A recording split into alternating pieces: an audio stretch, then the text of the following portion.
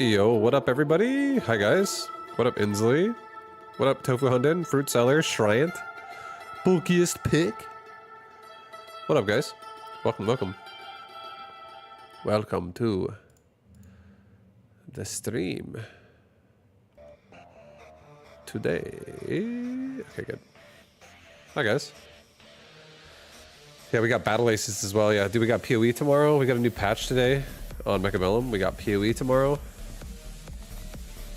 We got A lot. We got Battle Aces in 2 weeks. April's popping off. April's popping off, guys. I also have a show match tomorrow against Greytorp at 10 a.m. It's going to be an early match.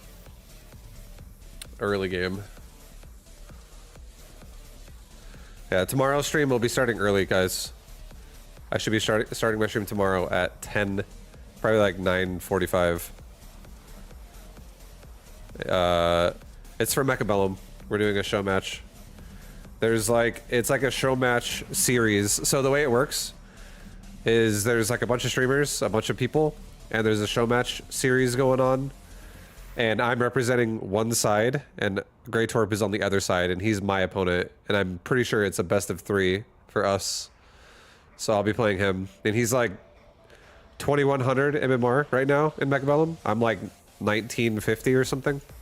But I have good games versus Greytorp, where we're, you know, we've talked in the past about a lot of Mechabellum stuff, back when we used to both be Arclight junkies.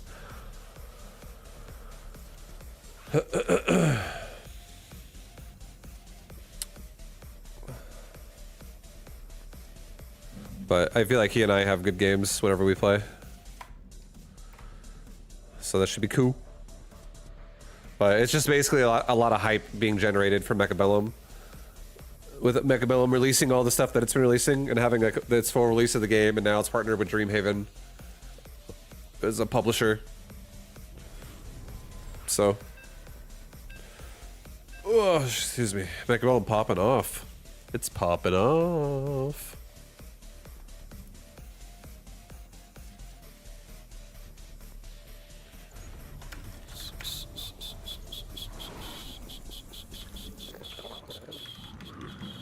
What's up, Nikiri?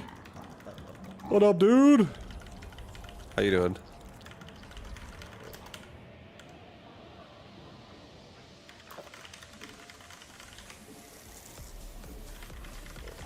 Hi, Vibe. What up, Adrian? Hello, hello.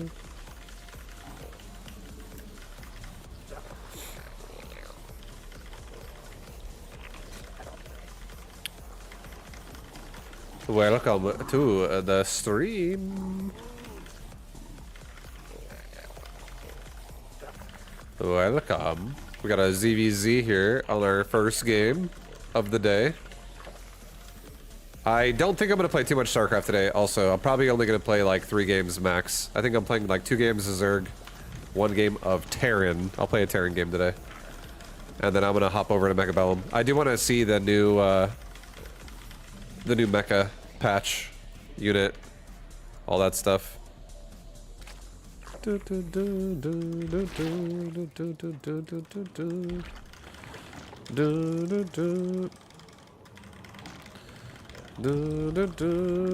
Banes. Yep, Banes are a definite possibility. But we love Banelings. I love Banelings. Love them. Love them so much.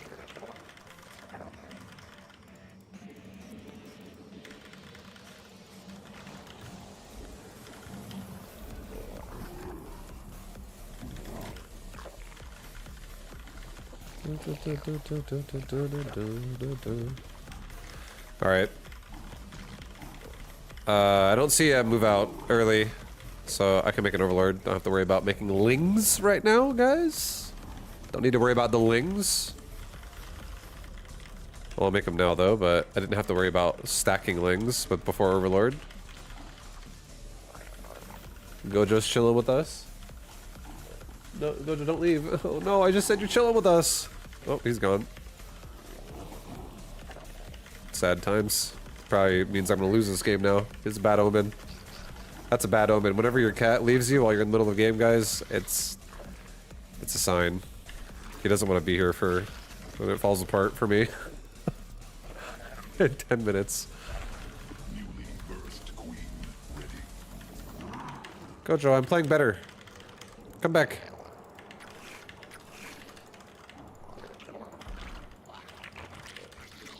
Check the expansion first. I don't know if I saw a drone move out. I'm not trying to really run into his base. that much. Okay, this is like third hatch before speed. So now at this point I'm gonna be aggressive as fuck. This is too greedy. That's honestly just way too greedy. He doesn't have speed when I have speed, so now I have the advantage in the early game if I decide to be aggressive, which we are. We're gonna have 6 slings here. We're also gonna have speed, so he can't run away from this.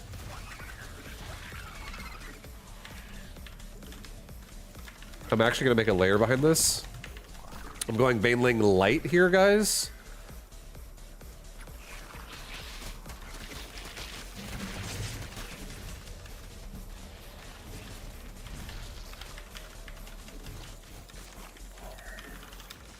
I'm starting to make drones now. Swarm forces under attack. Hold on.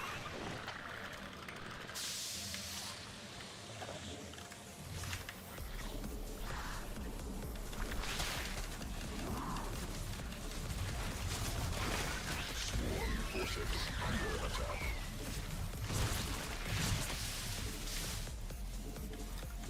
Okay, this is a little bit scary now.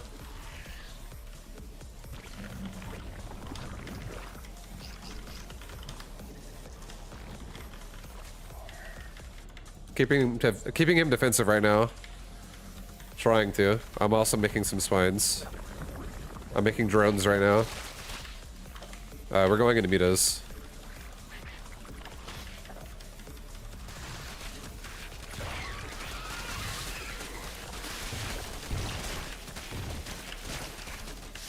Still no speed on Zerglings.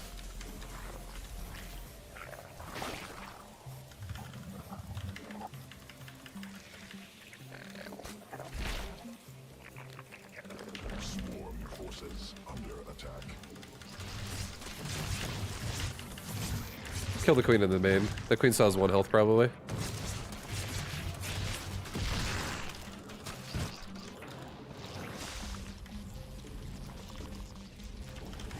Alright, start making lings again.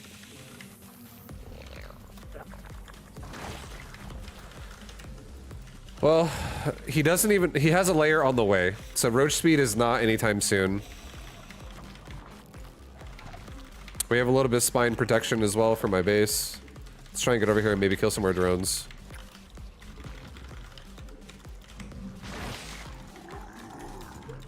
Oops, do not want an overseer.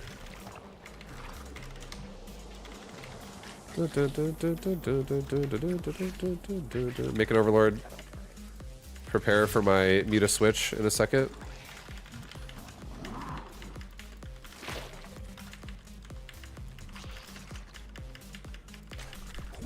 Swarm forces under attack. He's going Hydras already.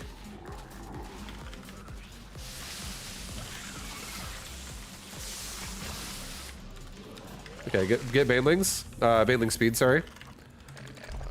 We're not making any more mutas than we just made for a while. I'm done. Instead now what's going to be happening is it's going to be a lot of Baneling pressure. Because he's going straight into Hydra. Which makes me think he's going straight into Lurker. So I'm going to try and get damage done, like, right now. I'm also going to show mutas by killing Overlords. And I'm going to make him make more spores right now. I would love him to make more spores right now. While I start making mass Ling Bane. Banes are our friends. We just said it a minute ago. Banelings are our friends.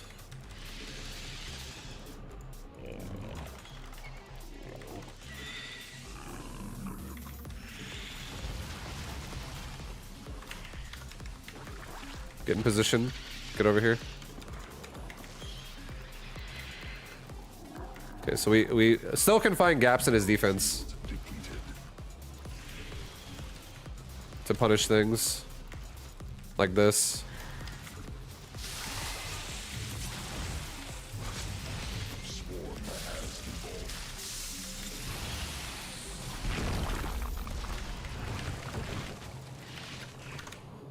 Swarm forces under Oh fuck, he fucking spotted my Banes.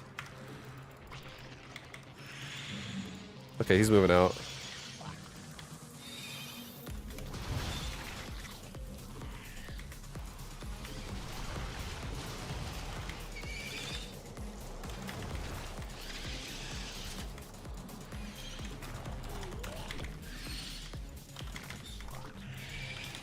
Okay, go back into making mutas now. We have a lot of Banes coming up. Let's go, go, go. Time to ram him.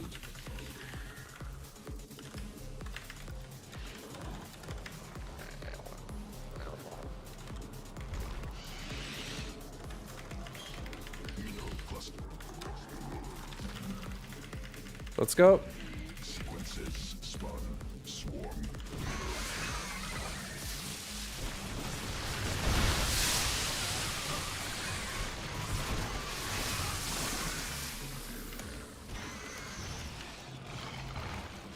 Swarm forces under attack.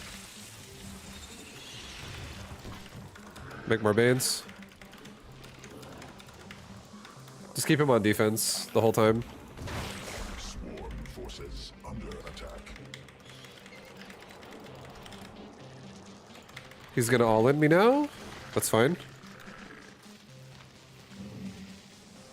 Just make more Banes. Make more Banes. More Banes, more Banes, more Banes, more Banes, more Banes, more Banes.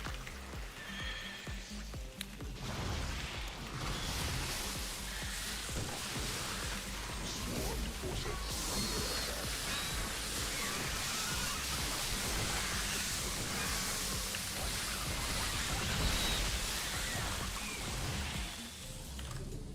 Don't blow my load on Banes yet. Just wait, be patient. If I blow all my Banes, he can push freely. If I don't blow my Banes, he has to be cautious. Forces under attack.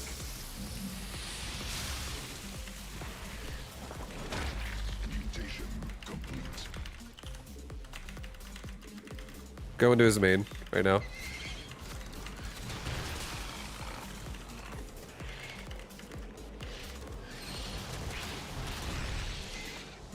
And Hydras are slower than Roaches, so right here. Forces under attack.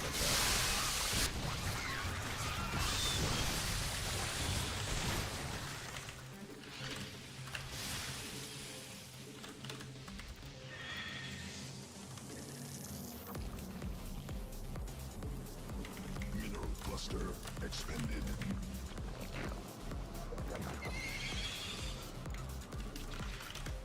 More Lings and Banes. Okay, so he's got that base back again. Make sure he doesn't have a fourth base. Enemy assaulting drones. Okay.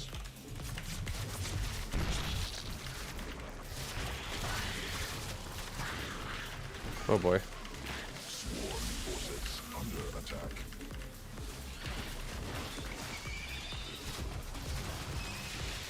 Enemy assaulting.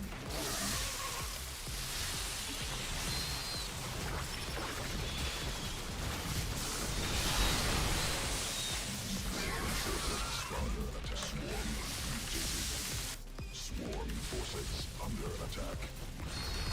Hive cluster under direct assault.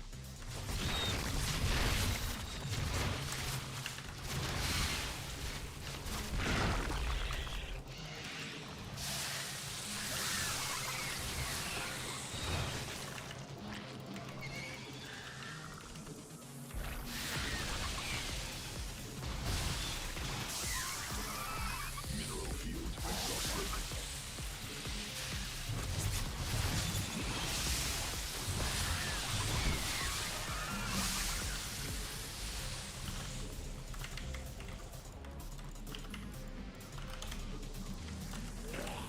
I do need to make some more fucking drones for a second here. We're actually falling behind. Let's kill these overlords in my base so we can't tell what I'm doing. I also need to wait for a Baneling nest to finish.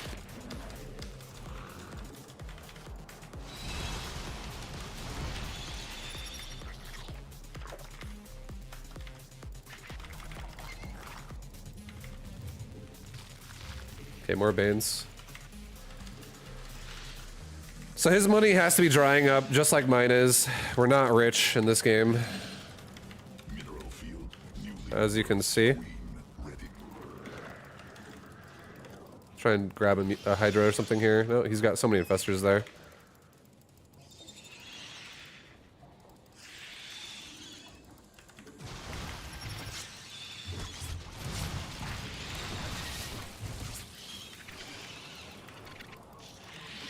Swarm forces under attack.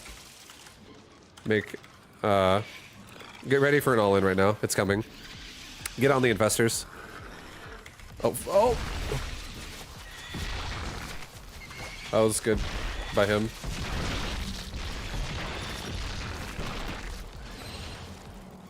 Well, that hurt a lot. He did blow all of his, a lot of his fungal energy right there, but I also just lost, like, all my mutas, so that sucks.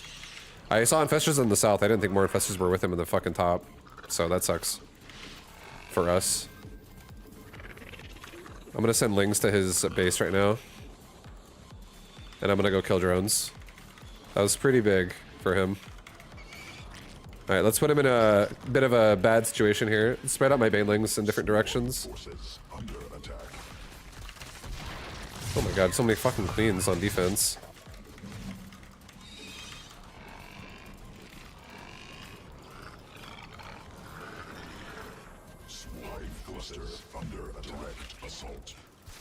That's so many infestors. Holy fucking shit, dude. This guy has infestors for days. I think we're actually dead.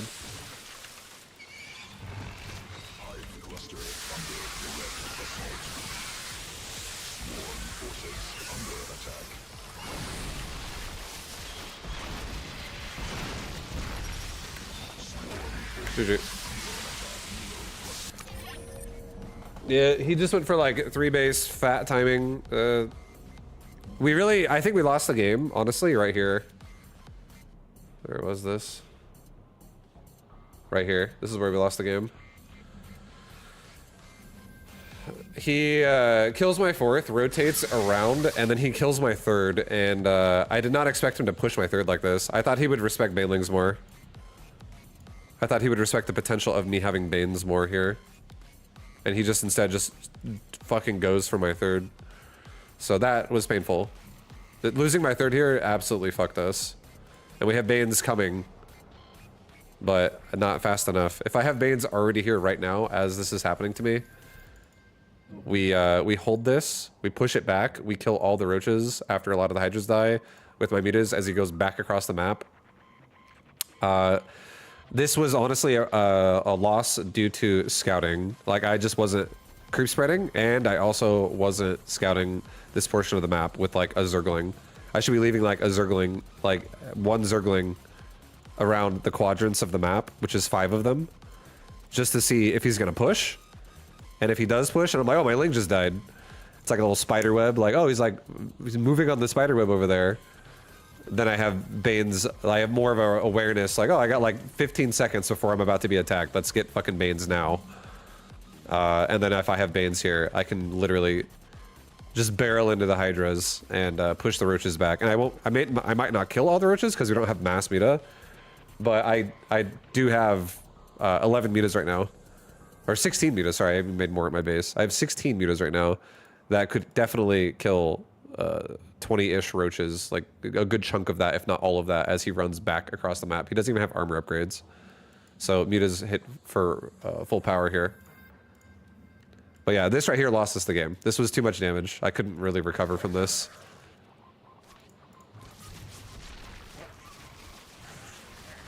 And we tried to save it, but it was like, it didn't even matter. It was too late. We're fucked. Like, the Banes are way too late. So, good job by him. And after that, we were just dead. Vibe, are you going to do a Bronze to GM series again? I get asked that question a lot. And the answer is, I am not. I don't really have a video to link you, because I'll just answer it. I don't want to make. I just straight up. I'm not gonna try and explain it too hard. I'm just gonna say it bluntly. I don't want to make another Beta Gym series. Beta Gym series, it takes way more time than I'm willing to dedicate to StarCraft right now, and there's a lot of other reasons beyond that I could say right now that would give you more validity into why I don't want to do it. But I don't want to jump into all the reasons. I have said them, I've beaten them to death. How many times I've said them. But yeah, no, I just don't want to do it. It's a short answer. I have no desire to do that. And if you do want a bronze GM series that is relevant, especially if you're below diamond, my old series are still very, very, very viable. Like they're completely relevant. Diamond plus, I don't. You guys could ask any question, but I'm just gonna let you know the answer is it's gonna be like a flow chart. There's a flow chart, and if the question being asked in this flowchart has anything to do with, am I going to make anything related to beta GM? The answer is always, it's just a single answer that says no. I'm not ever going to make beta GM again for Starcraft 2. It's not ever going to happen. It's not even for one league. I have zero desire to do it. It's actually negative desire. Like, it would ruin my mood to say yes to that.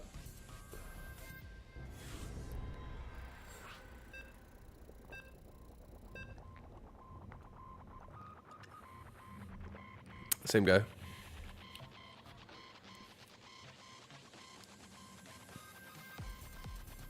I'll do a cheese this game. I don't really ever cheese. I'll cheese.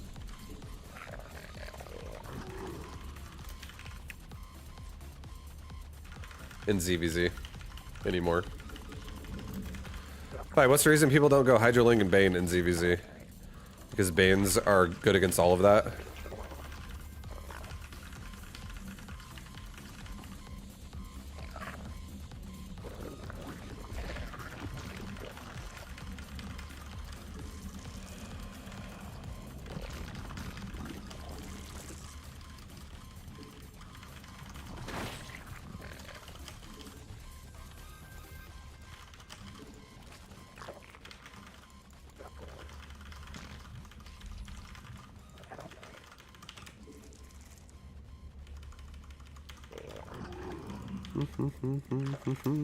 That stinky cheese. That stinky, stinky cheese.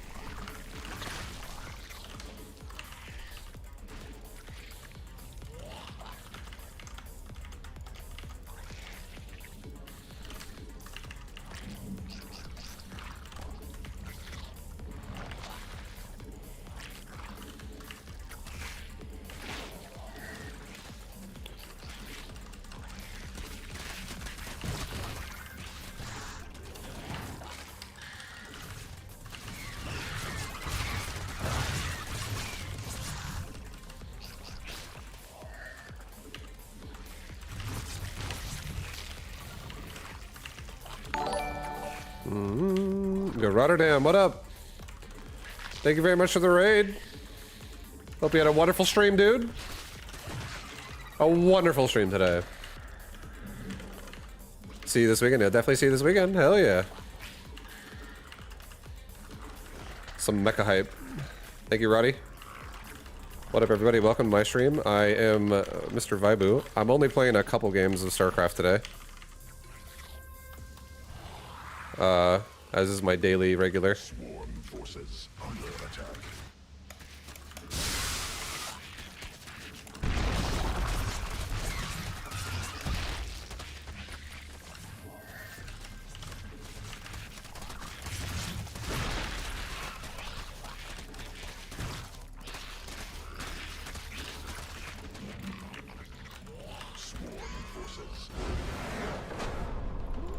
Oh, but yo, much love on the raid. Welcome everybody to the stream. Hi guys.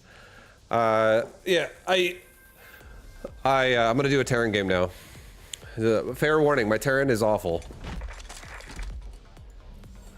I wanted to play one Terran game today before we wrapped it up, but just so you know, don't expect much. He held you for a sec, but then he droned. Yeah, well, it's just banelings can turn the game around so fast in that little like an early one base all in situation. One bane hit and you just everything is over. But Roddy, much love, dude. I'll give Roddy a shout out as well, guys. If you don't know who Rotterdam is in my stream, he's a wonderful, beautiful, beautiful man with a pleasant voice to listen to. He's a big time caster and also very good at Starcraft. Definitely go check him out as well. Roddy, much love, dude. Appreciate you.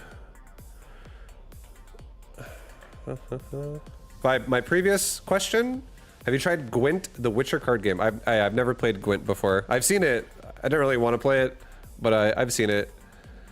And I know some people are like super diehard Gwent players, which is I never would have thought that, but that is pretty cool at the same time though. Hydra Stormhost is not working for you against Terran and Mech. I would say if Hydra Stormhost doesn't work for you against Terran Mech,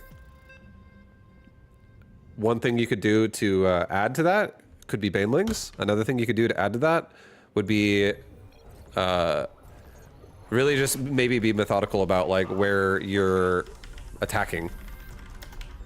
Like make sure you're not just like constantly hitting the same spot repeatedly. Like imagine if you're let's break it down to like super simple terms. Imagine if there was like two guys in medieval times and they were fighting, and they had one guy had a shield and the other guy had a sword, and the guy that has a shield has it like raised up, and the guy that has a sword keeps swinging directly at the shield over and over, and he's like, "This fucking shield won't break." And the guy with the shield just keeps going. Poof, just like deflecting the attack over and over. Maybe instead of going for the shield, go for like his foot or something. Go for his ankles. Go around him, hit him in the back. Do something like do a different angle. Fly over the cliff into his main if you have to. Do something different with it if you're trying to make Stormhost work and they're just not working for you. The best friend of Stormhost as well is creep spread. So the more creep you have, the more mobile they can be because they can rotate around and get different angles and shit. So definitely I would say that's a good idea too. Just to make it more viable for you.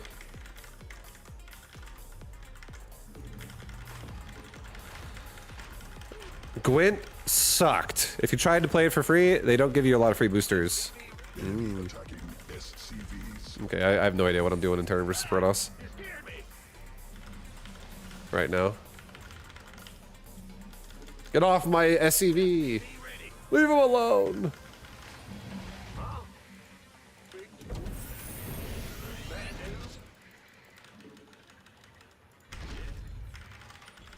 Alright, well my Reaper should come out in a second here and help my SCV.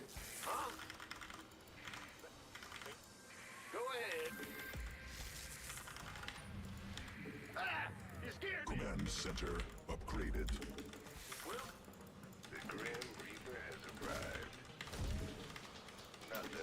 Alright. I'm gonna build a bunker. I don't trust this. I'm scared.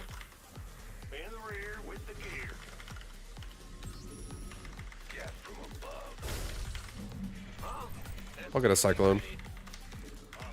I'm gonna get crazy, guys. We're gonna get a cyclone.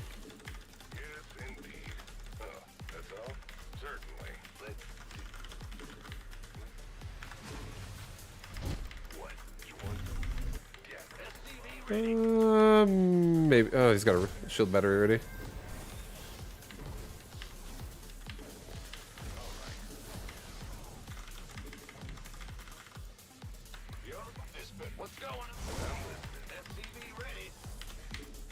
This I can just. Oh, okay. We got a stalker here now. Let's get out.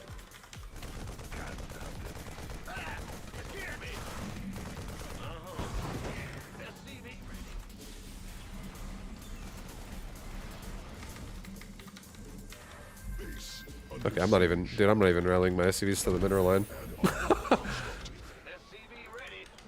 Oh, I know what I'm gonna do. I know exactly what I'm gonna do. A Widow Mine drop, guys. Oh, hell yeah. Widow Mine drop. Oh, my Reaper died. Okay. Remember what I said. No judging me, guys. My Terran is terrible.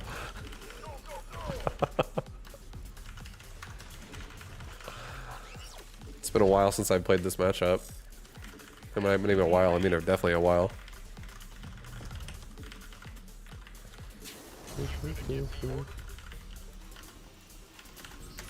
Okay. Okay, dude. Alright, we're gonna get 3 racks. I'll get a engineering bay as well.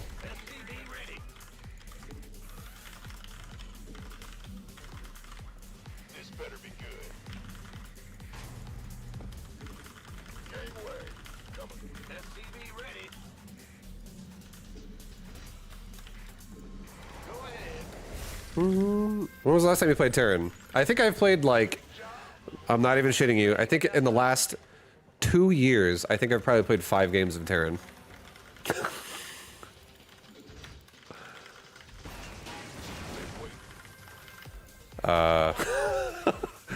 It's definitely not natural for me. It feels like I'm fucking learning how to do a different language right now.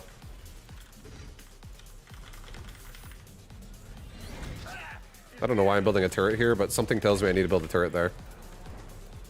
Something about it.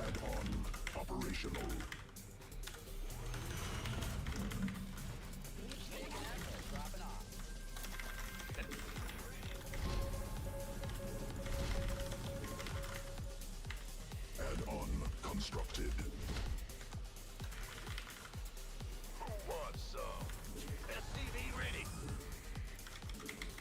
Flight's here. All right.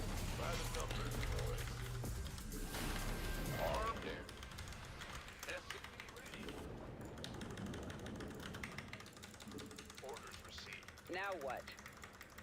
Inbound. Here we go, boys. Where's the emergency? We could use some help here. Let's have a blast. Ready for pickup? SCV ready. Wait. Pick. Somebody, get me out of this mess. No. Hostile forces engaged. Sure. SCV ready.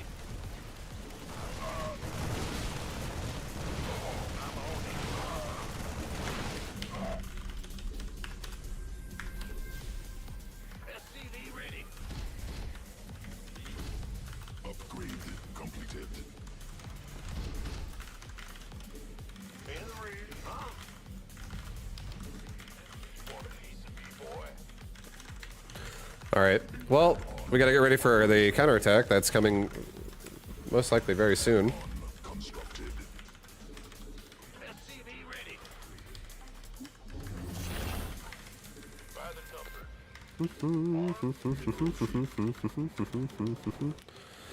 You guys are witnessing a rare moment. You really are. Oh boy. I don't have stim pack still. New technology researched. Oh god. The command center just landed. lift it off and fly over there because it's about to get sniped by stalkers.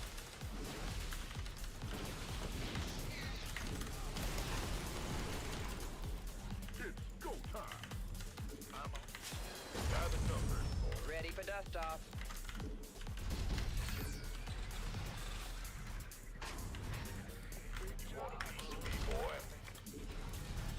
Okay, bring it back.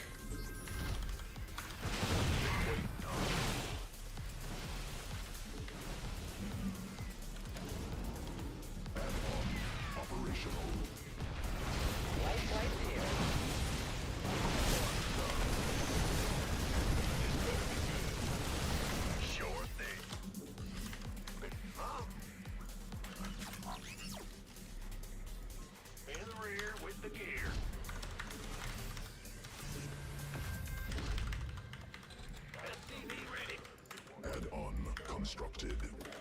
It's about to get heavy. Bad news? What's going on? Army upgraded. Add-on operational. Go, go, go! SCV ready. Ready for dust off. Base under siege. SCVs under attack. Definitely a bit of a mess right now. We're just getting pressured all day by this guy.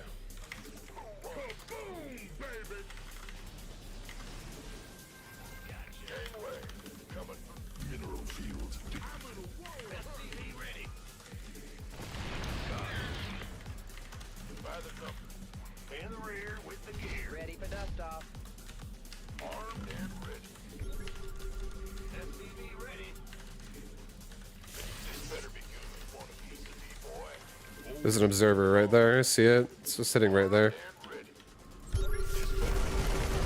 Mineral cluster expended. Bad news? Who wants some? Let's have a blast. Outstanding. Go, go, go. Gangway coming through. Ready for pickup. What? Who wants? What's going on? You gonna give me orders? Try that.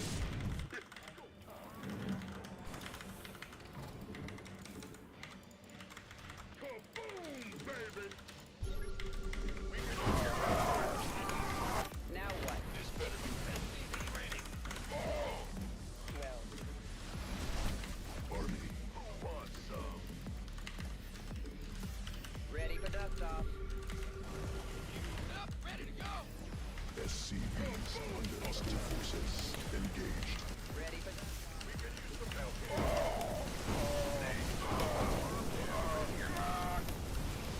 Enemy attacking SCVs.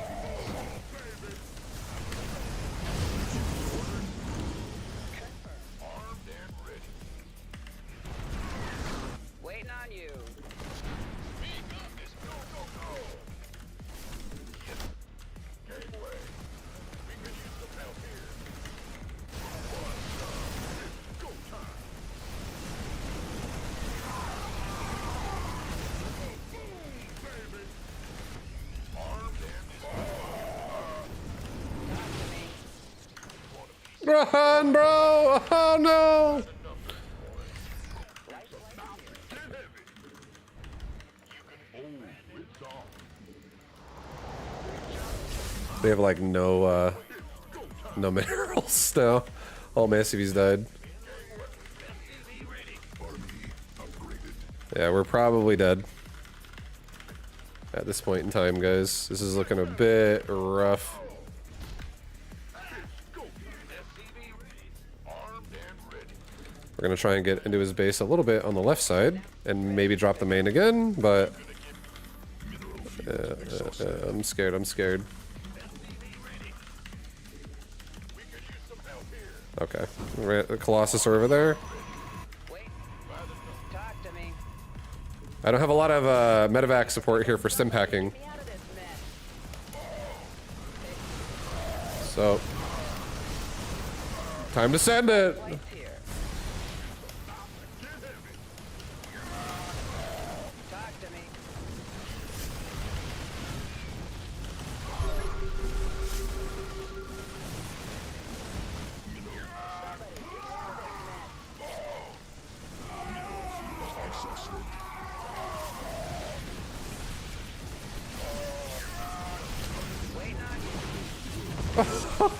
Okay, we're dead. GG. Yeah. What's this, Yo, guys, we killed 49. I killed 49 probes, man. That was pretty good. I killed the natural. I have a horrible... Terran is just so, it's so awkward for me to want to, like, send it on Terran. I always feel so awkward playing Terran.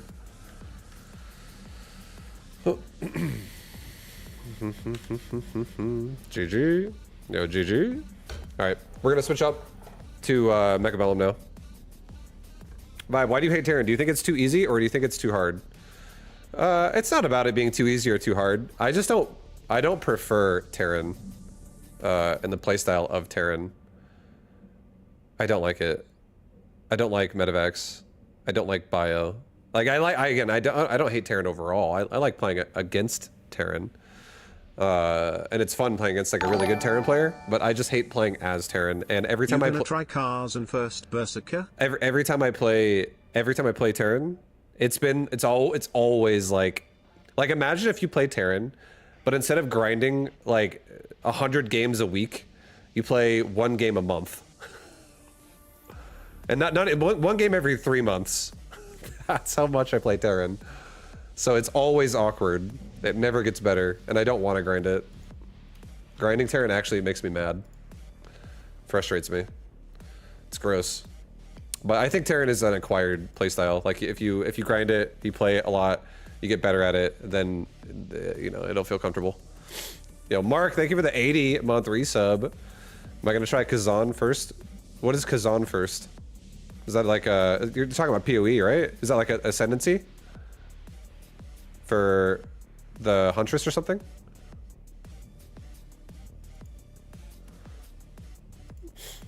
I'm gonna play a new Elden Ring style game. Oh, probably not. I haven't even heard about that. I don't think I'm playing that. I have so much shit going on right now with games that I'm currently into. I'm playing. I'm still doing the daily Starcraft stuff. And then I'm gonna be playing PoE 2 on tomorrow, literally, as well. I'm gonna be playing Battle Aces again in 2 weeks. It comes back for on the 16th of this month. And I'm also playing a fuckload of Mechabellum. And I'm really enjoying Mechabellum right now. Mechabellum is popping off. And it's been really fun to play this too. Vibe, do you think there's a good balance in StarCraft now? I haven't watched, this is a genuine statement. I have not watched Pro SC2 in 9 years. Sorry, I can do math. I have not watched Pro SC2 since 2016. And I think the balance is fine. I think Zerg, Terran, Protoss, I think the balance is fine. I don't really put a lot of emphasis on my Terran and my Protoss off races because I never play them. My Protoss is definitely better than my Terran, but my Zerg, I can literally beat Terran, I can beat Protoss, I can beat Zerg. I can do it in multiple ways still. Like, I still feel like the game has options. But again, I'm not a pro at the game anymore, and I don't watch the pro scene, so that might not be the same when you're talking about people who are like 7,000 MMR or 6,500 MMR. My Zerg is like 5K.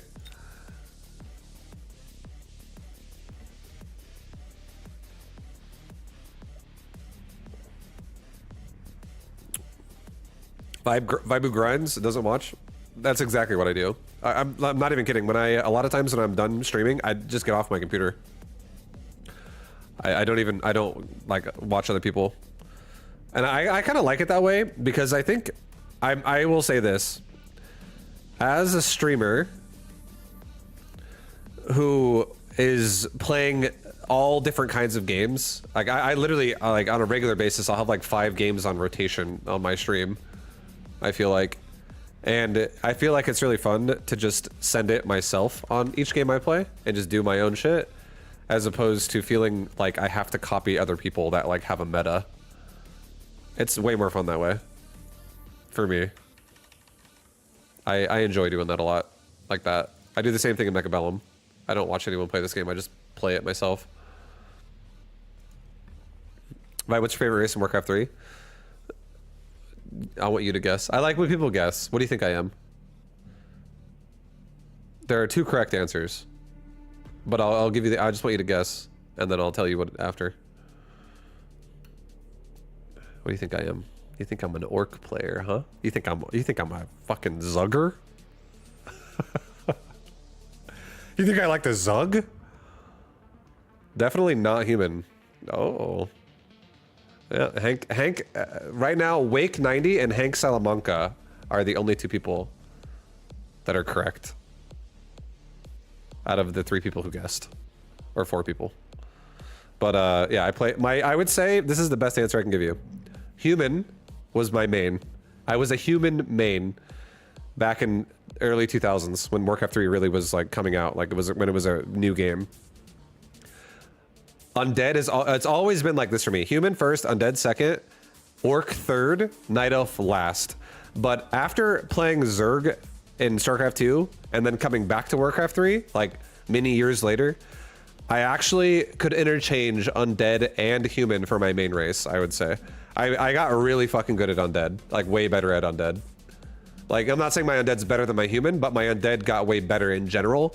And now I feel like it sometimes could be better than my human, and sometimes my human's better than my undead. Like, they're interchangeable. I don't know why I felt like humans were not your type. Okay, and then here's another question. Or really, not a question, but an answer. The reason why human is my favorite, and this will probably make sense. Power building expansions. They're greedy as fuck. I can call militia, I can expand, and I can fucking build that shit in a second, and I'm like, ooh, I'm rich. It's like a fast expand, just fucking super influxing economy. I love greedy builds. I am a greedy boy. I've always been greedy in video games. I love continuing to be greedy. I never will stop being greedy. I'm always greedy. I'm the sin of greed. And I really feel like RTS, honestly, it broken down. If I had to explain RTS in a way that was like super simple, like how could you make RTS as simple as possible? The way I would say that as an answer to that would be, RTS is how greedy can you be while not dying? And then there you go. Once you learn that line where you can be very greedy at points in the game and still not be killed for it, you just gain advantages and advantages and advantages and advantages, and they just compound. And and it makes you better than like 99% of the community that will play that game. Obviously, it doesn't make you the best player in the world just by doing that. You have to definitely have some fine tuning there to be like a Cyril or something like that. But just learning how to be greedy and protect your greed and not do it in a slow way, well, honestly, that's like GM status right there already. Because like it's crazy how powerful you can be if you actually know how to fucking maximize an economy. And that's why I stress that so much in like when I used to make a BDGM series. I would stress it all the fucking time. Like, let's learn how to make an economy, guys, because it's very important. It's very, very important. Okay, this guy is training spec, and he decided to recruit a Phoenix and not train anything.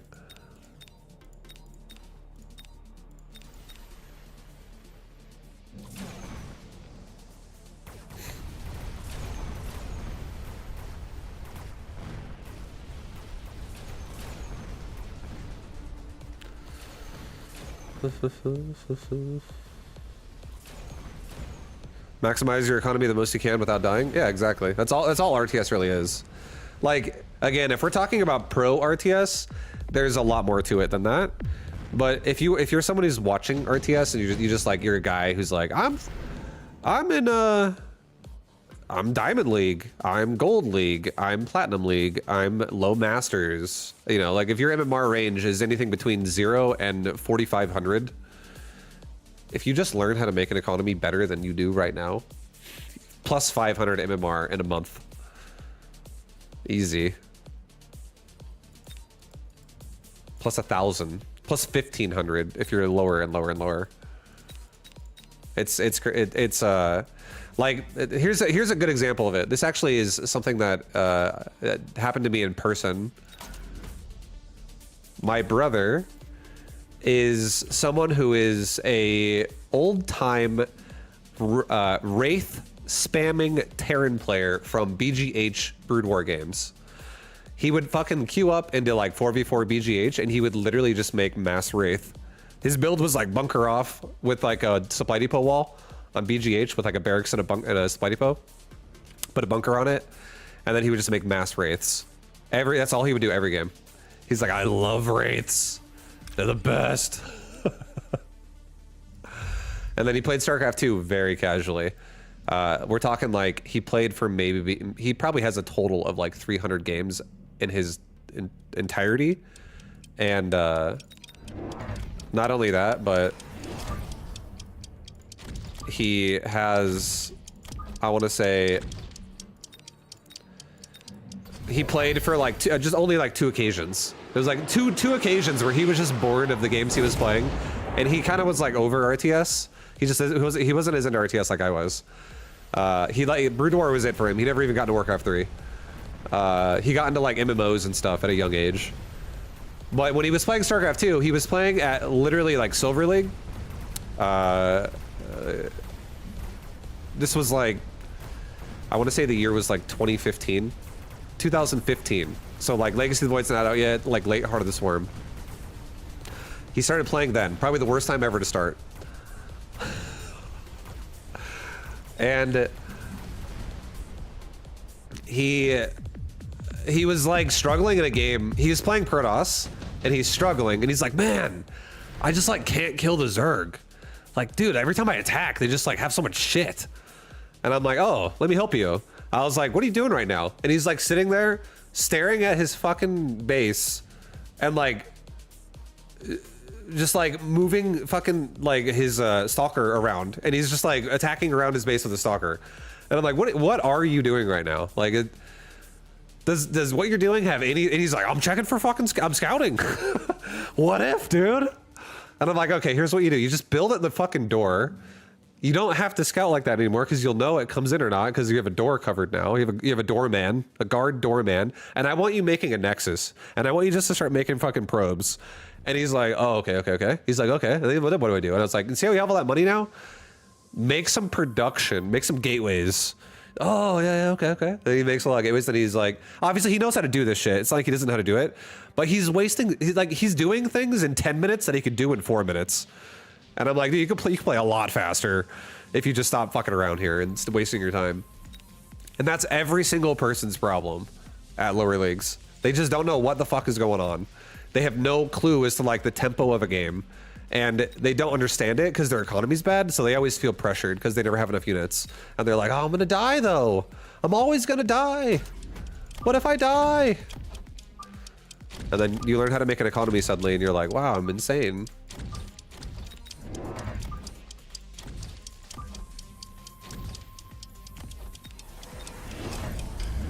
All right. Remember when you were training the CD on the third? Yeah, I do. And everybody has their thing when you coach them. And CD in the third is, I'm telling you right now, I love CD in the third. He's fucking awesome. But at RTS, he's like a 6-minute abs kind of a student. He like wants something now. He does not want to put in reps in like foundation. He just wants results.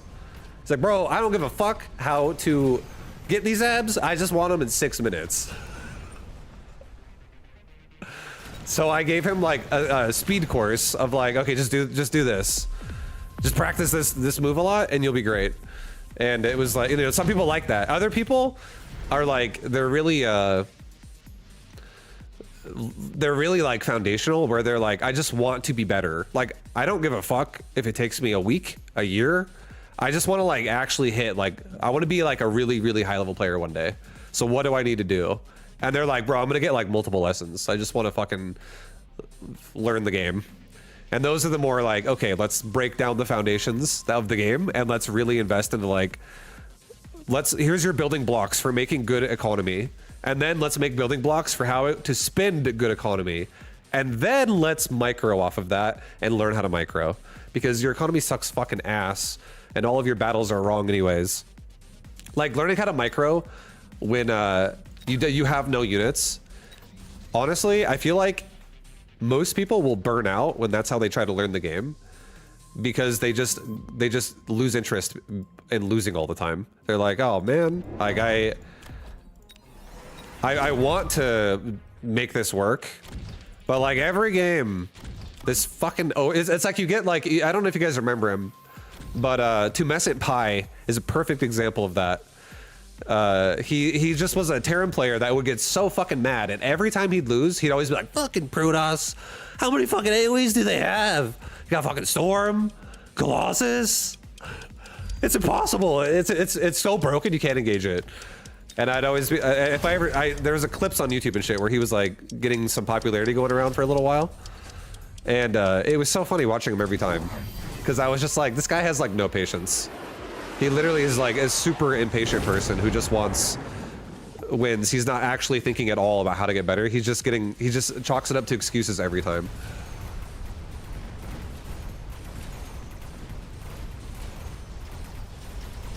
And that's what happens when you have people that just don't understand the building blocks of the game. Most of the time they just give up. They're like, this sucks. I'm bored. I'm not winning. I'm over it. This is not fun anymore.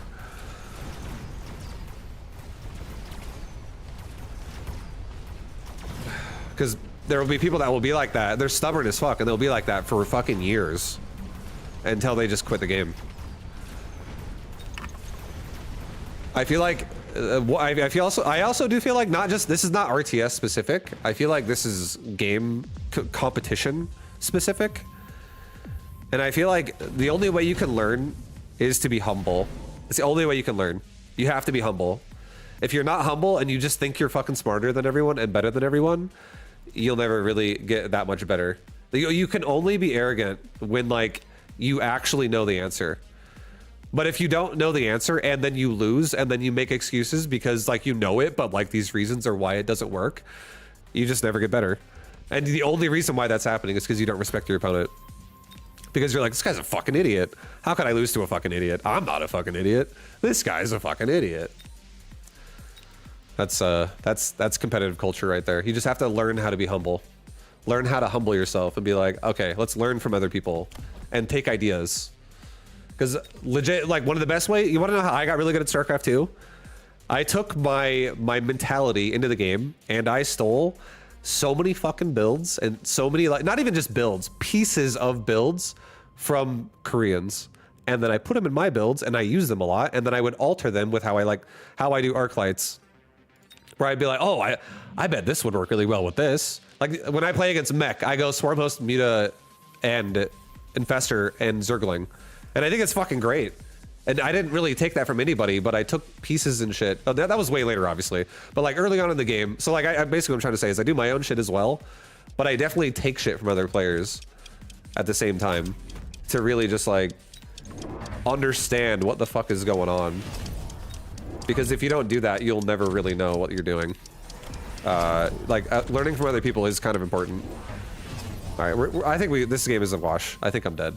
I'm not even playing this game right now. Forgot this guy's even training spec or what's even going on in this game. It's I'm a little hard focused here in other discussions.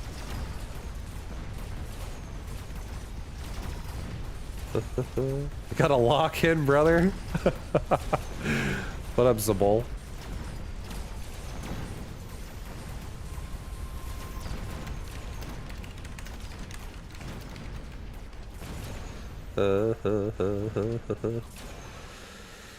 It applies in all it applies in all games. I had a friend in CS:GO that had an insane aim, but would peak every single time and lose because of that. Yeah, he's just calm. I mean, being confident is fun. That's also part of it too. That's why it's fun too. Is being confident and having a reason to be confident is fucking fun. I love being good at games, especially when I'm winning and it's like against the odds and I still win and stuff, it feels great. It's very, that's why streaming is so fun. I love it. People, like, I'll come up with crazy builds and people are always like, that will never work, and then it does sometimes, and I'm always like, fuck yeah. Ah, it's working. It's great. It's a good time. But you definitely have to not just have your head up your own ass to thinking that you're like, you know, the best gamer in the world. You have to always know that other people are working hard too, and you can literally learn so much shit from other people at the same time because they have different experiences, and it's just different information that they have now. Like literally, like, for instance, whenever I talk to Greytwerp about Mechabellum, it's really funny because he plays the game a little bit differently than I do. So I'll hear about his shit that he goes through, and he'll hear about my shit that I go through, and sometimes you just learn how to play a situation because someone else went through it and you talked about it, and you're like, oh wow, that's actually fucking so interesting. And then you try it when you're in that situation that they told you about, and you're like, and you have now like a head start on how to deal with it, to build your own repertoire into like dealing with it as well. Conversations are massive. That's why Koreans are so fucking good at Starcraft. Oops. I'm trying to fucking put a regen device on that Wraith right now. That's how not focused I am.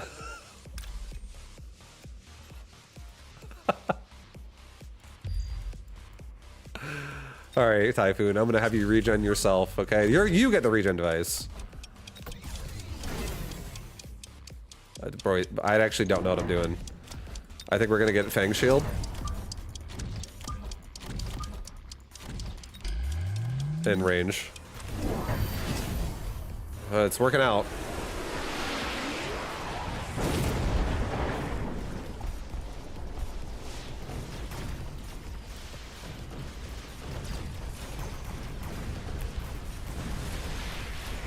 This is how good the Arclight build is, guys. I'm not even playing this game really, and it's showing up. It's a very versatile build, honestly. Even when I'm fucking having a bad situation, or like it could be a bad situation. I have not been reading this game though about like what I should be making. It's all guesses. And it showed up.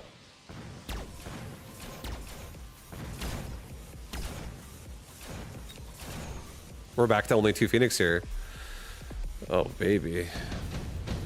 Oh baby. Let's get some elite marksmen in this shit. Okay, let's not fuck around for a second here. What does he have? Does he have incendiary bombs? He has incendiary bombs.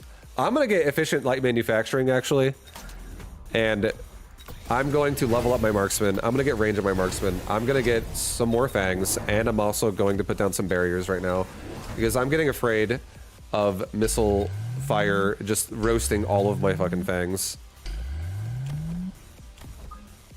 immediately. And I think at this point too, I'm also going to put fangs for bait on the side of his base because I do think that these will aggro the Vulcans first. I do think they would shoot their missiles at this, and I might light his crawlers on fire and also blow his fucking missile cooldown. Yeah, that's good. I like that. What level are you? You're level 2. You're level 1. Kill these. Get rid of those. Get range on everybody, I think, is probably also the proper play. I could get level 3 damage, but I have charge shot, so I don't think it matters. I think I'm going to send it with range. And leave it at that. Okay, so he's going Scorching Fire and Oil. We still made him burn himself on the right side. So, that's a win either way.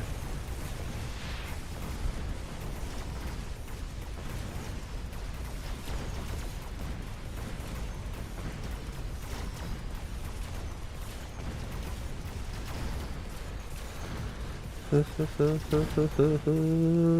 spent a lot of time in the unit tester learning unit counters and skills like stutter stepping. Yeah, that's super sick. Everyone learns in their own way, and that's a cool way to have done it. I feel like by the time SE2 came out, I was a fucking grandpa already. I'm actually a Dracula gamer. I'm almost 40 years old, guys. I'm a gamer that was born at the age of digital like video gaming. I was born at the start of that. So I've been playing like consoles even before regular Nintendo into PC gaming.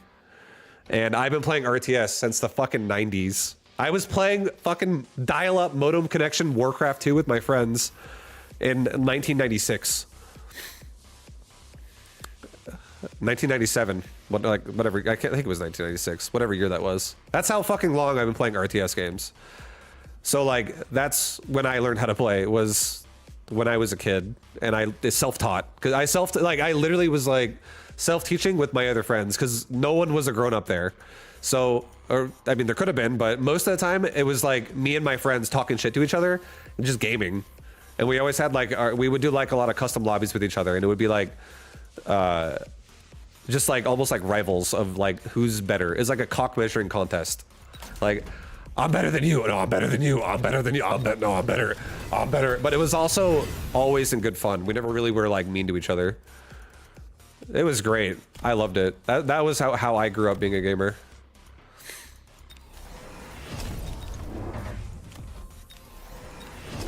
I think I'm gonna do barriers every time.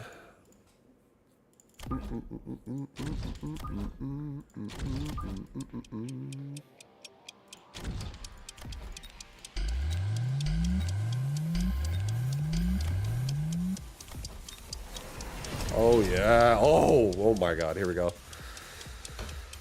I haven't seen the new unit yet, actually. I should think about that. This is my first game on Mechabellum today, so I'm not fully focused yet. You know what's really funny? I don't know what it is, but it's something in my brain, and it's something I've developed in my brain since I was streaming Starcraft 2 and no longer pro gaming Starcraft 2. But I have this thing where, like, when I first log into a game, I don't pay attention at all. And I'll talk a lot more. And then I'll lose. And then when I lose, it's like I get slapped in the face, and I'm like, all right, time to focus. Time to pay attention. So I actually do want to see the new unit today, and that is something I'm going to focus on more. But I have not even thought about that once this entire game until right now. But it looks like we're doing pretty good. I think I'm winning the round. And we're winning this game.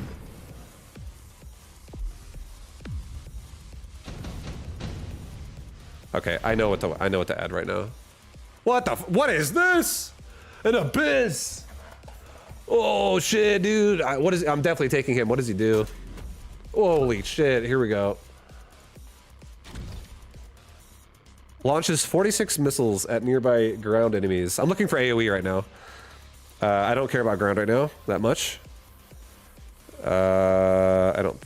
An attack that sweep. The laser now sweeps vertically. You can get a vertical sweeping fucking line. Oh, that's like a Colossi attack or some shit. That's kind of interesting. Dark Companion. At the beginning of the battle, summon one Wraith, the same rank as the Abyss.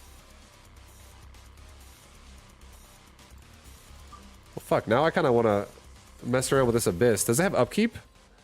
It does. Reduces the upkeep. It's a flying unit, right? It's a flying unit. Okay, I'm just gonna have it on the right side, and I'm gonna do this. I actually think this is the problem I'm having right now.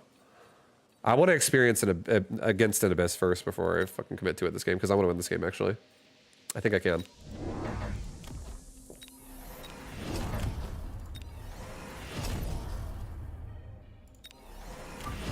Range enhanced wasp is what we're going for right now, guys. Dun, dun, dun, dun, dun, dun, dun, dun.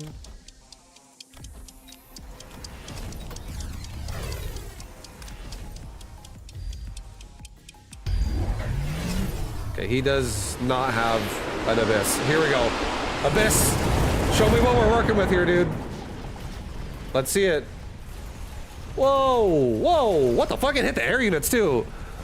It literally, there was like a Colossi attack that hits ground and air at the same time. Okay, that's not bad versus Wasp. Can definitely AoE. Meow. Meow. Whoa, that sounds actually pretty sick when it dies.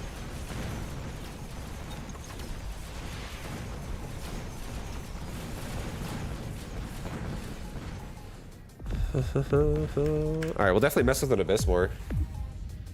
Oh, that was pretty cool. That was actually pretty sick. I'm pretty sure it hits ground or air, but can't damage both with the same beam. Well, like, look at this shit. Let's actually go instant replay this. This is why it's great being a streamer. Now I have video evidence of what I just witnessed. I saw it attack a ground army, and during the same attack, it looked like it swiped up into air right after. It didn't take 2 attacks to do it. It just did it all in 1 attack. Look at this shit. Watch its like attack against the. Right here. We'll just start right here.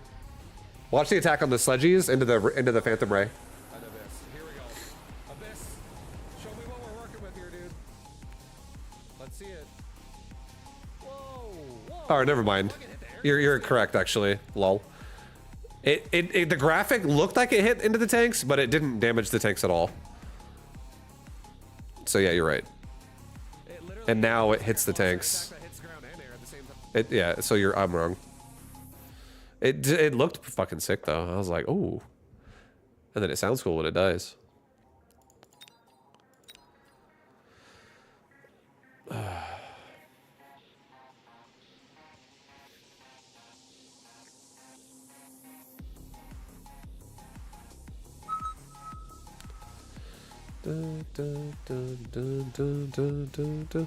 You want to know what's crazy?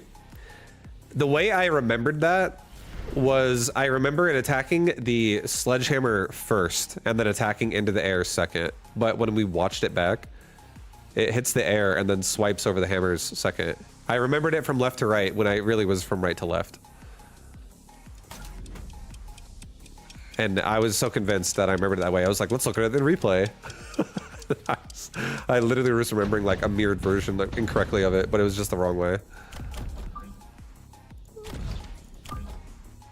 Because I literally, if you didn't tell me that, I would have been telling people that shit attacks ground and air for the next 3 hours. Until somebody else was like, wait, Ribe, I don't think it does. Wait, what?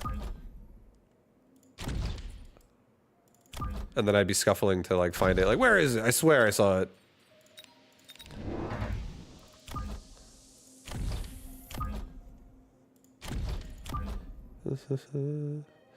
It does hit ground and air, but I thought the thing I was saying is that it does it in the same attack at once. So like if it's swinging at the air, it would hit all ground and air all together, but it does like an air swipe and then it does like a ground swipe. It looks like.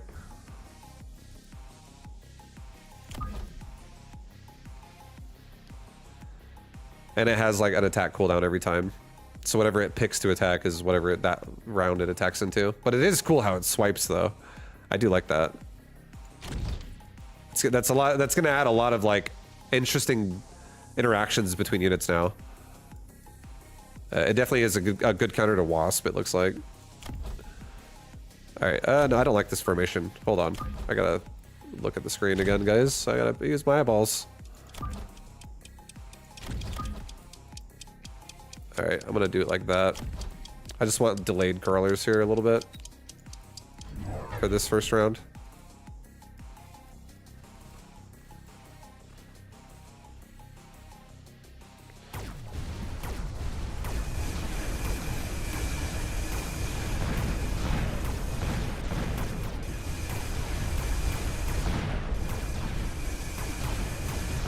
Yeah, the thing I'm most scared of here is the arc lights, so I want to make sure that my my crawlers were not just getting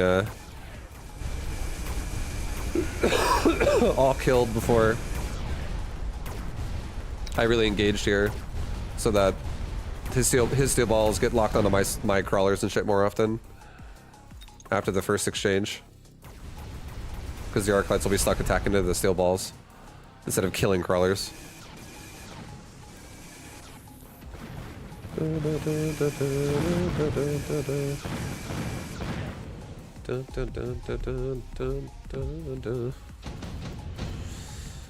Alright, here we go. Elite Hacker. Oh, pretty good, but I don't think I need it. I could honestly make Hackers level 1 and I'd still be fine if I really need to go Hacker. Wraith, mass reduced Wraith is kind of annoying.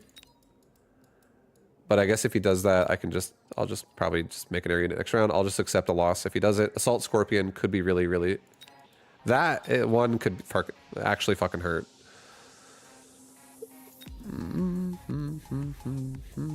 Especially since I leveled up a Steel Ball that round. I think we're going to skip, and I'll just deal with this if I have to, with something else. I don't want any of those options, really. Alright, level up the balls. I think we just get another crawler here.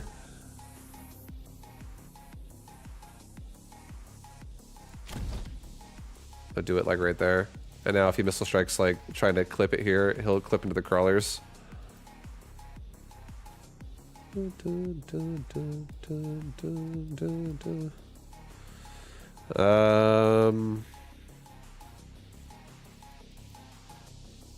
I think if we get 2 more hounds, and I'm gonna only put 1 hound on the left,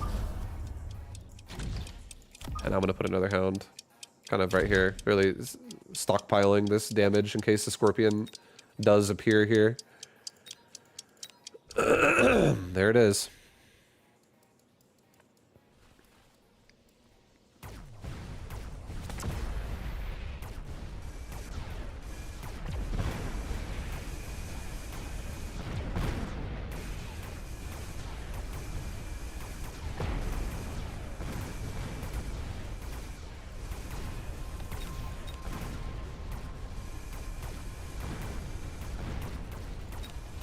This level 2 steel ball is just dominating.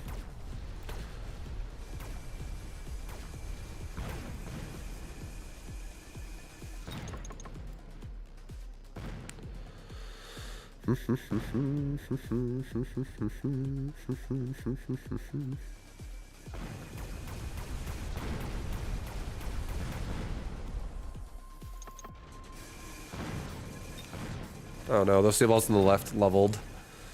That's not ideal. They got the kill on my blue ball, so we're gonna need to help them this round pretty hard.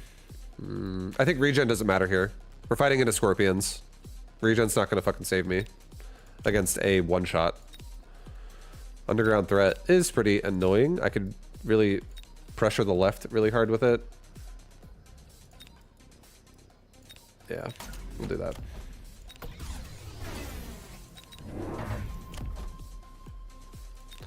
I'm gonna get another crawler on the right side. And I'm gonna put this thing... Actually, no. I'm not gonna do that. Or no, yes I am. Yes I am. I'm gonna do that for a future round, next round, which is gonna help do what I'm gonna do this round, but in the future. I'm gonna overwhelm this scorpion a bit more on the right. He'll have to make some more defense here to really protect that, like another Arclight or something. I could always make like another hound and another crawler and just really start killing the Arclight or something.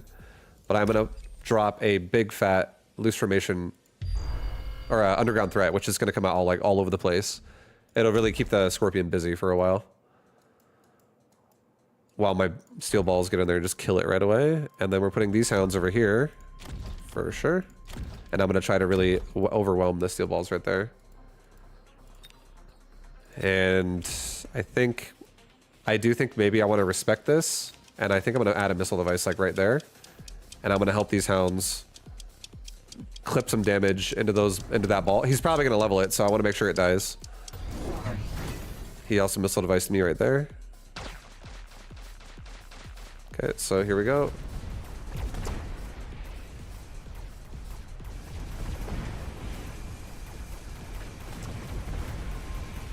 Nice, we got the scorpion. He got my towers. Fuck.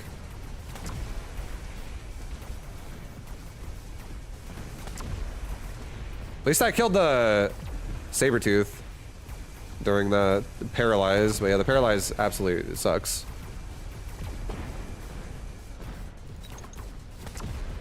That was a good round for him.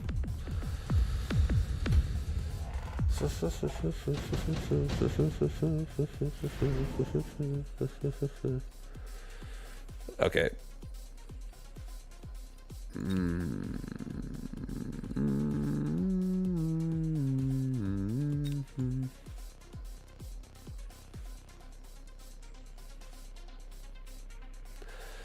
I'm thinking farce here. I actually do want Wasp, but I don't want to commit to Wasp. I really don't want to commit to Wasp.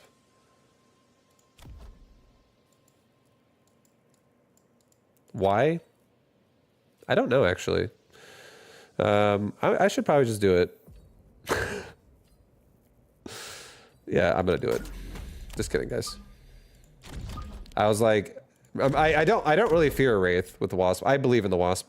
I kind of want to just invest more into my Hounds right now, so I'm not gonna invest in the Wasp. So if he does pick Wraith, I might lose this round.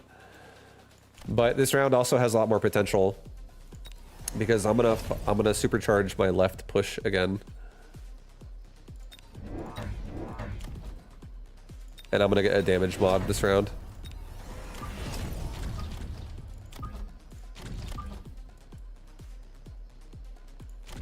Okay, and hopefully we set off that missile device, and also now keep myself protected from more missile devices that come down in the future, even if they're on the line. Alright, there's a Scorpion up there now. But now we have range Hounds, so those are going to be a different experience.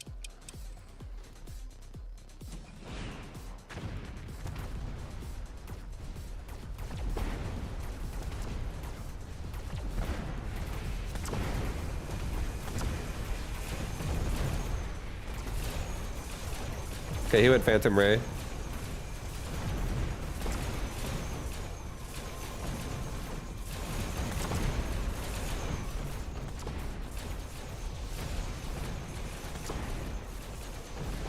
This is actually really good.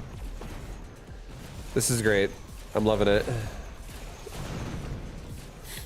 We have the ability to get a lot of XP here on our Wasp.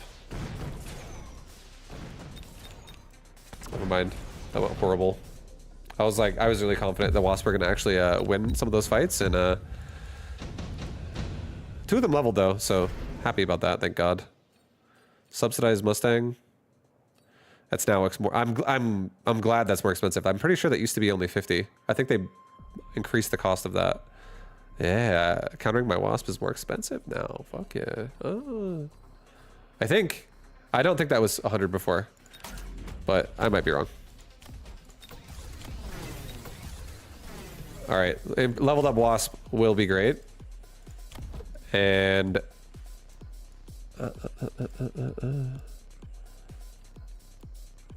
I think this round we... There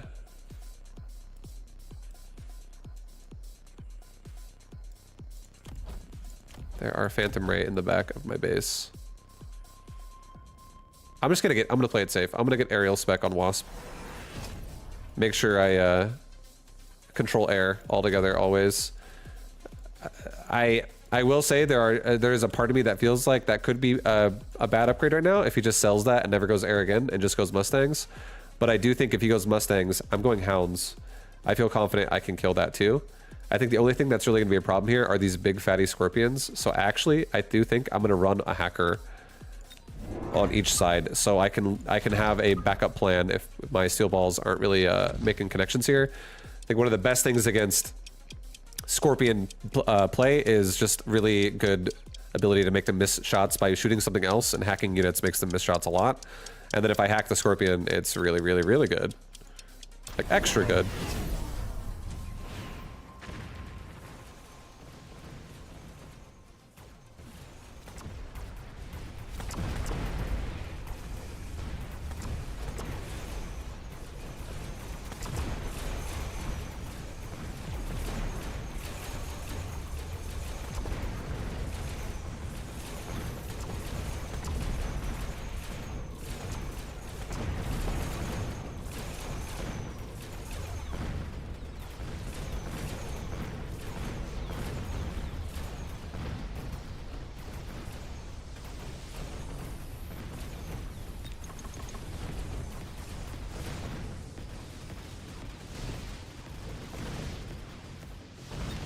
Yeah, that was really, that was nice. That was good. And now we just upgrade our Hounds, we upgrade our Crawler Hound push, and just make our forward march just more aggressive so that my Wasp are protected better from Mustang. A super heavy armor. It's bait. I think we just get a forward push faster. Just literally just rush into those Mustangs.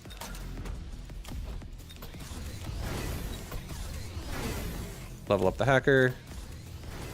I would like to get range, but I don't think it's worth right now. I think what we should do instead is we should get range and speed for everybody, and then also just fill out my board more. I don't really feel like I need to get more hackers. Or I range again would be nice, but I think it's excessive. I don't actually believe I need it right now, because everything is in front of them anyways, for the most part. I'm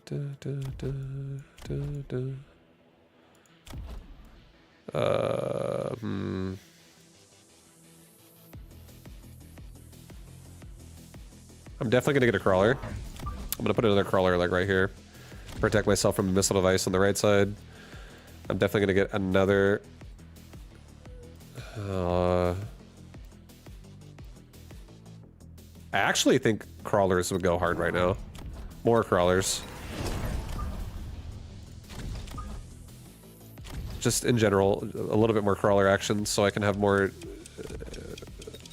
swarm of just crap getting on top of him as I'm hacking him and protecting hackers. More streams of things protecting the hacker. He's going hacker as well, okay? And he's got range. Well, we have a lot of crawlers this round. So hacker was a good choice to counter... crawler was a good choice to counter hacker. We definitely need another crawler pack in the front, protecting those hounds on the right. But yeah, at this point, yeah, we're pushing in all the way to his tower now. And now that we're at the tower, it's gonna crack. And the round's over.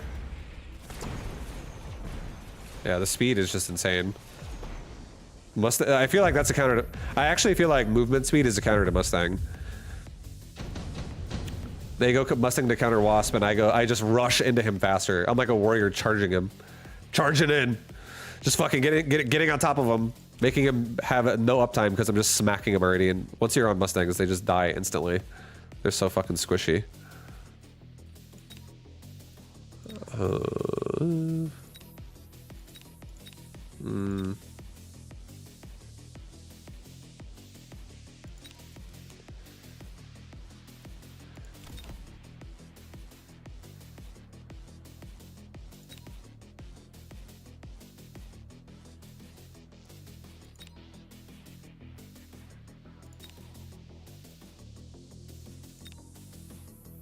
I think I take 3 free Wraiths. I think I sell 1. I think I put 1 in the top right, and I think I put 1 in the top left. And I think I only do this so that his army starts further back behind the towers. And I can break them faster. And I also get mechanical range this round. I get range and speed this round. I level that steel ball this round. I level this. I get 1 more hound, or 1 more crawler here, and I get 2 more hounds, I think, in the front too. Just like right here. Just really helping push into the center now, the forward part. And then I think I'm going to also put a crawler just explosion behind him. And the whole goal here is I just kill his towers instantly. Like I'm on those towers so fast that he can't really stop it. Alright, we're definitely getting range on Wasp next round.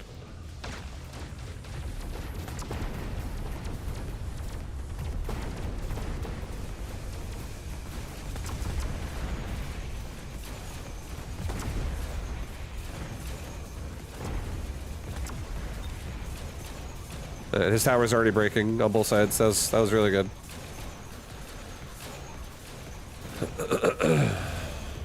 Now we're getting all that Mustang XP, just chomping it up.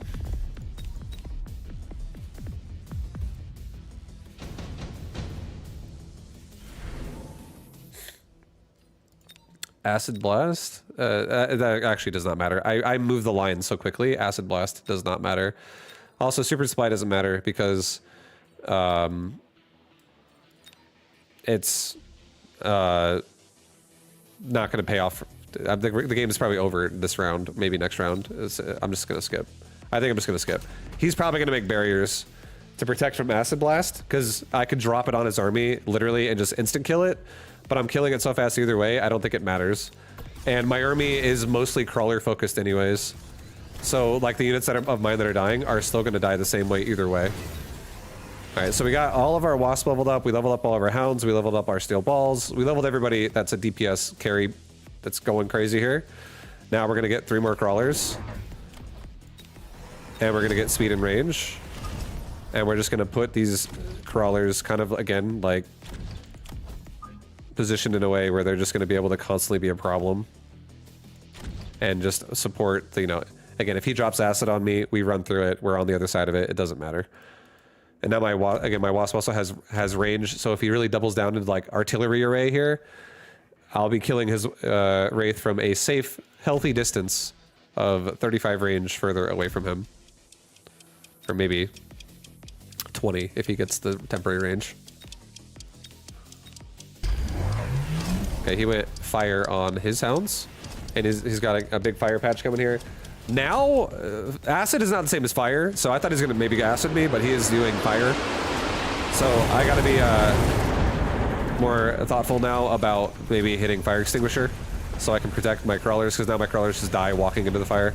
Fire does instant flat damage, whereas poison does % damage, so they work a little different. But we're still actually winning the round on the left side.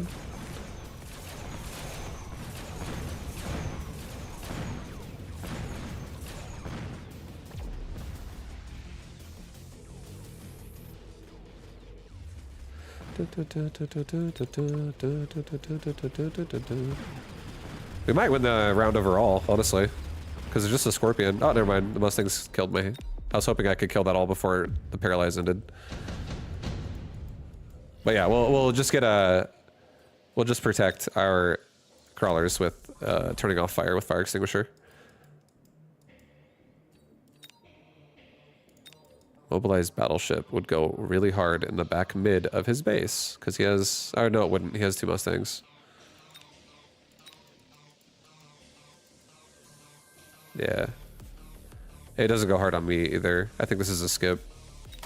I think we sell off one of these Phantom Rays at this point.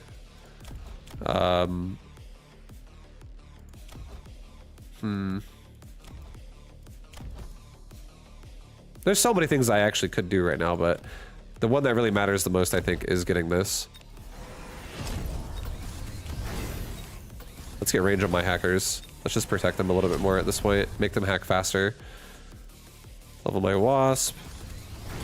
Get speed and range. Sell off a wraith. And let's get 3 more hounds in the middle that just shove forward. Let's also pair this with getting loose formation on crawlers, just so that they come in a bit more spread out against scorpions, and they ideally can maybe be a bit fatter, avoid some of the fire for the initial entry for the front crawlers. But then the back crawlers will be protected because we'll wipe it out with fire extinguishers, and they'll just run in all spread out, which will be really, really, really good. Just makes AoE less appealing, less useful. Nice missile devices there for him.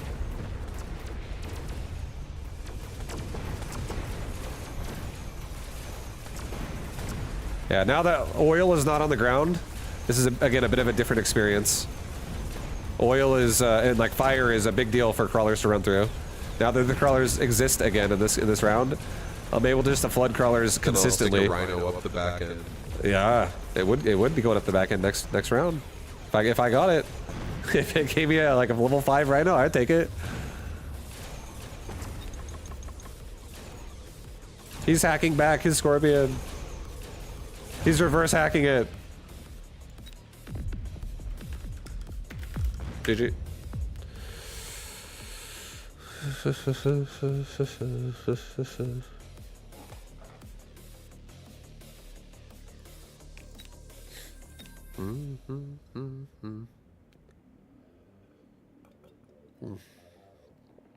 Oh.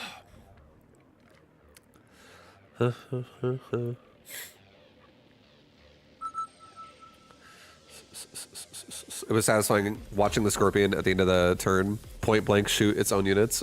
Yeah.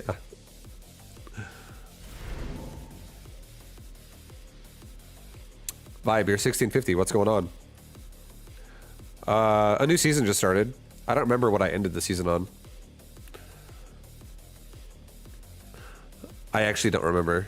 I actually don't think I tanked down because I got second place in the tournament on Saturday, which gave me a lot of MMR, and then I got fourth place in the tournament on Wednesday, which again I went 6-1 and 3-1 in those tournaments.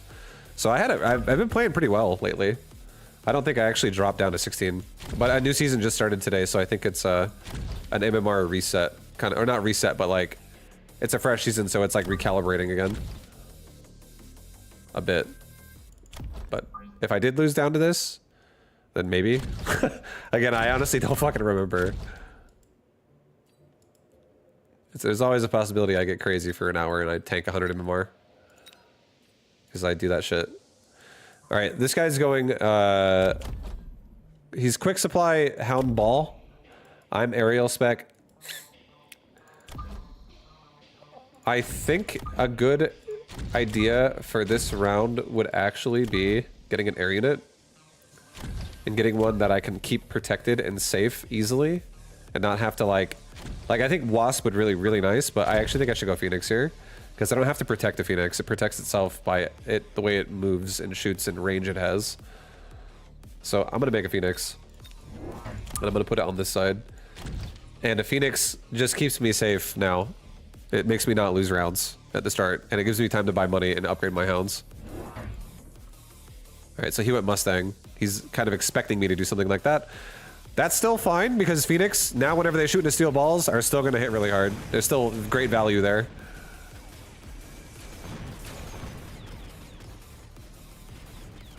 But yeah, we're not investing into Phoenix anymore. I think I'm done now. I just wanted the one, and he actually did still build Mustang, so he's kind of expecting something like that.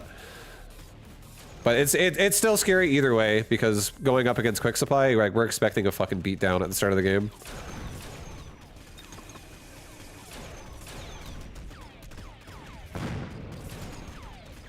I feel like they updated the sound effect of what just happened there. I don't know if you guys noticed that, but I feel like they enhanced the sound quality of a Mustang shooting a Phoenix right there, or maybe a Mustang shooting an air unit. It has like a new sound clip to it. It actually sounded pretty cool. And that big fat new unit, the Abyss, when it died, that sounded cool too. I feel like I love that they're updating the sound effects of this game. Or making everything better and better always. It's really nice. Alright, I'm going intensive training. And I think we're just gonna on the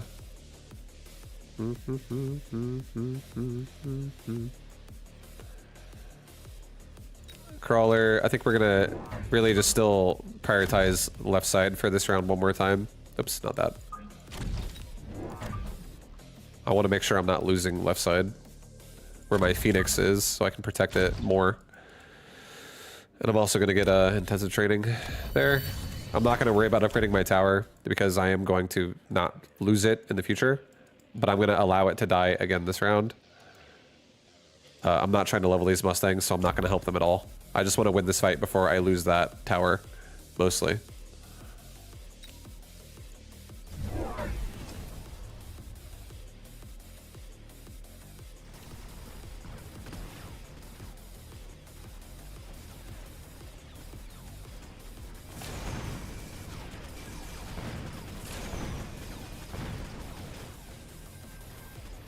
Perfect. We got most of the fight cleaned up. So now we are obviously we are going to lose the round again, but we're getting units on the board efficiently, I would say, because we're taking less damage. It's not too bad. I'm feeling decent about it. It just is unfortunate that he built Mustangs right away when I built. Maybe I should just sell the Phoenix. I could also just sell the Phoenix. I bought it for free. But, you know, I don't know. Not anymore. Not anymore, guys. I'll leave the Phoenix now because I got a fat Scorpion.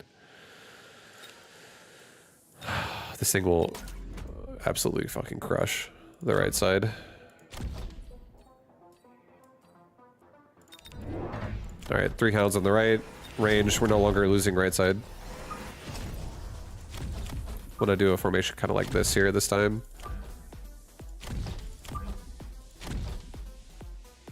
And then next round we'll be getting chaff in the front. I don't know where he's putting his Scorpion. I wouldn't be surprised if he takes that as well. But yeah, I don't want to sell anything now. Hi Vibe, planning on a beta GM for Mechabellum. I am planning on making guide content for this game, but I don't think I'm going to do it in the form of a beta GM. I think I'm going to do it in the form of giving you an explanation as to how you can use units, and doing it in the unit management, and explaining what units are capable of in this game. I don't necessarily want to do an actual beta GM because this game, I honestly don't think this game needs one, because this game doesn't have mechanical foundational requirements like Starcraft does. Like, I don't have to teach you how to like macro in this game. It doesn't have it. It's just strategy. So a lot of beta GM is literally just teaching foundations of how to play RTS.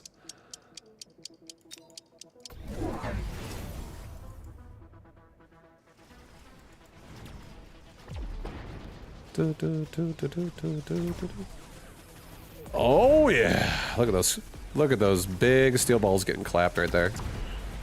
That's great. All right, when those hounds level up a little bit, it'll definitely make that go a lot better for us. We just need some levels and some time. What's up, Eastern Cowboy? But yeah, I've already made a few content pieces for this game, but they're kind of already outdated. This game patches so fucking fast, so I feel like it's kind of irrelevant now. Like, I could redo it and do it better if I did it again.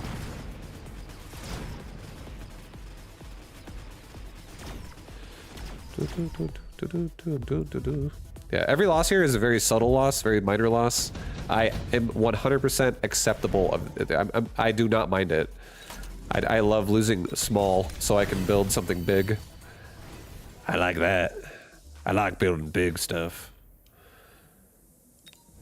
Alright, get a little bit of cover here. This is a nice juicy missile for him if he wanted to be missiling me. And I do think the correct answer here, honestly, is more hounds right now. I think I'm lacking clear speed. And specifically, I think I'm lacking clear speed on the right to help out the Scorpion. So I'm going to actually add another crawler pack here in the front, just again, protecting myself from a missile strike. Because whenever you build so dense like that, missiles are always one of the most tempting things that people will think about.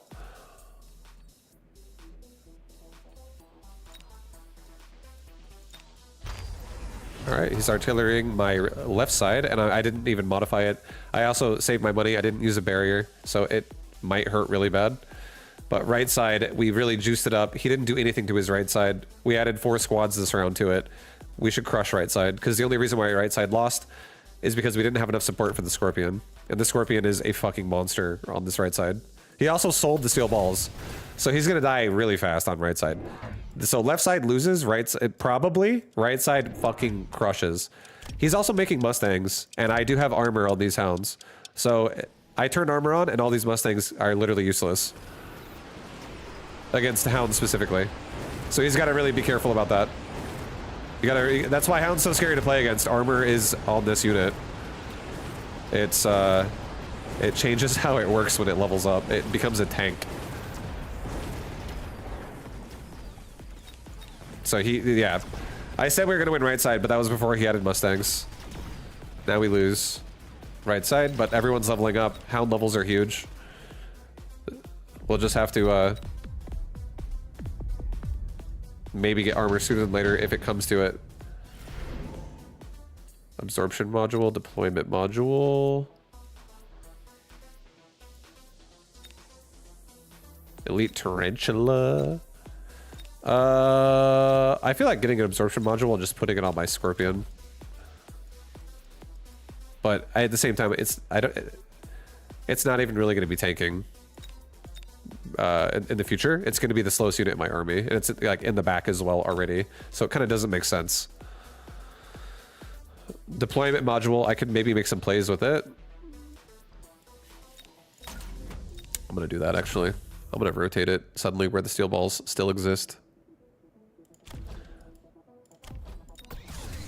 I'm gonna replace the position of what my Scorpion just left with another hound. I'm gonna get mechanical rage on my hounds.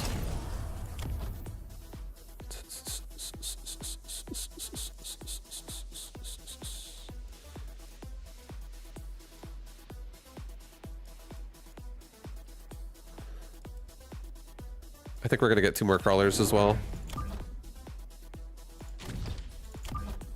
And this crawler pack will come out, like, ideally after a lot of the hounds have died. And this round I'm not getting artillery striked, so different round coming up. Now he's going for Vulcans. Okay, we're turning on armor next round. I'm literally turning on armor next round. He's got an army of this army can be completely countered by armor. Let's just say that. So we're absolutely turning it on next round now that Vulcan is his follow-up.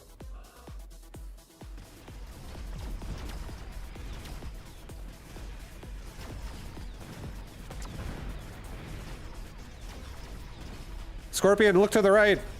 Look. Oh, later, Vulcan. Oh, God.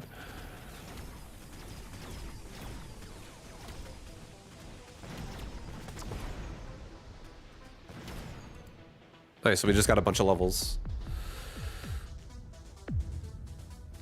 Mechanical Rage over armor. Well, the reason why I got Mechanical Rage is not because I'm afraid of the Mustang. I actually think I can kill them before they kill me. And I still honestly would not have got armor this round. It's really expensive. But now that his Vulcan is his follow-up here, that's so much fucking investment into... Now he's probably going to make more of them. He might also get incendiary bombs. He might do a lot of things.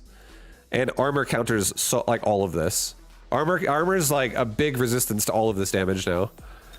So now it's super ideal. I don't think nuke matters either. My army will move really fast. I'm not actually giving 2 shits about a nuke.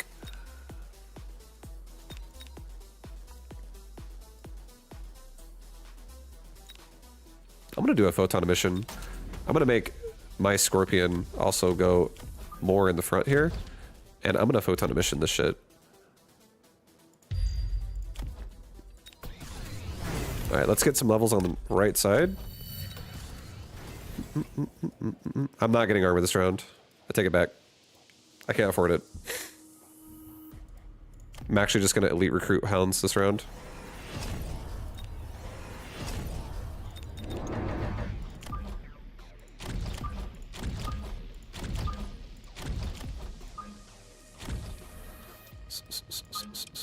I'm also gonna get move speed.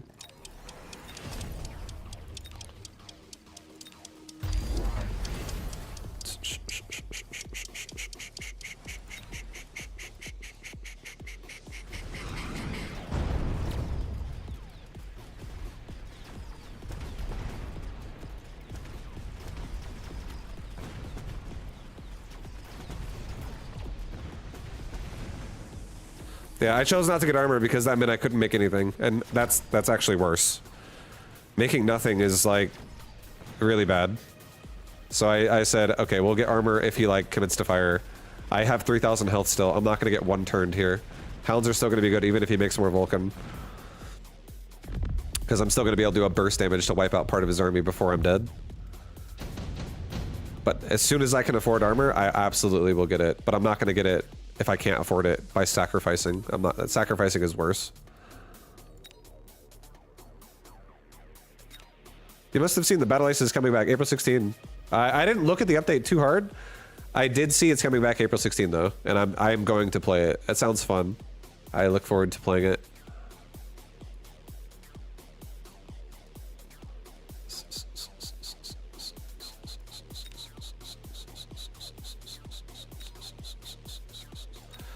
Okay, he might go for Phantom Rays, and he might put Phantom Rays on my flank. I'm just gonna say that. I'm willing to spend 200 right now to protect myself from getting flanked. I have a feeling that like he's grasping at straws right now in this game. He knows, we both know I'm winning pretty fucking hard right now at this point. I don't think he's feeling confident. So I'm thinking he's gonna go for more drastic measures here of trying to fucking paralyze me and break my towers and stuff and being more chaotic here. Chaotic. So I'm just gonna get some more protection with crawlers, just well-rounded, whatever. And like I said, I'm just gonna buy the Phantom Rays and keep them on the back because that's one of the only ways I feel like I'm gonna lose now. This is like I'm making like Spore Spinecrawler for Dark Templars, even though I'm killing the Protoss. Same shit. You're just covering your fucking ass. No, I don't want to leave. Okay, he went Phantom Ray, but he did not flank it.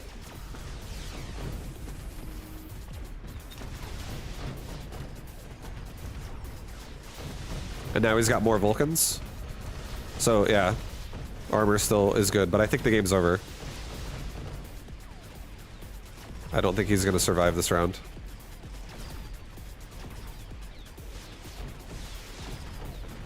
Baibu, you're back on the front page of Mecha. Yo, hello. Thank you, Mechabellum. Thank you, Mechabellum. I think he's dead. He most likely is dead. This is gonna be very close. Yep. GG. GG. GG. Yeah, armor was very tempting. It was very tempting. I almost did it. I would have done it, but you can't always account for how much money you're going to have in this game every round, because the RNG that they throw at you between rounds of like all the cards and choices, like which one of these units do you want? Level 5 this, level 3 of those. Which items do you want? Which cooldowns do you want? What mods do you want? You know, like all these like choices. So sometimes you end up spending more than you have, and then you have to like make a sacrifice where you're like, all right, no armor. Yeah, I think making it depends what your build is, but I think making when you're doing like a swarm style build, I definitely think it's really bad to just skip rounds of units. Those are basically like macro cycles. Amplify. Aerial special. I could do another Houndsteel Ball game. Dude, Houndsteel Ball is so sick. I love it. I'll do a Tarantula game.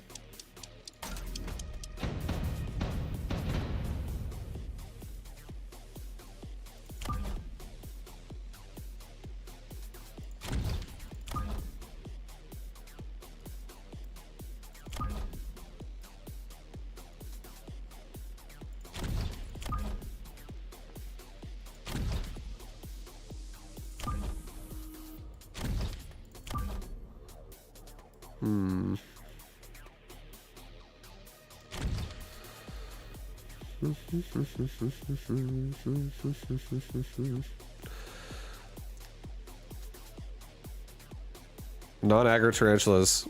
They're definitely aggro. They're just not aggro. I'm not aggro. I'm still aggro.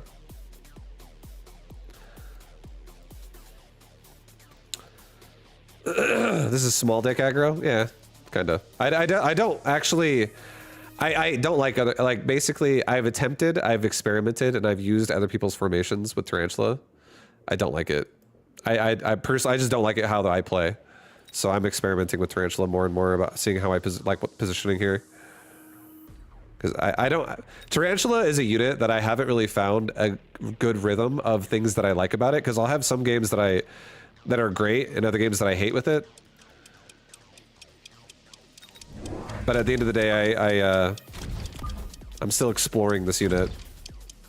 And I try to avoid it sometimes, because I don't like it as much.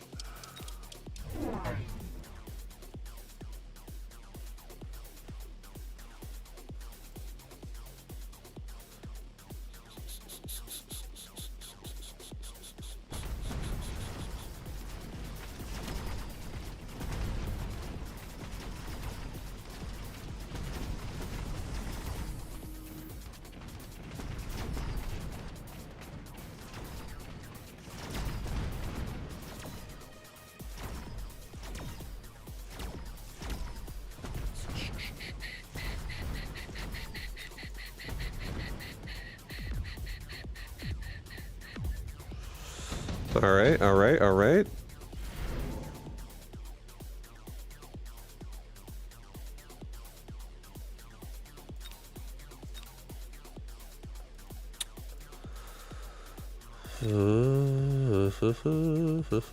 I think Wasp is appealing. Also, it's really appealing because it's free. It also flies over Stormcaller. Typhoon will get clapped by marksman if I play them right. Steel Ball could be good here too, but I'm not really trying to do a rush strategy. I hate Steel Balls when I'm not rushing. I love Steel Ball Hound. I do not want to play Steel Ball with this playstyle. So if I did Steel Ball, it would be like a very temporary solution. I'm gonna go Wasp. I want free. I want to maximize 3 units on the board this round. And I think I'm gonna maximize Marksman this round, actually.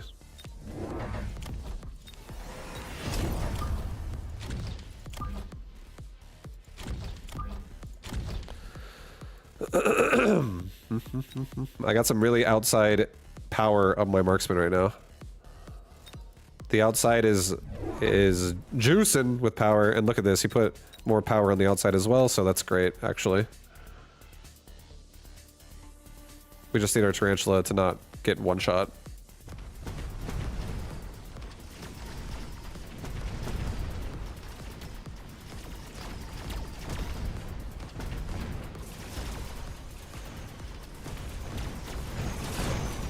Yeah, we're...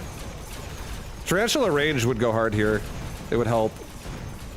Also, more chaff on the sides would help too.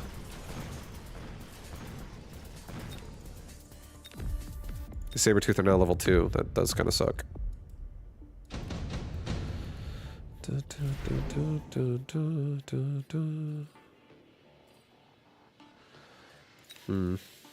think this is... He might even have an amp core now. I think I'm going supply.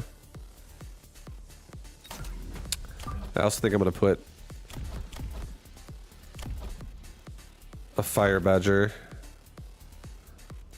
on the side a little bit. I'll sell it next round, but I just wanna kill some crawlers. Alright.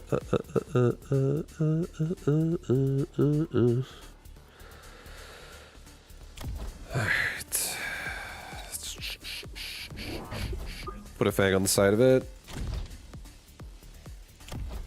A little bit further forward.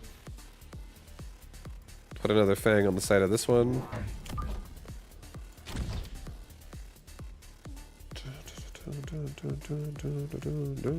And then I think I'm gonna add another I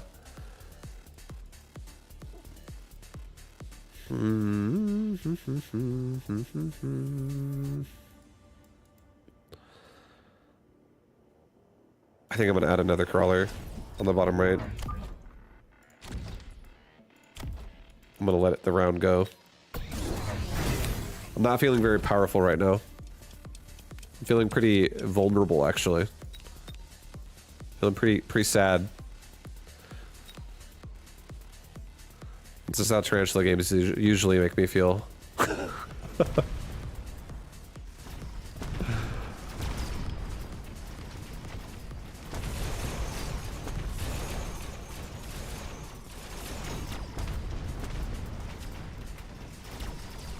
Wait, left side got owned.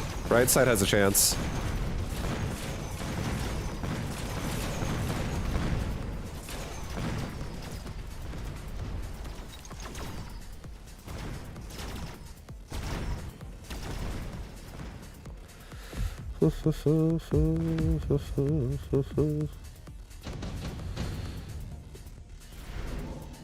Okay. Extended range marksman could be nice. I don't have the best marksman build though. Look for actual damage marksman. Shield airdrop will just instantly get bopped by Sabertooth. Nano repair also doesn't matter because we're getting one shot. It's really a game of one shots. I think I'm just gonna take the extended range and hope I can scale out of this. It makes me weaker literally right now, which is kind of scary. But I want to believe, guys. I want to believe.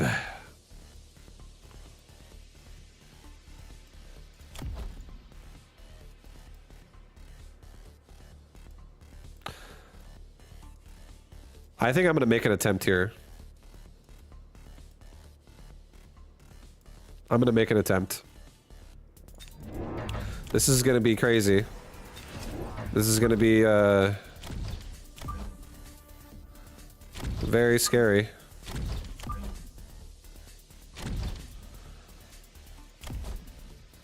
We're gonna get mines. I'm literally gonna get mines right now, guys. I just want to see if like a power fucking play like this can make me feel good about myself. Or if I feel terrible. Like, I like that he made Stormcaller and I now have little missile baiters. That makes me feel good already, a little bit. Now I also have things that absorb the shots of these Sabertooth.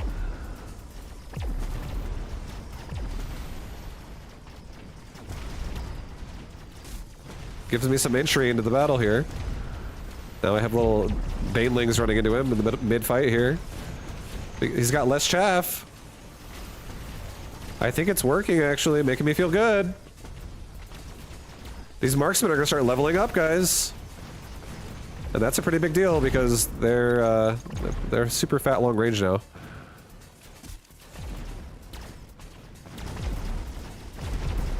That tower is definitely dead. Ay, ay, ay. But that was progress.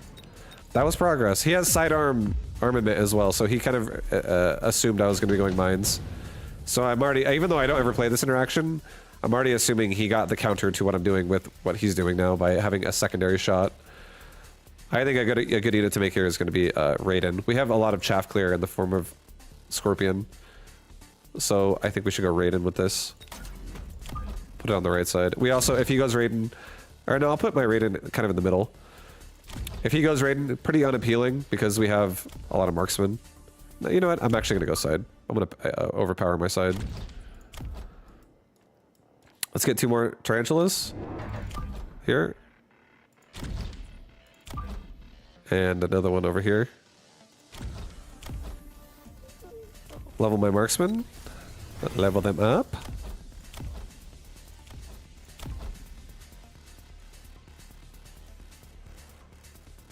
I think we get more chaff. Also, I will get damage now. I can always get aerial spec as well on my marksman. I at least have that. If he goes Raidens, I have aerial spec, so I can counter that pretty hard.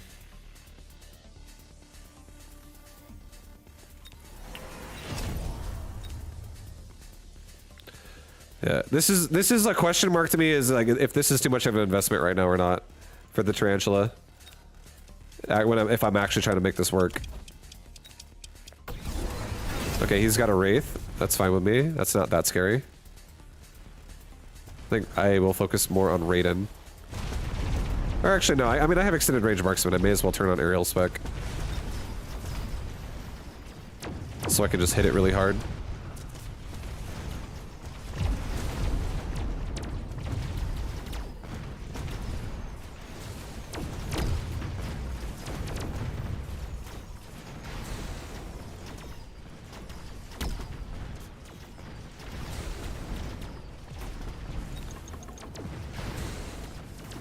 Thank you, Raiden, you beautiful beast.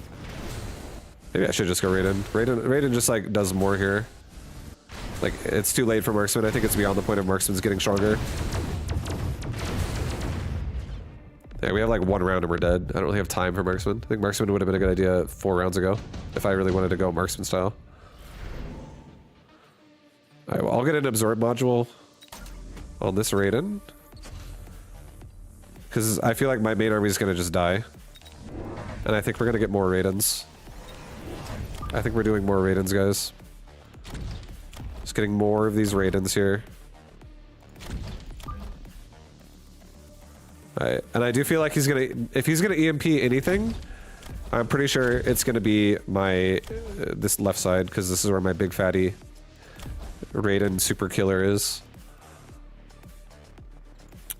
This could be the last round of the game.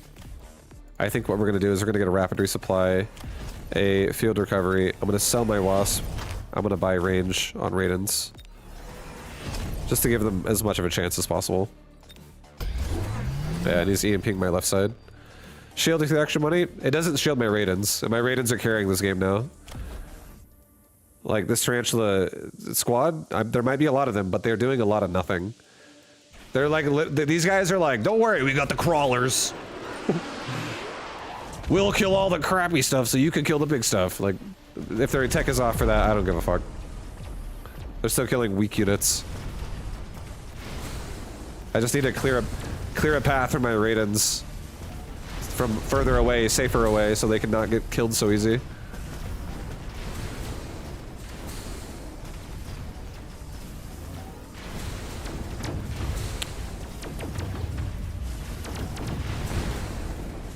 Yeah, I think it might be too much. The crawlers are gonna break my tower. And I don't even think we're gonna stop right side. GG. This Raiden heals itself though. Come on, maybe I come out of the paralyze.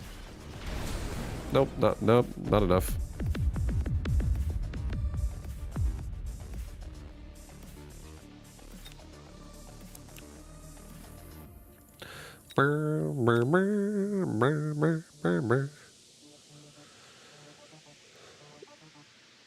With that many heavy units, overlords are better than Raidens.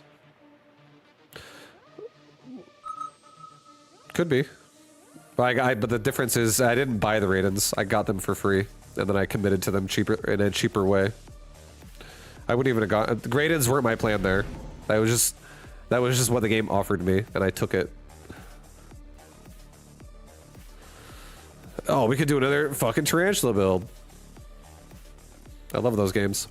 My favorite.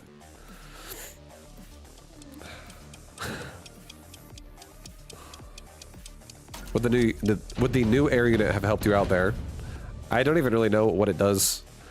I have no experience with that unit. I saw it just get fucking deleted in one round in one game so far, so I don't know what it does yet. But when I see it in the future, I'll definitely experiment more with it.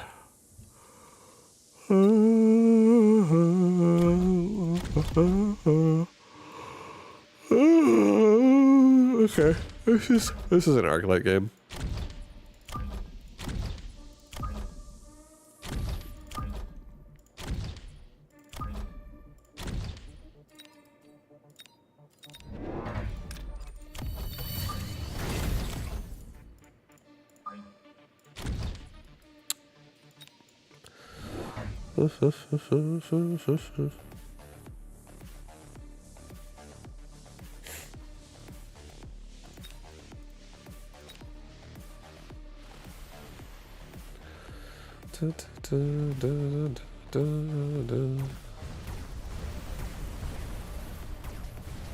Okay, so he opened up with a round 1 wasp.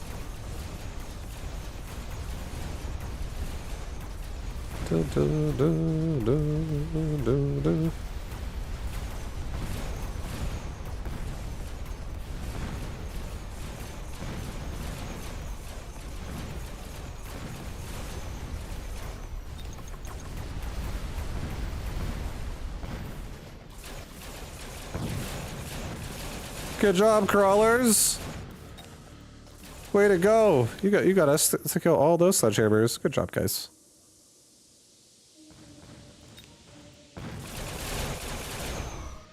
I'm so surprised crawlers didn't actually level by killing both towers right there. What a play, and not even level worthy. Alright. Rhino airdrop could possibly be a thing here. Rhino airdrop, guys. I think what we're gonna do is I'm gonna protect myself from a Rhino airdrop and the Wasp Swarm by skipping that and just unlocking Phoenix. And putting one Phoenix like right here. Putting another Phoenix like right here. And now I have, I should be able to deal with both of those things now. Alright, more crawlers on the line. Daddy wants to see a typhoon here. Show me some typhoons!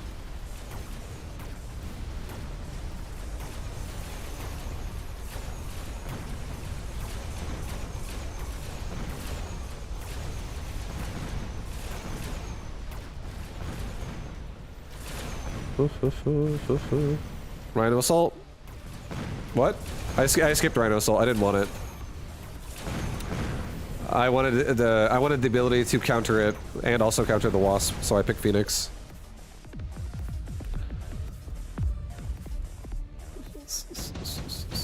And Phoenix did it beautifully. They did their job beautifully. Alright, do I really want to get aerial or fortified arc lights, guys? Do I want to have fortresses out here?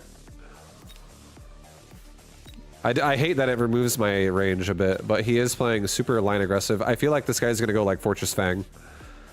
So I could beat him. I could fight him with my own fortresses, and the fortresses couldn't one-shot my arc lights.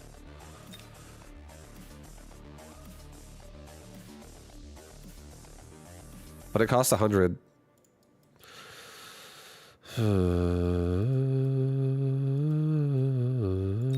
I'll do it. That's actually a question mark, how I feel about that, if he actually goes fortresses now. But I think it's fine.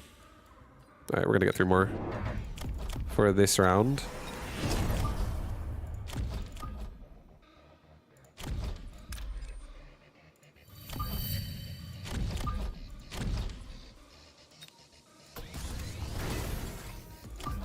Just in case he starts flanking the right side, do the same thing over here. Actually, he's not gonna flank the right side. What I'm talking about. That's some bullshit right there. I'll just get another arc light to help clear the middle.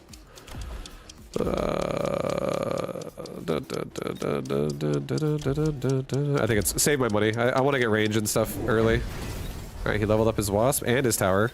That's nice. I'm not even going for the tower. Just wasted money for a little bit. Kinda. Actually, not really. My crawlers go for the tower, so I'm just kidding. It's not wasted.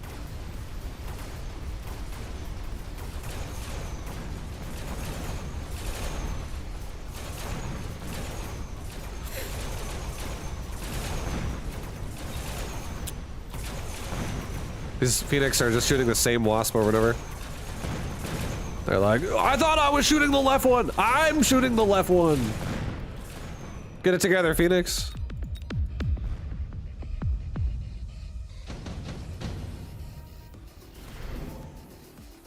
Okay, we're going Typhoons. Typhoon is the answer to all Arclight problems when they play like this. I heard you have a crawler problem. Daddy wanted a Typhoon and... I got one, guys. I got a Typhoon now. Alright, this is gonna probably pose a temptation now. This right side is now called Temptation Island, guys. That tower is looking real good all of a sudden.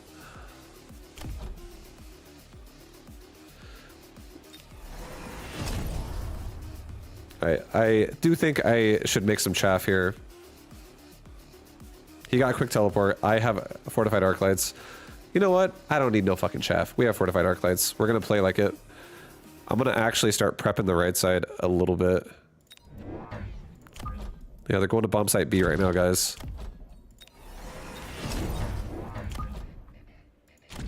Let's make sure we catch them on the way.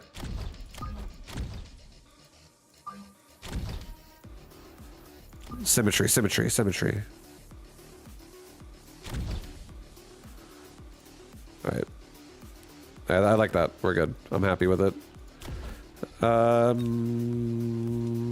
Yeah, no tower upgrades yet. I don't feel... Oh, okay. What the fuck? A vertical sweep into my tower. Oh ho! Oh shit! Whoa!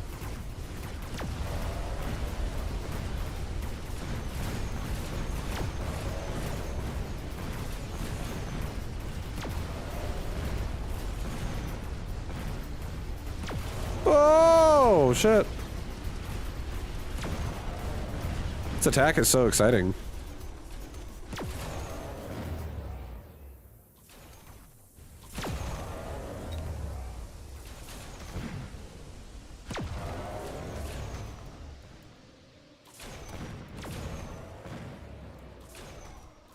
There's its gun.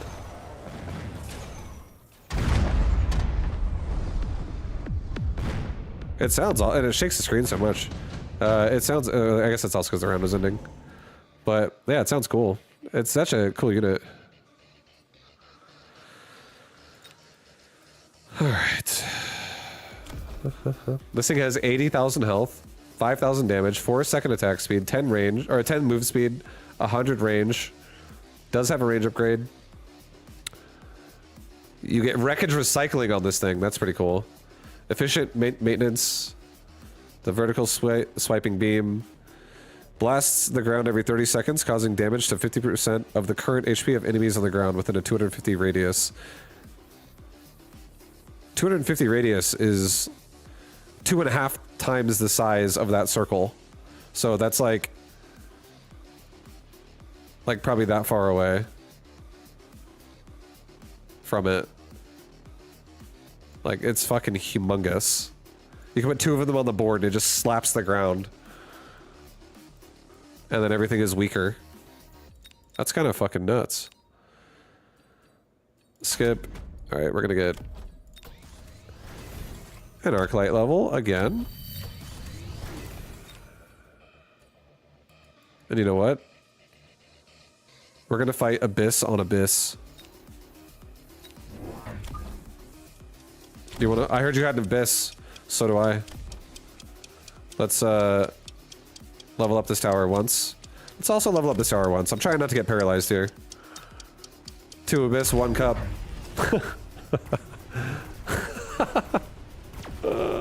Oh!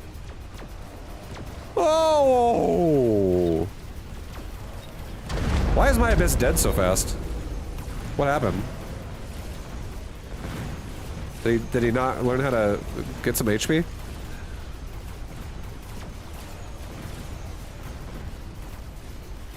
I got Abyssed. What the fuck does that even mean?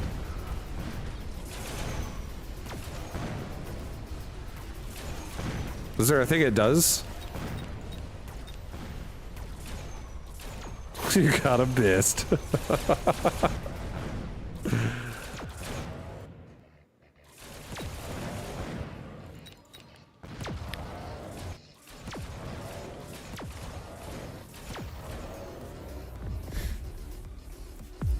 Alright, my arc lights can take these things down.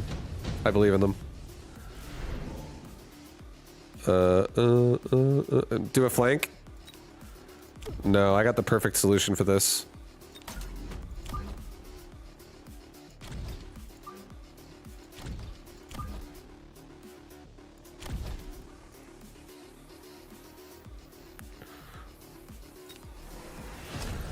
Oh baby, we got armor on our big fucking rhinos here.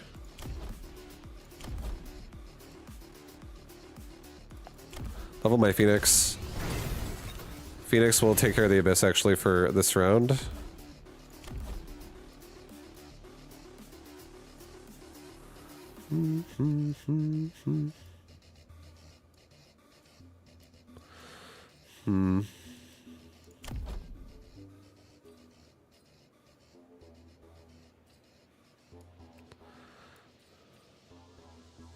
Every 15 seconds.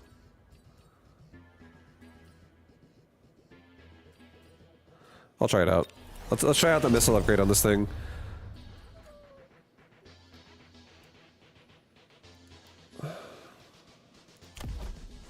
Let's also get some more fangs. He has vertical sweep shits, so let's put fangs like horizontally against that.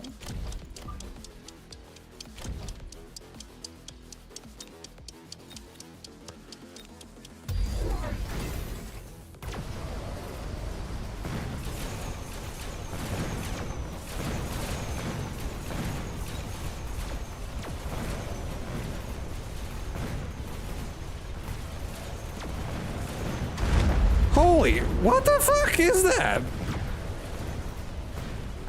When it attacks something, does it like hit way more often?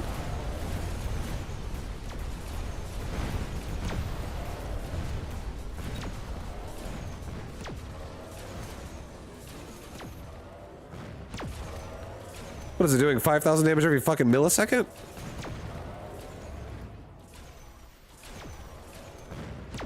I don't understand the math on this unit on how the command card works at all.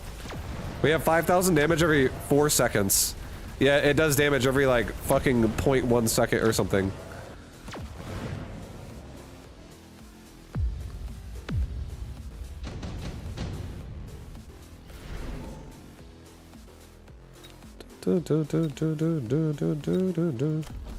All right, don't worry, guys. We got the shit. You know what beats this? An arc light.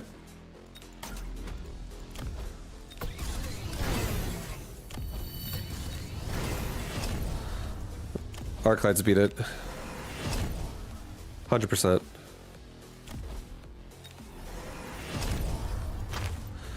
Stormcaller only shows the damage for one missile. Yeah, but I don't understand. It's a Stormcaller is easy to understand because there's 4 missiles per caller. There's visibly 4 different graphics on the screen, and each one slaps down. But what considers a graphic for a laser beam that just goes like it's like firing a hose at something? Like fucking what's the damage interval of that fucking thing? How often is it registering that number?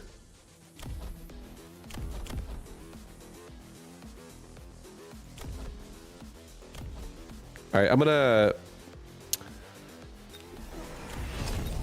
give them charge shot.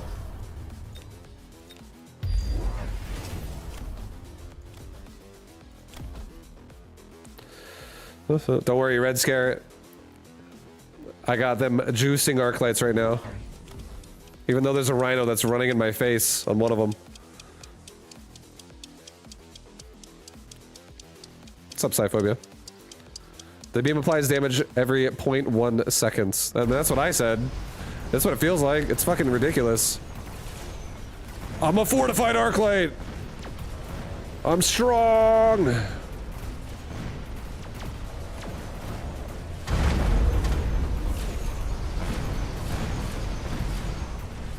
Oh, those are so sick.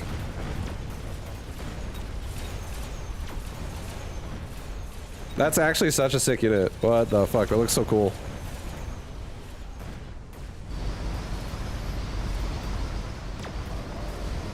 Wow, that can miss so hard at the same time.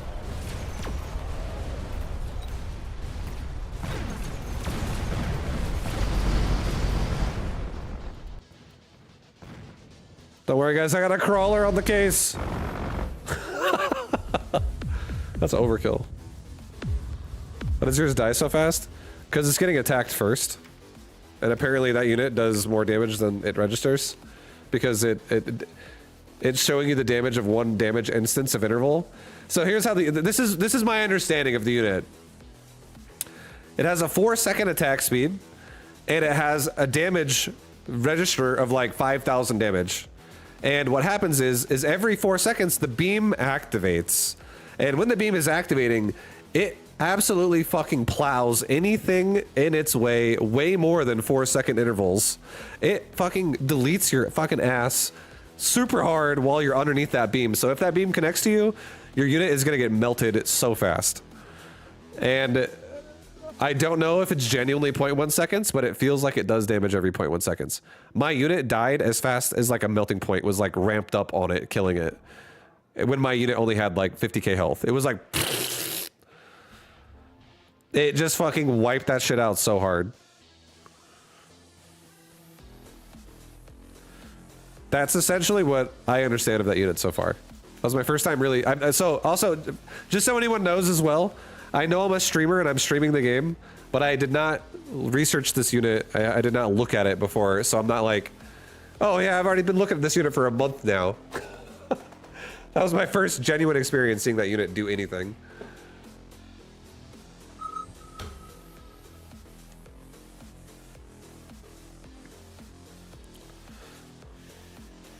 But it does damage ridiculously fucking fast.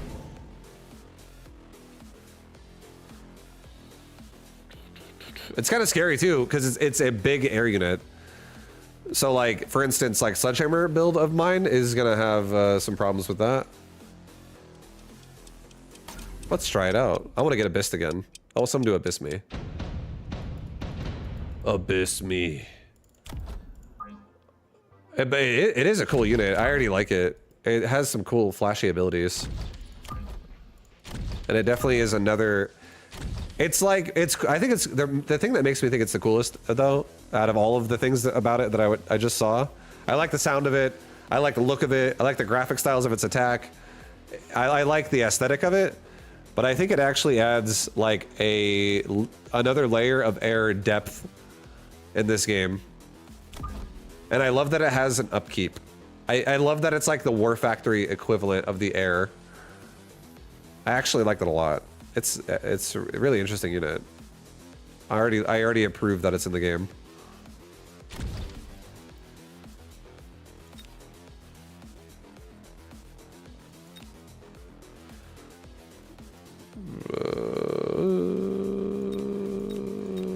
We'll see what he does.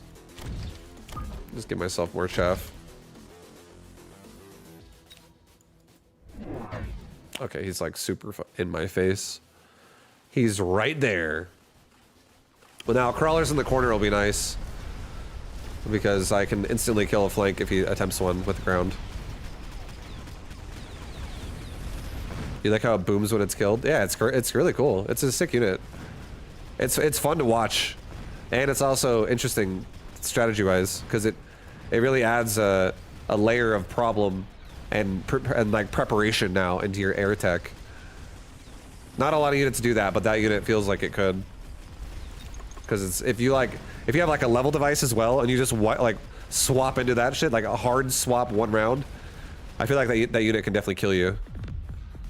Seems pretty strong. But there's obviously going to be units that can kill it. I think it has 80k health at level 1. Mass-produced Phoenix. I don't... He might take it. I don't want him to take it. But if he does, then whatever. I'm actually going to skip that, and I'm just going to get 2 more hammers here. We'll prepare more anti-air next round, if he actually took Phoenix. I don't think he will, though, but he might. Alright. Actually, I like a vertical tank on this. And a horizontal tank on this one.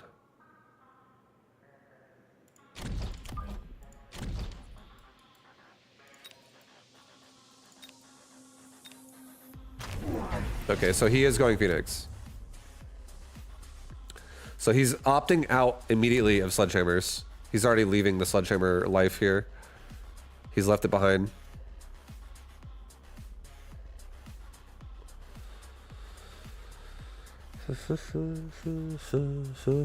Well, we have Farseer coming. I'm honestly just gonna eat the damage of the Phoenix until Farseer arrive. I'm not gonna over prepare. Did you see advanced more? No, I haven't looked at battle aces at all. I haven't looked at anything in PoE either. I've looked at none of the updates. Even though I know they're coming, and I'm gonna play them. I'm gonna play the battle aces stuff, but I'll get there when I get to it.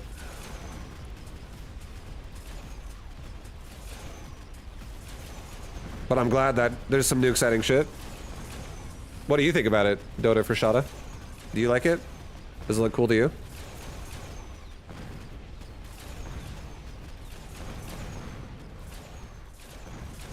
Looks sweet. More to that shoots air and ground. Oh. Yeah, that's... Seems pretty strong.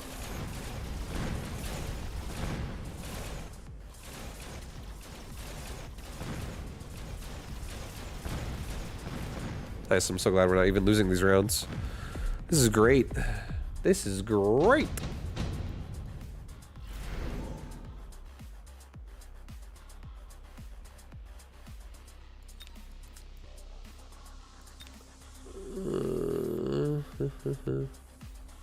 Alright, I think the correct answer here, guys, is a fortress. And I think the place to put it is right there. I'm gonna put my fortress right there. I'm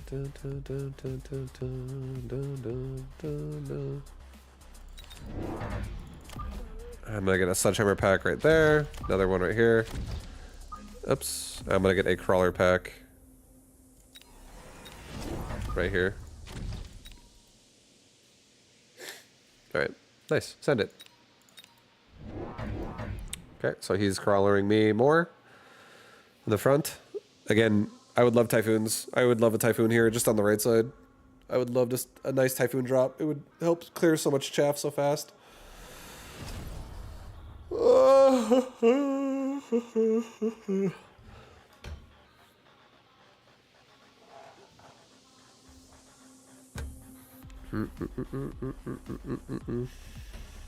Yeah, I actually did see on Twitter that they're unlocking all the units for everybody now in the next Battle Aces beta wave, which is what I agree with. I was surprised that no one had units. I was always like, wait, what? You don't have units? Like, and I'm like, wow, is that? You're playing with the same shit at the start, and you have to like grind fucking like all day to unlock like one thing. Definitely, understandable that how that could be annoying. And it's a fucking beta that lasts for like literally 14 days. So you have like no chance to play it once you get it anyways.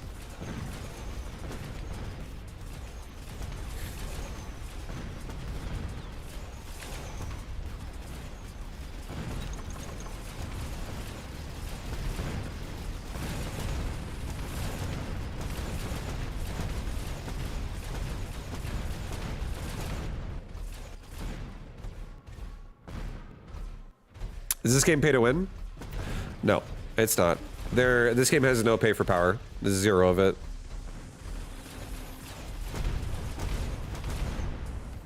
Yeah, what Sciaphobia said is correct. The only thing, if you spend money on this game for real, there's only 2 things it gives you. The first one is the game itself, because you have to buy the game for like 15 bucks or some shit. And then the second thing is cosmetics that you can buy in the shop, which you can also unlock for free. And I will say, the people who make this game, their system is generous. It's not like, oh man, I want some skins, and then it's like, well, you're gonna have to spend some money because we made it so that you'll never be able to unlock it. Like, it's definitely not like that at all. Like, you can definitely play the game for a season and you can unlock some skins easily. It's really, the game gives you a good amount for your time, I feel like, for that, if you want some skins. And the skins are honestly fucking sick as well. Like, the baseline skins in this game are not bad. That's what I'm kind of used to playing with, because I played before skins were like more common. I played like 2 years ago in this game for a while. And what am I doing? Hold on, sorry.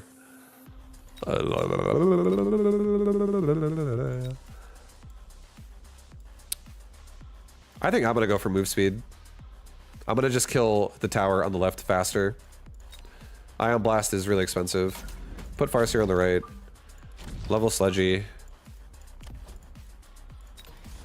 Get 2 more Sledgy, so I have more of a push that comes out later.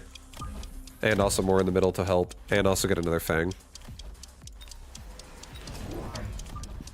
Some more bodies. Can you just buy all the skins though? In this game, you have to earn skins, or you can buy them with real currency if you want. Otherwise, you earn them by playing the game, and you get you get like 2 forms of currency just for playing the game. You get one that you get just for like, it's like associated with your battle pass and combat power, and then you get another one that just like generates in the fucking store that you can buy skins with in the store, and you can claim it. You just like, you go in and you claim it. So you have 2 ways to generate the currency to buy skins with.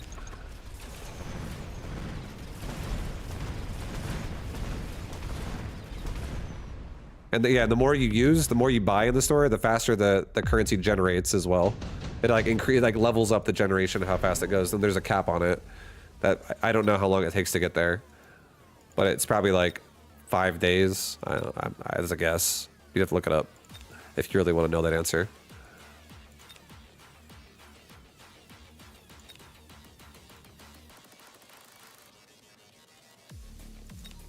All right, here's a play, guys. This is a play right now. You ready for this sick play? Watch this. Sell that big fortress in the front. Put a fire badger right there. Put a fire badger right here. Put a fire badger right here. And we're gonna put my own crawler packs. Not fangs, because fangs are gonna die super easy anyways as well. To the Mustang. I want something that's gonna constantly run in front.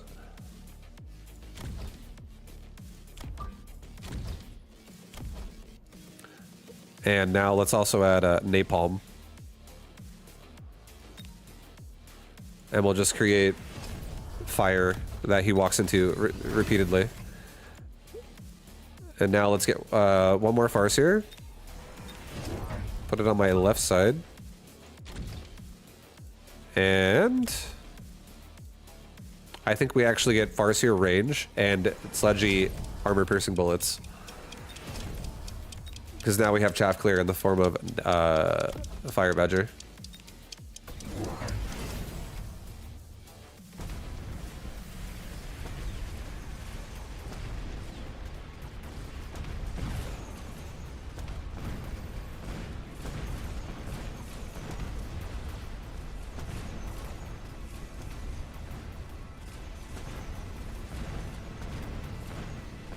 And even if we were to lose right side, look at left side. Oh, left side is looking good. You smell an abyss coming? I know, I'm actually afraid. He's more prepared for an abyss than I am because he has Mass Phoenix.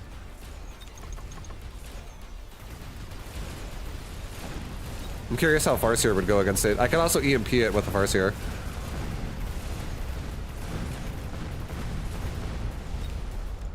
I'll definitely level my Farseers as a preparation in case that happens.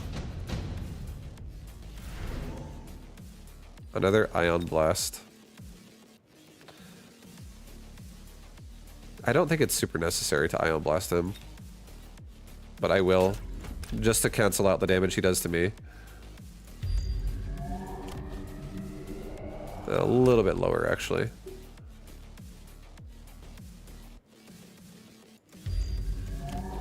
No, a little bit higher, actually. Yeah. That's the sweet. No.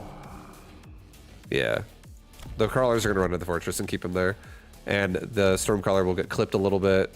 The Mustangs here should get clipped a little bit. These Mustangs will most likely stop, ideally in range, balled up with these stormcallers, and I'll clip all those. Let's go, baby. I think we just get delayed late game fangs, or late moving fangs.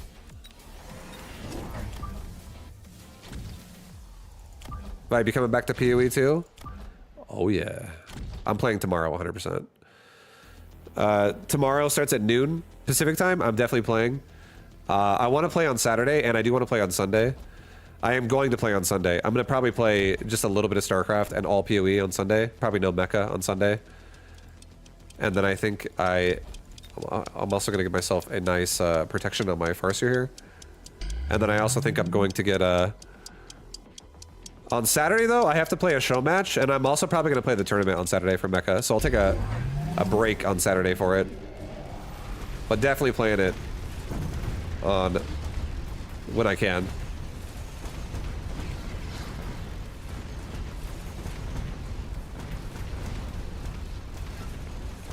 I haven't read patch notes at all. All I did was I watched the PoE video, their live broadcast, and I saw that there's Huntresses in the game now. There's like 3 new ascendancies for Warrior, Mercenary, and Witch, and there's some new changes to the game overall. Items and in-game stuff is a little bit like more additions to the game, more gyms, lots of new shit to look forward to. And I just basically said, I'm just going to play through it and experience it rather than study it. And I'll just, whenever I play it is when I get to it. That's kind of the mindset I have for all my games, every single game. Nowadays, I play so much shit that I get to it when I start playing it and I don't read about it beforehand. I feel like it keeps it fun and fresh. All right, Acid Blast would go so hard here. Nice little ass blast.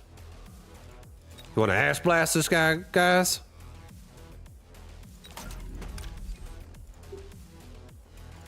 He might activate Barrier, but if he does, that's like all of his money for this round. So I'm okay with that.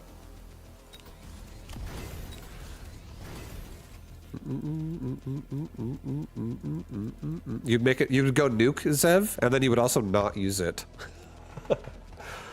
Been there. I've been there, dude.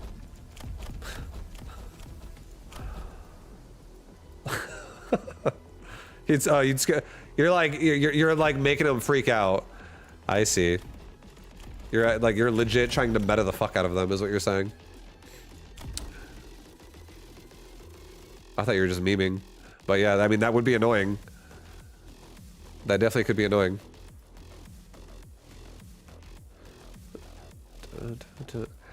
I'm gonna actually respect the idea of a abyss existing in this game. And I actually am gonna get 3 more Farseers.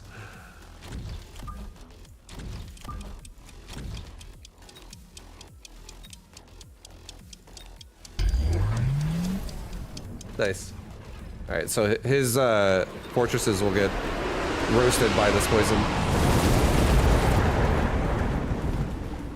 And then my units over here will get dissolved by that fire. You know, perfect use of words there.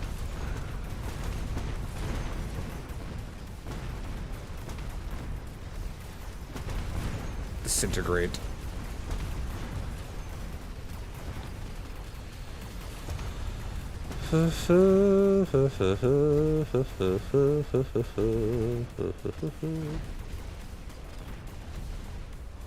No big deal. Rounds like that are okay. I'm not dead. That was a big round for him with oil on that side, but that's also a big round for me with acid that persists to more rounds. Okay, another lightning storm. Are you fucking serious right now? Oh my goodness. Okay, here's what we're gonna do. This is the strat. Orbital bombardment. Oil. Oil right here.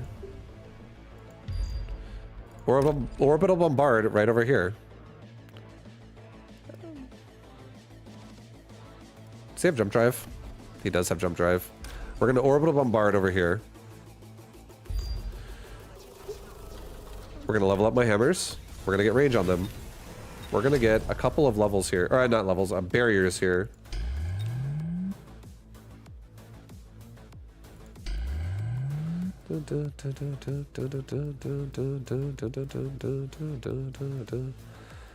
All right, and now, lastly, I feel like we need left side. Lightning storm is definitely happening again, just so you guys know. So making chaff over here is kind of silly unless it's under the barrier. Oh, there's so many Mustangs. I think left side.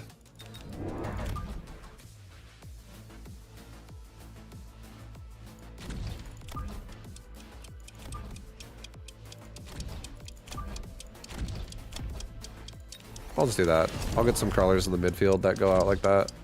Spread out. And these ones will go through the barrier a bit. Alright. Another Ion Blast.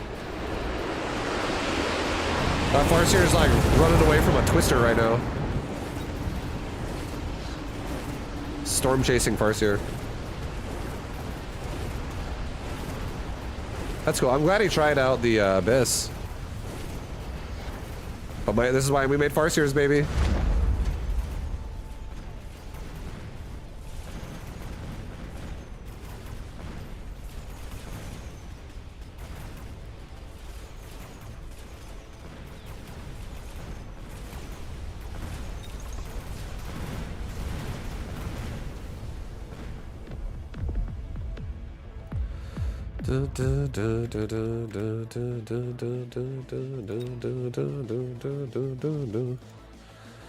Nice. Oh yes. I'm actually curious how many units are going to be in Mechabellum. Like what's going to be their point when they're satisfied? Or are they going to constantly just keep adding new units to the game every like few months or so? I would love that. I would love new units constantly in this game.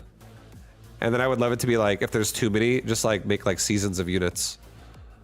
Where it's like, oh, we'll have a cap of like 60 and then it's just like, oh, these 60 are coming out this season or something. That'd be so sick. I love all the changes this game keeps getting. It's keeping it fresh. And they're good changes too. I feel like they're well made. They're gonna start adding units and bans, unit bans in tournament games. Yeah. You can veto a ban. You could be like, no vetoing War Factory or Abyss. Everything else is vetoable. Unveto the cost upkeep units.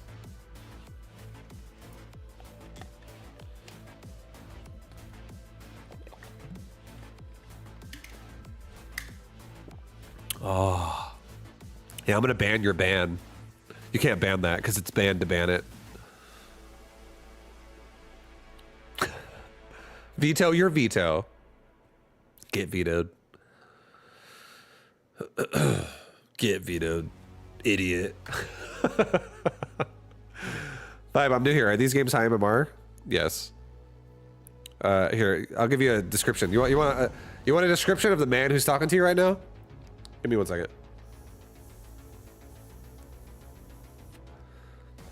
All right, I'll give you a description of me. Here we go. Ready? This is who Vibe is. Oh, I'm just a guy. I'm just a guy that's been playing video games since the 90s. Been playing games since before PCs were like normal to be in everyone's home. Back in the day, all my friends didn't have a computer. I was like one of my first friends that got a computer out of my neighborhood. It was pretty cool. That's how old I am. And I've been playing a lot of games. I would say on the side while I was in school.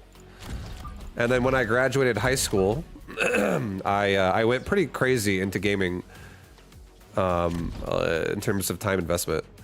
And then in 2010, I became a pro gamer. And I did that for a while. And now I stream just for funsies all the time. And you're getting to see me just theorycraft and play games daily here. So right now I would say I am not at the pro gamer level, but in the past I was. And I feel like it's definitely changed the way that I approach a game. And you know, I feel like it's now that I can invest all my time into it, I'm not distracted by other things. Because this is what I do full time. Yeah, to answer your question, Blanket Man, this is full time. I've been streaming and pro gaming full time since 2010. So I've been doing this shit for 15 years. And I want to do it forever, honestly. I love it. I don't want to go anywhere. It's really, really, I love, honestly, just like doing what I'm doing right now. Like, this is me going to work. I'm streaming for the day. It's super fun. And then I just like hanging out with people on stream. And being able to game on all, you know. Before, I only did Starcraft 2 for like 12 years. I did literally just Starcraft 2 for the most part.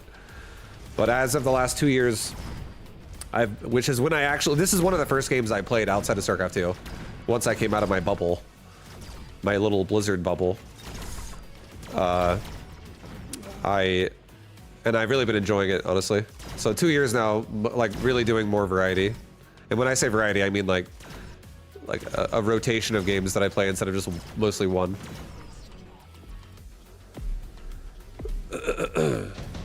So it's been really fun. And that's who I am. So if you're curious how good I am at video games and what this looks like, I'm a pretty chill person, but I'm also pretty decent to good at video games.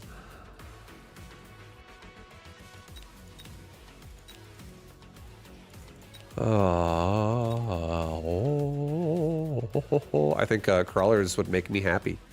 Do you enjoy long walks on the beach? What about pina coladas?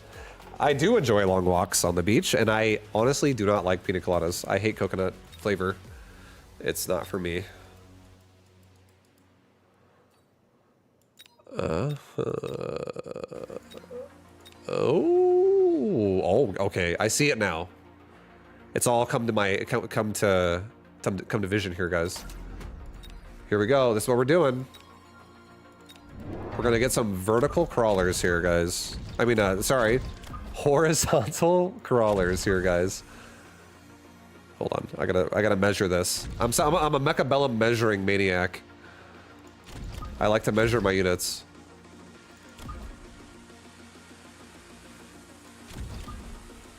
All right, that's perfect formation for me.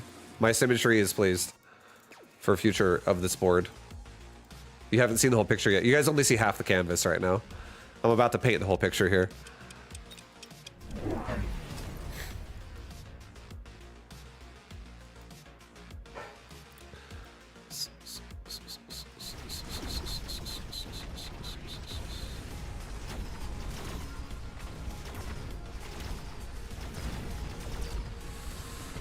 Up, right side looking good.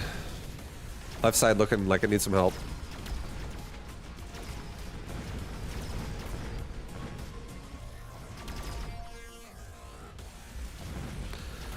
We just need a little bit more chaff clear on the left side and we should be fine.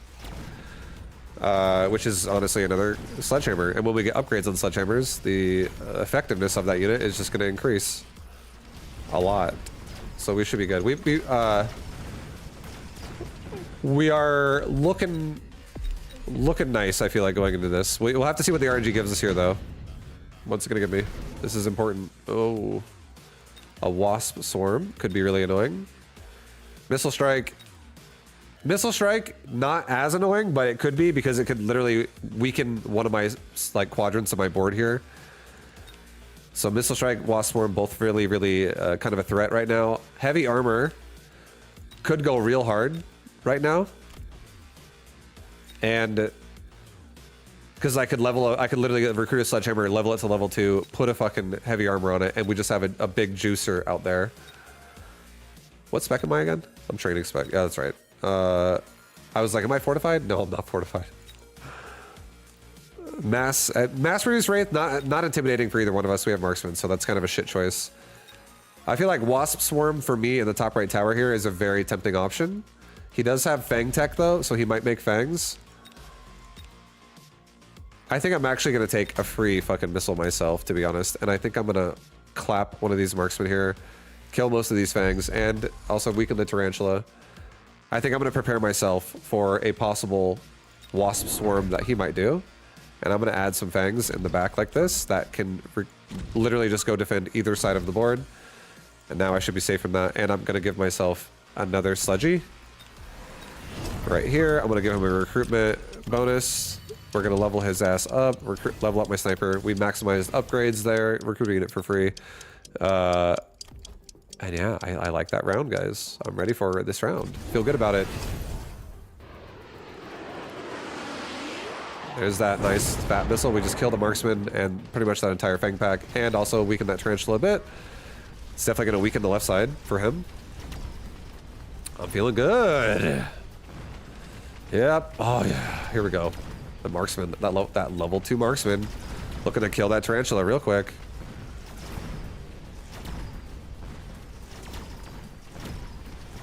Mechanical rage would go really hard. I think it's time for mechanical rage. Mechanical rage will increase my attack speed, and I think attack speed is really what fixes the current problem we're having.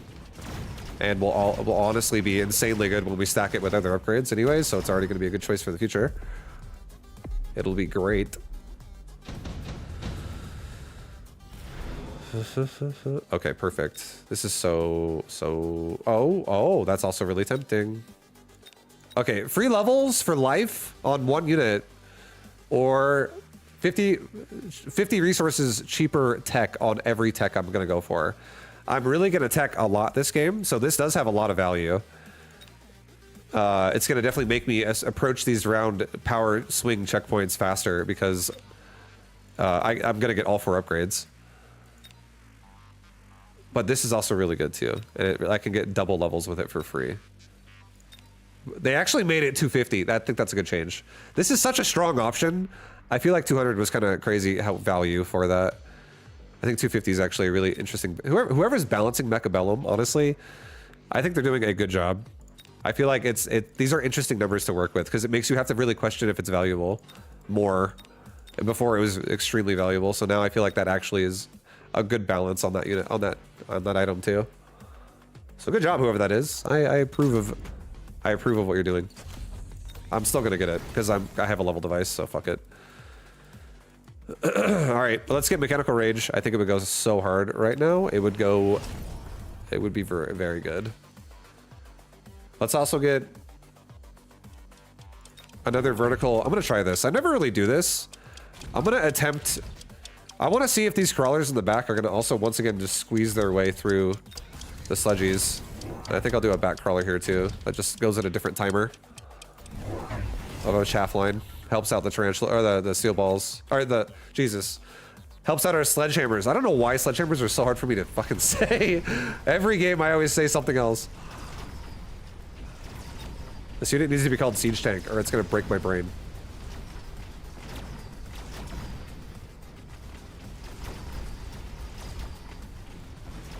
Alright, we're getting rid of the chaff really fast. These sledgies are clearing. Marksmen are making connections to big units now.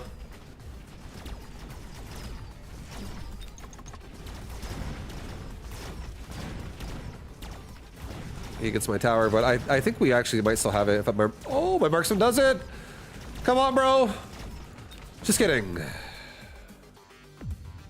He'll be able to do it later when he levels up. Maybe. But he's not really my focus anyway, so it's whatever. Alright, Lightning Storm could be really strong right now. It would definitely guarantee a round win if I take that.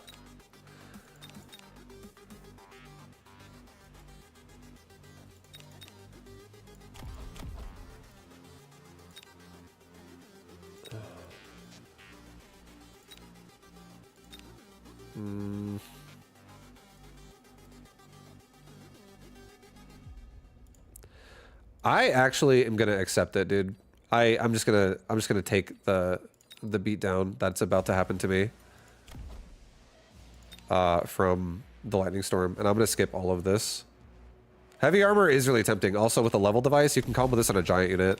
You know what? Actually, hold on, dude. Hold on, guys. I just got an idea. See, I'm doing what the game provides right now. The game provided me with an option, and I'm gonna actually use it. That's way too much to upgrade. I almost went Abyss there, but oh wait, no, wait, yeah. Can an Abyss hold a fucking enhancement module? If it can't, I fucked myself so hard here just now. I'll try.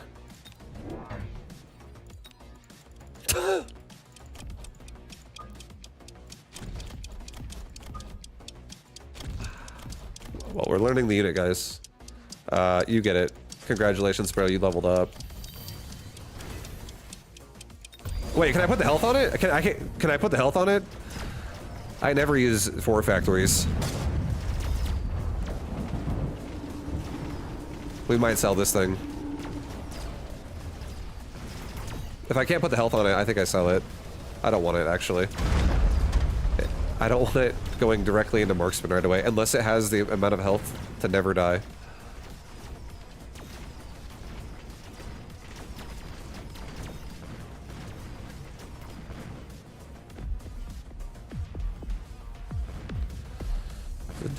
Can you wear this device? Typhoon, not bad here. Wraith, not good because of marksman. I think it's Typhoons. I definitely think it's Typhoons. Alright, can you wear this? You can't even wear that, dude. Okay, guys, I'm sorry. We just baited him to make him think. We're making him think. He's about to waste a lot of money, and we just got a Typhoon. Just swap-a-roo right there. Look at that. Look at that Typhoon with a fatty, super fatty health bar. That's just going to really help left side now. So Typhoon, let's actually do that with Typhoon. I want to go around both sides of the tower so I have more spread on where they go. Because they're both ridiculously strong tanks right now. And I want them actually clearing for my sledgies. And now that I sold that big boy, I'm just gonna get super duper sledgehammers, the super duper kind, and I'm gonna go back to the original the original plan here of just filling out the board, because now I get coverage on potential right side flanks, and we also are getting pushed into the middle now, and my right side tower is getting starting to get kind of scary compromisable here. So let's protect it. Let's also kill double lines of chaff. Let's kill these crawlers. They're going to run right into those fangs. Just like wipe out some of the support that comes in after. I think this is a nice round, guys. Wait, hold on. Rapid resupply. Level him up. And get ranged since I have extra money now. I wouldn't mind having that too.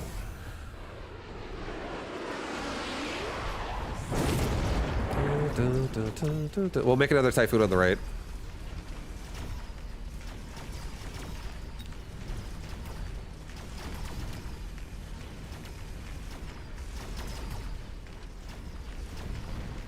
Yeah, he made a melting point. He's like, fuck that big thing.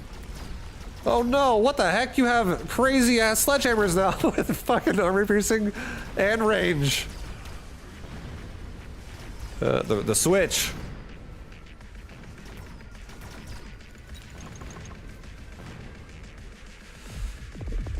Oh, look at that. That's a huge, guys, remember that painting we were talking about?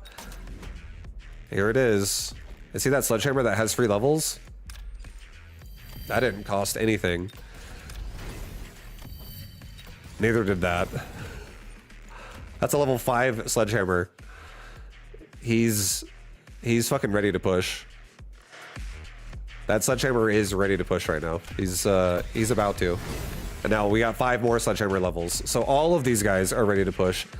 But to be able to push, they really need some help with how much crap is out there with barriers. So we're adding in a couple more typhoons. I'm really just gonna like make sure my sledgies are not getting stuck all day. Let's get range for everybody as well and protect. Let's protect our investment here, guys. We want these sledgehammers killing, but also doing it safely. And there's, oh, he returned it! The return abyss! He threw it back at me now. Okay, I gotta get some aerial spec marksman. He also upgraded it, so he's probably gonna keep it. But maybe not. He upgraded the thing that makes it cost less. So it could also be sold. I like this unit.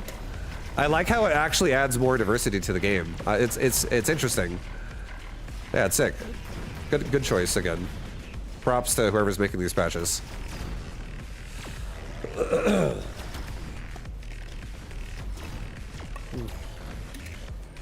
Oh yeah. Oh, my tower's dead, guys. I think we still kill it though, because I killed the tower and then I kill it with my marksman. So it's balanced. No, I actually have no idea if I think it's balanced or not yet. I'm just kidding about saying it's balanced. I don't know. We'll have to see what it feels like as it levels up and when I actually understand what it does more. All right, I think I'm gonna take.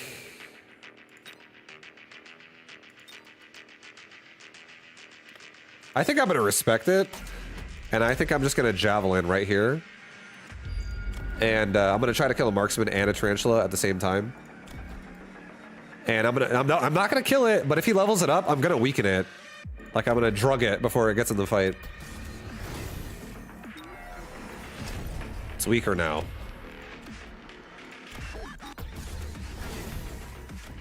All right, leveling up our sledgehammers. I got aerial spec on my marksman now, so they're gonna absolutely delete that thing. They got the right bullets this time. They're ready, guys. They're fucking ready. Let's also get Sledgy on the right. I'm really just making sure we're not gonna bust the other side of the board with some type of sell, rebuy, swaparoo. He like sells this, puts it over here, puts a couple crawlers with it, pushes my tower. You know, you gotta, I like having some cover here because we're not really worried about left side breaking, so let's make sure right side doesn't break as well. So we're gonna get a crawler pack, we're gonna get a typhoon pack, and we're just gonna put over a squad that also will cover this side in case there is a swap. And let's also give everybody range again. All right, let's weaken that shit. Hit it. Ow, that hurts, but that helps. I weakened it. And he does have another big boy on the right. So we just need our marksman to connect, and they're good. Look at that typhoon on the far right. Look at him. He's just blasting away at all these crawlers. He's helping so much. Buying us so much extra time. To shoot at this fucking thing in the sky. That's just scary. The abyss. Almost got it. I don't know how hard these things hit me, but I might lose. I feel like I'm probably losing this round. I'm getting scared here, guys. I killed it. Oh, I killed one. That shit hits for 500. I would have not died still, but that is scary.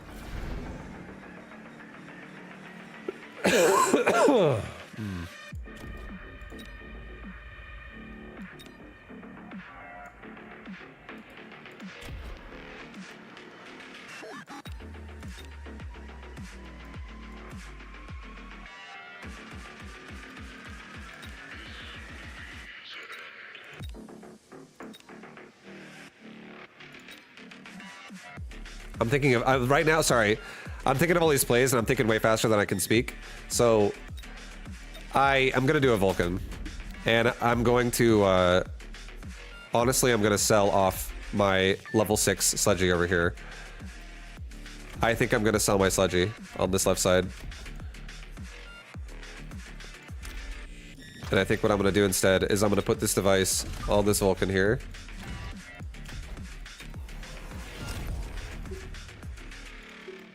And I think I'm gonna walk like that, and I think I'm gonna give this boy range and Scorching Fire, and I'm gonna level him for free twice right now.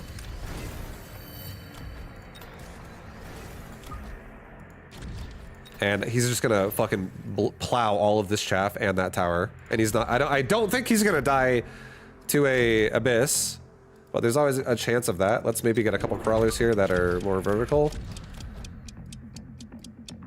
And let's maybe recruit, honestly, another Vulcan for the middle. And just get range. Get a couple barriers. I didn't spend everything, but it's okay. I don't give a shit. I feel like that play is very strong with fire right now. And also extra leveling fire that can just be annoying as shit over there forever. We're gonna connect to his units so much faster with this. And this, he has nothing in front, really, that takes Vulcan fire. There goes that tower.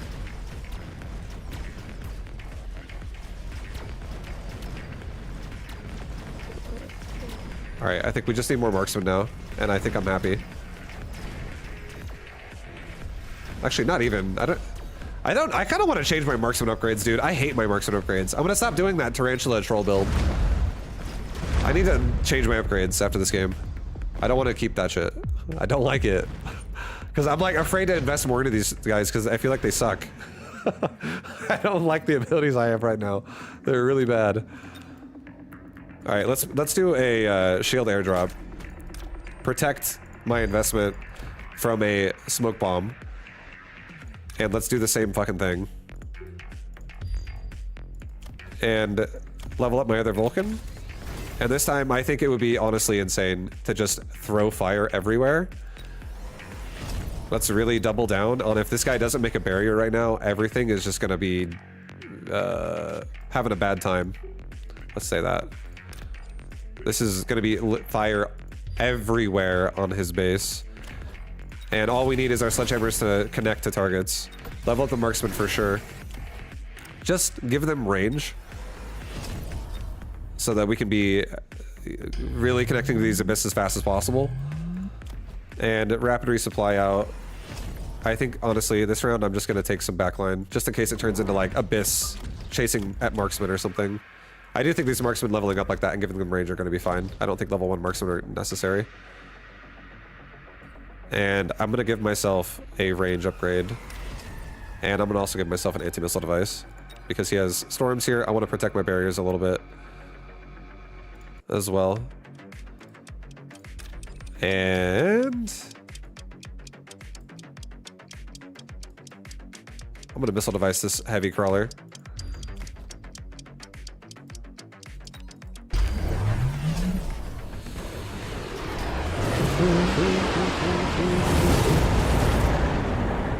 Alright, the Vulcan on the right is the after beam, like the color effect of it, still does damage. I just noticed that. Okay, well at least I learned how that unit works a bit more just now. I feel like you can tell its attack speed by if you watch how fast the bottom graphics like fade out. Like each little trickle is an attack. That's what it seems like it's at. That's how fast it seems like it attacks. So if you were to count that out, that's how many attacks it does in one attack. Which is probably like, if I had to guess, like 35.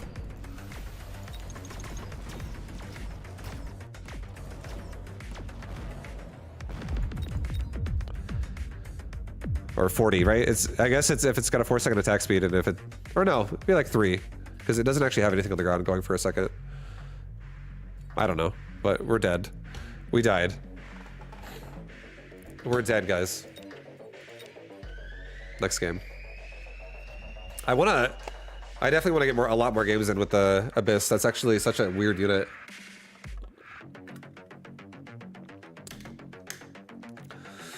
What is that Colossus And Overlord's child new unit. Yeah, it's brand new today. That's my second time seeing it. Oh yeah, thank you. See, like this is what happens every time. Yo, Bahamut. Thank you. Holy fuck, you saved me. Good job. I always forget. I always get caught. I'm just like, yeah, let's. And now that I stop talking about that, went to talk about something else, I just forget. I never come back to it until like right after I start queuing, and I get into a game and I'm like, oh, I forgot. Then I just actually forget about it. I always do that shit. Okay, we're gonna drop quick reload and shooting squad. I don't want to run that build. I don't like that build. I'm going back to elite marksman and possibly EMP. Double shot is tempting, but I think double shot makes this unit such a beast. This is an absolute murderer of an abyss, but that's also like that might be overkill at having to deal with an abyss with that. But what if there's an abyss all in, guys? Then you need that. That's like ultimate abyss killing right there. I wonder how good abyss have spells though. I wonder how good EMP would be against abyss as well, because you shut all their tech off, which protects you as well. But for DPS, that's insane. I don't want double shot. I don't want to do it. I think I like EMP on this unit. I feel like it's very versatile. And I don't... No, you know what? I'm gonna go assault mode. I'm gonna try out maybe fucking with some assault marksman with my hound builds. Maybe that could actually be pretty sick. That could actually make marksman drop downs like way more threatening. Because this unit becomes a different unit for sure when you turn it on assault mode.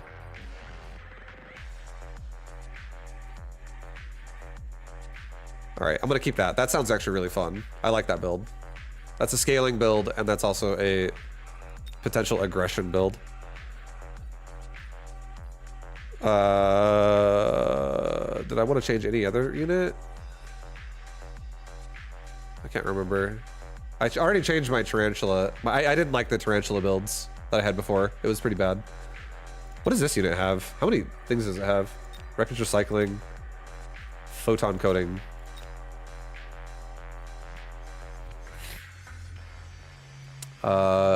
Yeah, you just get a free Wraith with this unit. So anything that's good against a Wraith, also good against the Abyss. Like, you're gonna want to think about it like that, because if that gets upgraded a lot, that's you're gonna probably have strategies where you're gonna have to deal with a lot of fucking Wraith as well. I'm just trying to understand how this unit still works as well. To be honest, it's so like I feel like a concave is so scary against this unit. You have to really. I feel like one of the best counters of this unit already is literally spreading out.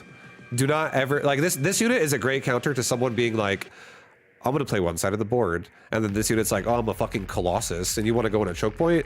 Let's AoE right now. It's way scarier fighting this unit in a small corridor. I feel like spreading out is definitely one of the biggest things you have to do against it. So this is a huge answer to hyper like focused aggressive builds on one side. It seems like.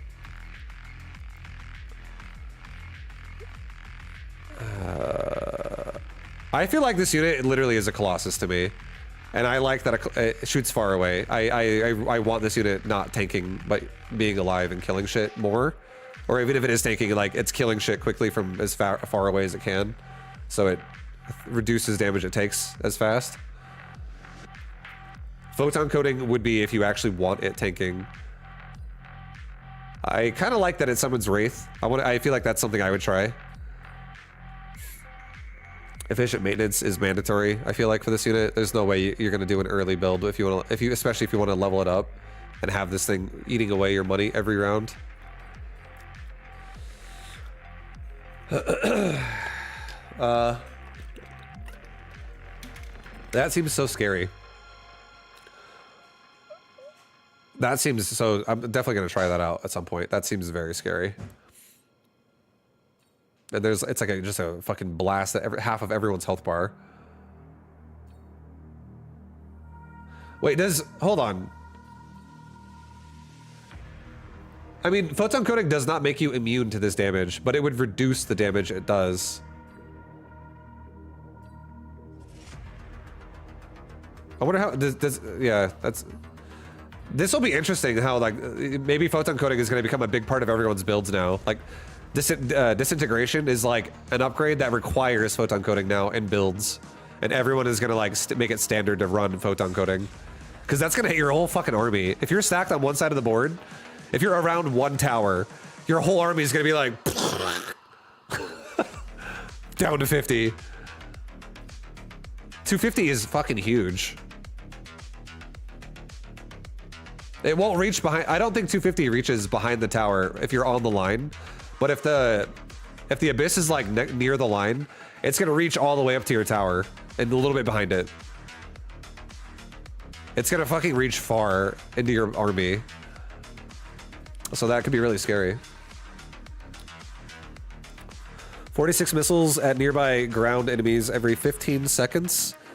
Each missile deals 550 with a range of 200. That's 550 is a lot. 550, 46 times. That's a lot of damage. That's definitely gonna kill medium shit pretty quickly. They can miss though as well. We actually saw that, so they're not as good as they seem. Like this, the counter to this is move speed, because they don't keep up with the unit. So like crawlers literally ran through it. A rhino would run through it. You have to have some snare in some way, like EMP plus swarm missile. Suddenly that shit fucks because it like snares it enough to just get nailed by every missile. And this unit doesn't have EMP, so if you're in swarm missile, you definitely want to run like maybe EMP Arclight or something. That could be really good. Wreckage recycling upon destroying an enemy. Yeah, it just restores HP. Also could be really interesting. You could literally have like a carry abyss. Just one abyss, and you just, it's like literally a abyss support build. I can already see it now. This is like the god of the Arclights, guys. The abyss is the Arclight god. Because if the Arclights run EMP with this unit, and they snare units, everything hits. All of those missiles would hit. And those things actually hit fucking hard if they hit. And then you could also be having its other attacks going off at the same time. Holy shit, this unit's insane.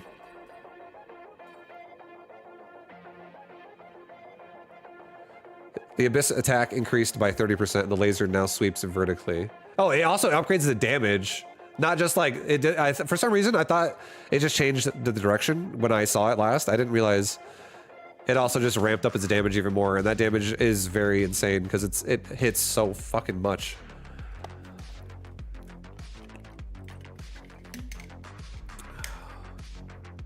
Dude, this unit's sick.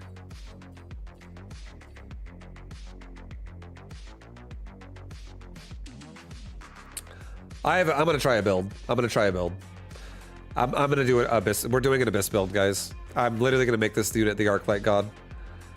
I'm gonna take off. What am I taking off here?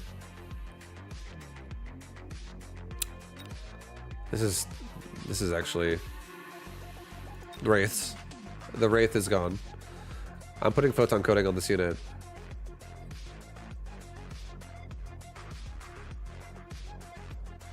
I think I'm gonna take off vertical sweep as well.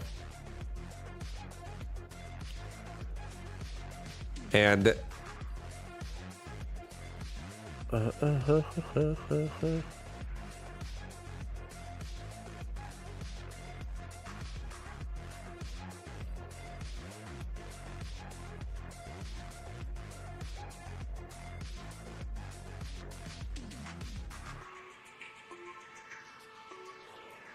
sorry, I'm thinking. I'm just trying to like math out in my head, like how practical is this? And like how useful would this be with trying to get what I'm trying to do here to work? And I'm just debating if it's more worth trying out like a different style of attack. But then I'm also thinking like what would this benefit me if I take this? I think this unit does enough damage, honestly, to just fuck shit up. I'm just gonna throw it out there. This unit does not need more damage, but especially if it levels up. But the vertical sweep definitely is like a bit different. You can engage faster, with like harder with that, because you can sweep into fucking like groups behind groups, and you can just wipe out just numbers in a different way, and it just thins out like the fucking engagement for them, which is really, really interesting too, how powerful your push would be because you stagger their fucking, you like break their line of engaging you. But then if it gets stuck on a crawler, it just misses the whole fucking line. Like how easy is that to counter as well? I think I'm gonna run with this. I think I'm gonna skip vertical sweep. I actually want damage and I want leech. I want like this, and I want to tank ability. I want this thing to be in the front, tanking, and just absorbing the damage. And then the only thing, like, is it gonna be able to overwhelm melting point is really the question here, because that's what the counter is going to be. And it's going to be like, how well can I protect it while also just like having it take most of the things besides the melting point. I don't know.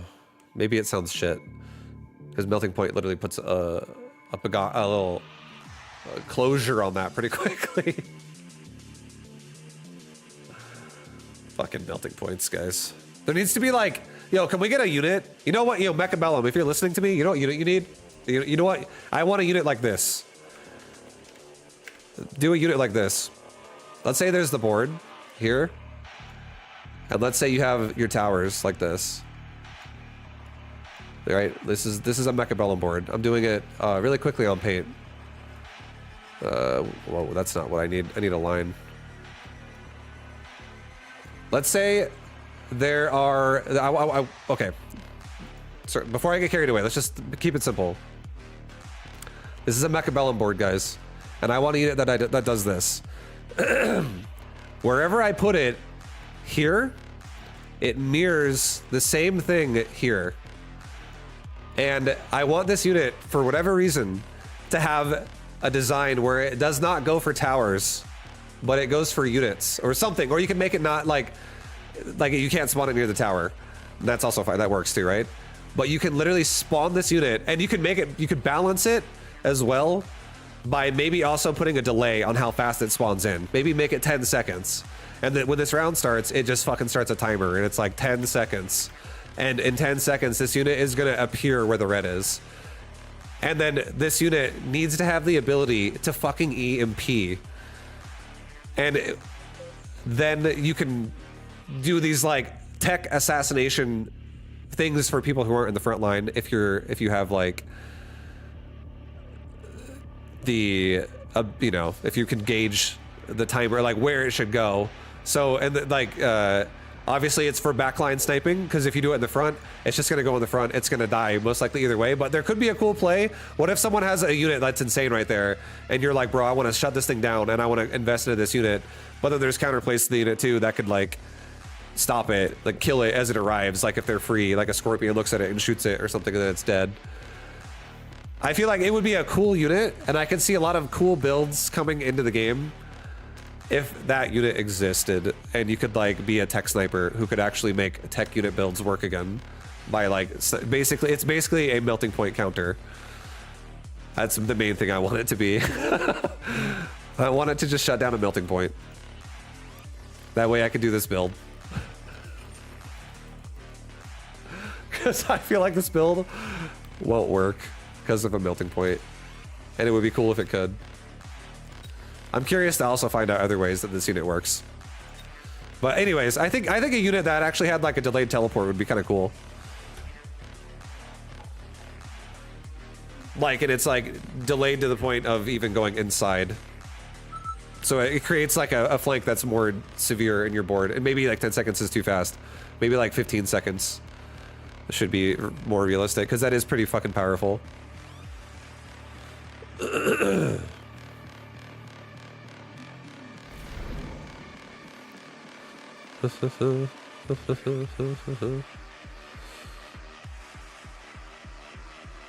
Call it dig and you designate where it will come up.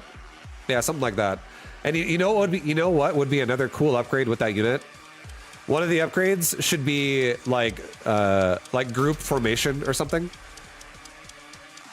Or just like a party that basically you can take a bigger tier sized unit if you designate more of those units to that spot. So like a unit like a 100 cost unit would only take 1 to transfer it. A 200 cost unit would take 2 to transfer it. A 300 cost would take 3 to transfer it. And a 4, maybe you balance it by like a 400 cost would take like 6 to transfer it. That would be fucking cool. I feel like that could create like wild plays. That would be like super sick when they go off.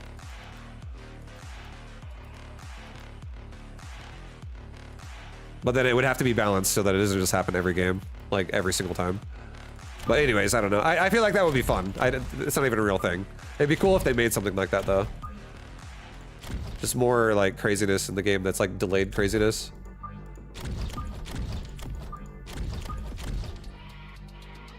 Okay, what am I doing? What do I want to do here? Do I want to force a Terran game? Or do I want to rotate? I'll force it. It's fine. It's fine.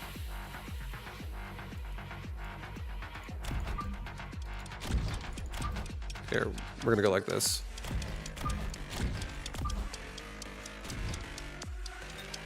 Oh yeah, I know. No, I know what I'm doing. Sorry. Holy shit! I almost didn't have enough time for that. I didn't level anybody up though. I didn't have time for that. I got carried away, guys. We weren't playing the game anymore. I just had ideas flowing out the wazoo there.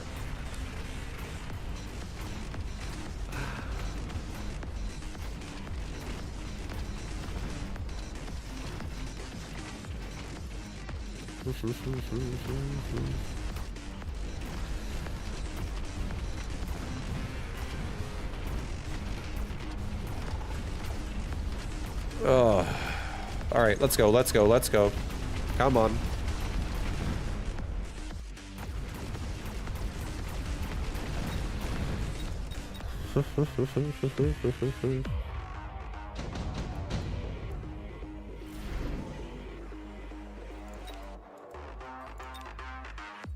You know what? I'm gonna respect it. I'm actually gonna respect it right now.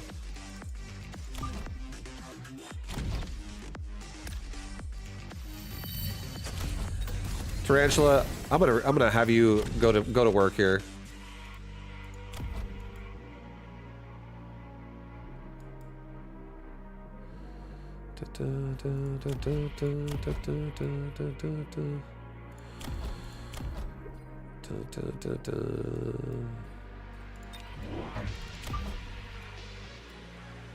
Alright, I'm gonna just try to really crush the left side before he kills my tower.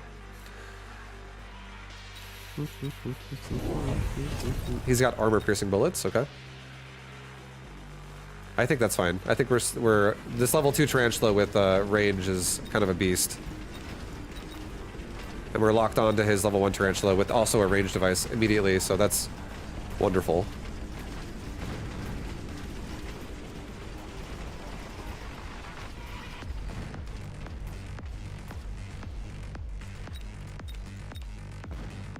Alright, this level 2 Tarantula is gonna go to work right now. He's like, he's like cracking his knuckles. He's like, oh, yeah, time to fucking kill stuff.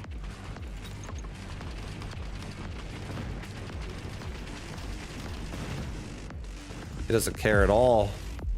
He's huge. He's blue. He's a blue Tarantula. Okay, Phoenix would be pretty good. Vulcan's okay. I think Phoenix would be good because we have no anti-air, and it gives us some.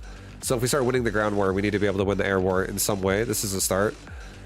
And it also would hit Tarantulas really hard, so it's like double positive. Fire Badger's free. Fire Badger could be put in the back here and be really annoying for 1 round. I could kill it and then I could sell it off maybe in 2 rounds. We do have anti-air on my Tarantula, so Phoenix not as good of an option anymore. I forgot I changed that. I like this more. Oh shit, dude. Hold on. We can make plays. We can make plays right now, guys.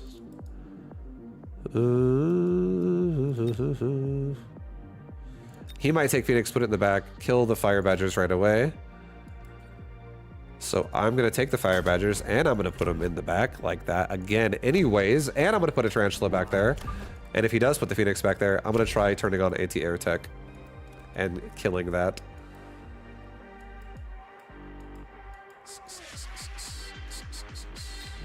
Alright, we're just gonna increase our line here. Because again, we're willing to go head-to-head on his tarantulas with mine. I'm happy to fight. It's either that or I have to start leveling my tower, and I don't want to level it. Alright, there are Phoenix. So I am going to get anti-air after this round on my tarantula.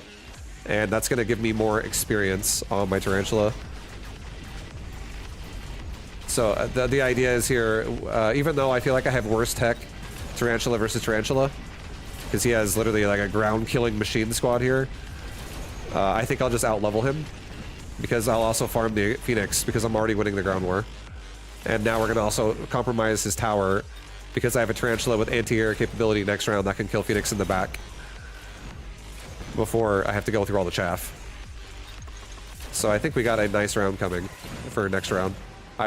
We prepared for the possibility of Phoenix, and he took it, so... Here it comes. Here it comes, guys. Vulcan Descent. Vulcan Descent could be very annoying for me. I don't have anything in the back to really deal with a drop.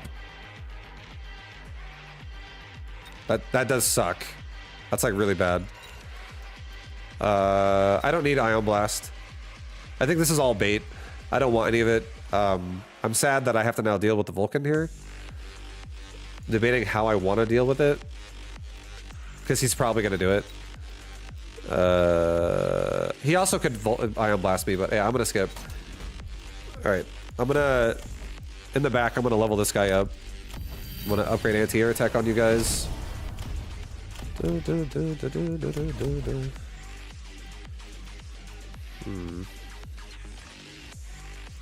do I want to deal with a Vulcan? 2 Scorpion? And then Scorpion come out late and just like blow away these Tarantula? I think that works. But that also protects my tower. And my tower is not the one getting hit, but the Scorpion is the one getting hit. So I'll do that. This is like playing the odds here, I feel like, because this is probably the best answer I can afford right now. Alright, so he Ion Blasted me. It's fine. I still think we have despite the fact that I prepared for a non-existent Vulcan, these are still useful in this game, and I'll keep them. And or I could sell them if I'm like, you know what, I really don't need them anymore. The option's there, but now I do think his backline breaks, which is a big deal. That's a big deal. Good. And keep in mind, he just fucking Ion Blasted my left side. So this round is painful. This is like, oh shit, dude, he just used he's playing Mechabellum right now, and it hurt really bad. Let's go, Tarantula. You're full health, big boy. But we're about to get paralyzed at the same time. But we killed their tower at the same time too, so that's okay. So the Phoenix doesn't just rail me. Oh, Phoenix. Okay, we need to get some more help now for topside, I would say. A quick cooldown, I like that a lot. Let's go ahead and upgrade this guy twice. Let's get range so I can deal with Phoenix easier. And let's get some chaff in the top side now, so that I have protection on that Tarantula just up there, and he's not so vulnerable. Move this down a little bit. Put that there. Put this like here. Okay, I think we're good again. We need to worry about right side. Right side is still a problem. It's probably like next round. Make sure that doesn't break, because we're getting to the point to where this game is going to end in maybe a round. So now we need to make sure like we're not vulnerable here anymore. So, but we are right now. So I could you know what? I'm not even kidding. Because of that, it is scary. That's a scary thought. So because of that, I am actually going to get a tower upgrade, and I'm also going to get enhanced range. So now if my tower breaks, it's going to be less of a paralyze, and it breaks slower, giving the rest of our army more time to do whatever they got to do. And win the round. That's what they're doing. Winning the round.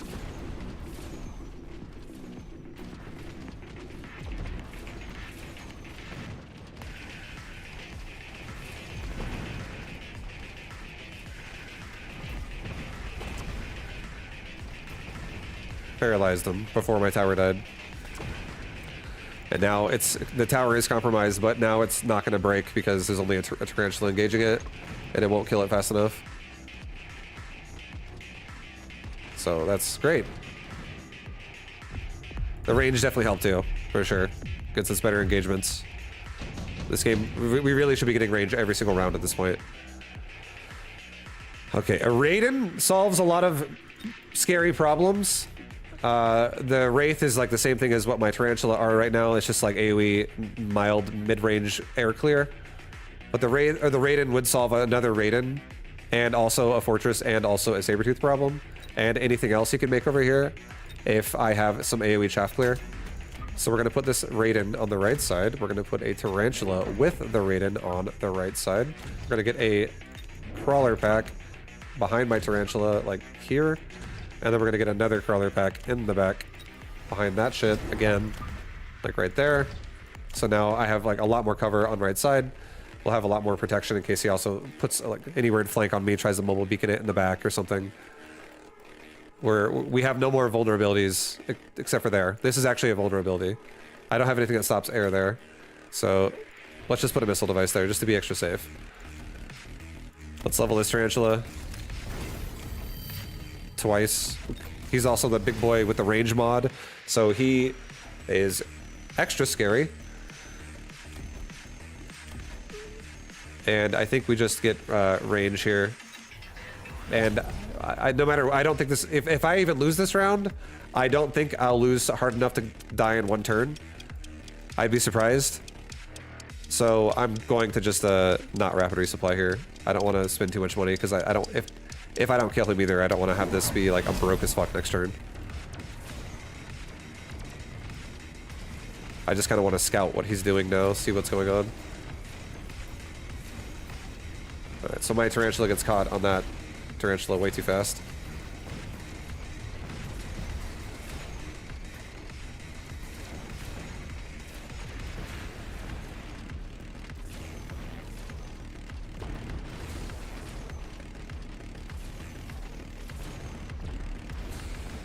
Alright, we lose the round, but we don't lose the game. Right? Do I? Oh, hold on. Is this?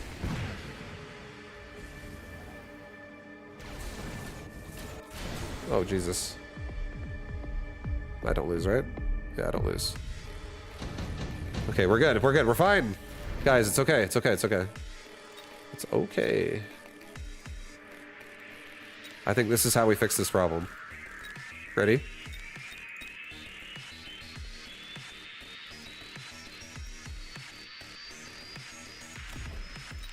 Just get another intensive training. Level up my Tarantula, level up my Tarantula, level up my Tarantula. I'm gonna get mines. Oh yeah, I'm getting mines, baby.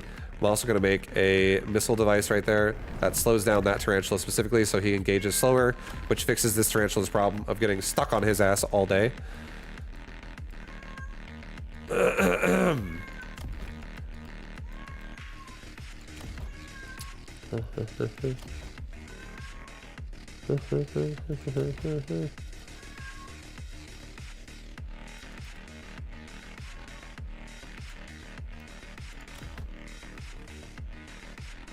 Here, I'm gonna also do this.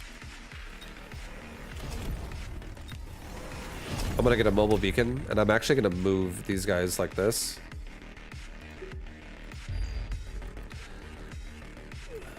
And I'm gonna put a barrier right here. Malfurion! And I'm gonna get range again for everybody. Okay, I didn't know if he was gonna Ion Blast my right side and try to kill my my Raiden, but he did not care.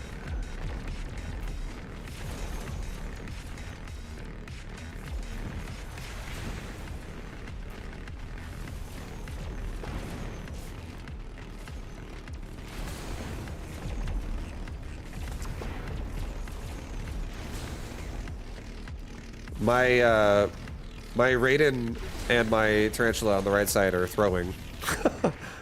my Tarantula just kept getting caught on his Tarantula and just not killing chaff, and that fucking Raiden was not killing any of that stuff. And if that Raiden frees himself up, if he's free to not kill crawlers all day, oh, he'd be killing units.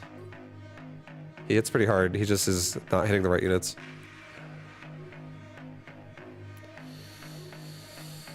Oh, but yeah, that's, again, that's kind of the life with Tarantula games. I really am not a fan of Tarantula that much. Every time I like it, it's always like for a temporary amount of time. That's why I think this is why I went back to the super burst build of Tarantula with like all of its upgrades. Because whenever I do Tarantula, I always try to do a Tarantula carry. And I hate it. But really, I feel like that unit's always just like, just get heavy explosive and that's all you do. I am trying to make a Spider-Man build work and I don't like it. I don't like it every time I play him right now. Oh, Tarantula. You guys want to go Tarantula again? I got 3 choices of Tarantula. Fuck. This game's like, enjoy the Tarantula. You'll love it.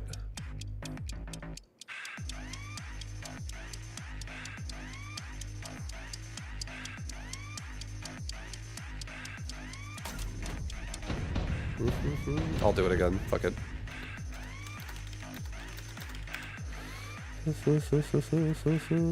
I did want to go cost control. I honestly did, but I'm just gonna commit to another Tarantula game.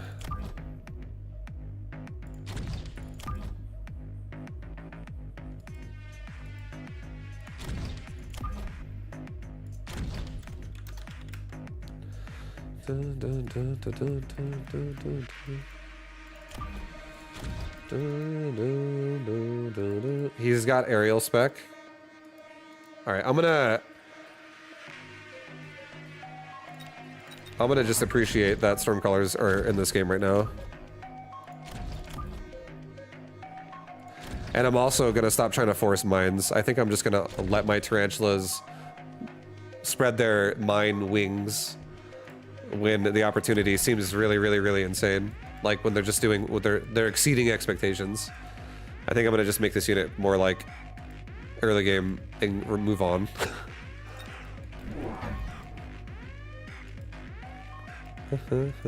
Beat me and I get a follow. Sounds good.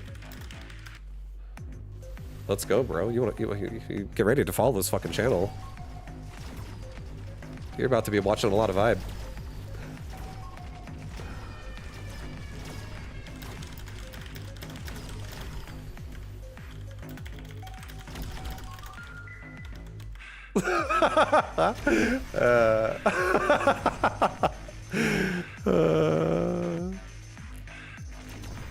I didn't know what his response was going to be, but I thought that was cheeky. I thought that was funny. Made me laugh. Do I know him? I don't think I know him.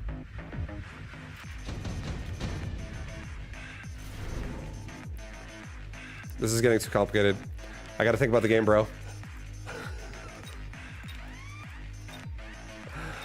Mass-produced Phoenix, not bad.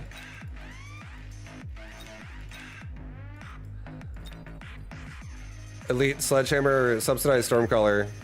Oh god. We could fight a lot of Stormcallers this game if he takes that. Haste module I think is not necessary with how far back I am. I think I'm just gonna take...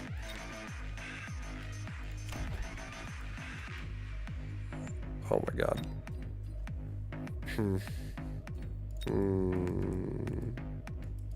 This doesn't feel appealing to me. I'm skipping. None of that made me happy.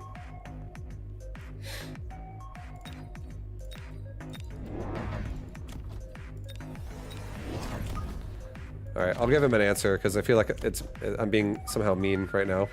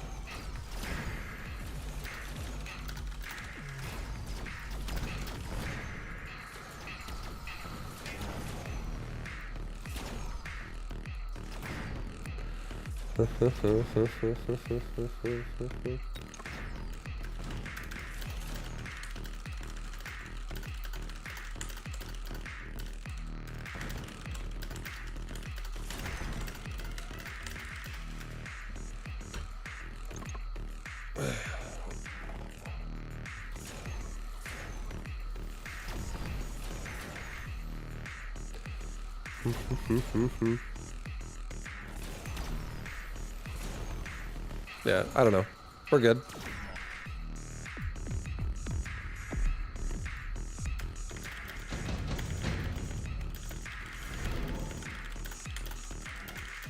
Damn it. Cat, what do you want?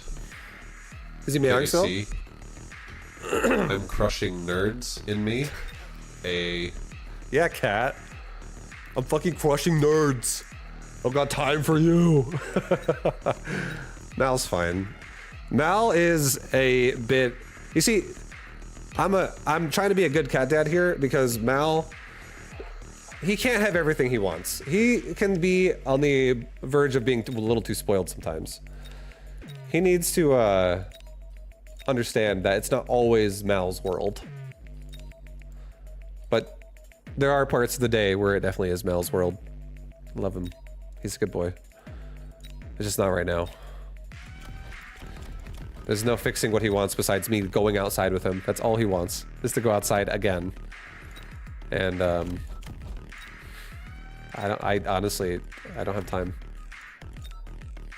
Because I'm here with you, Terror. Because I'm streaming. And I'm not taking my turn either because I'm explaining.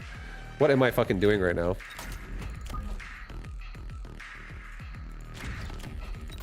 Going for 2 tarantulas. I'm way too unfocused right now.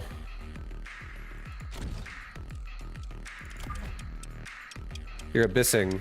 I know, I just changed my tech around and I want to make that work, but this game just keeps saying it wants me to play Tarantula every game apparently.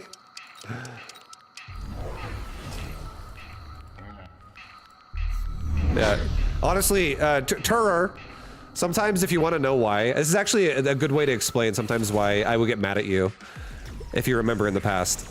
It's because I would be on a train of thought about certain things, like, you know, and then you would say something that would derail me and change the topic.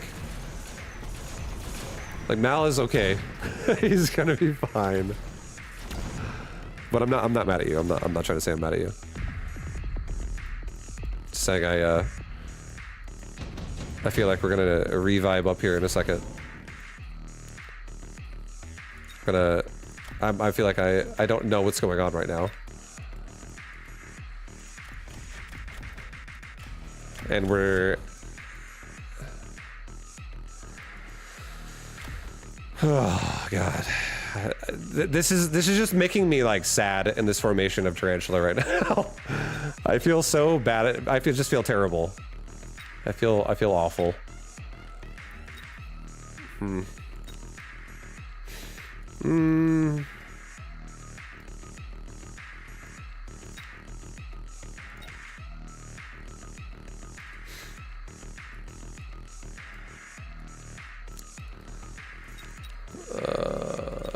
I'm honestly considering the 2 free typhoons, just to get through, help clear chaff with these tarantulas,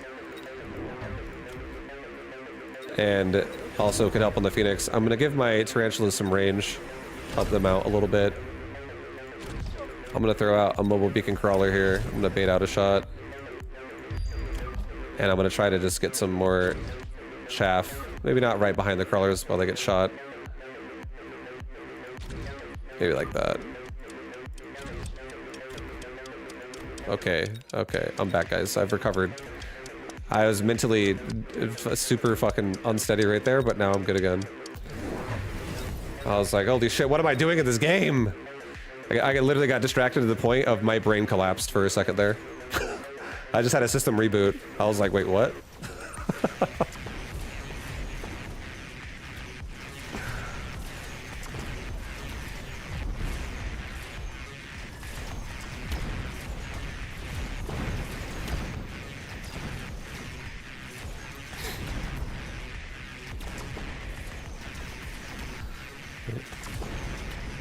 All right. It's a shit show. Yeah, it's a fucking shit show in this game. Everything's dying.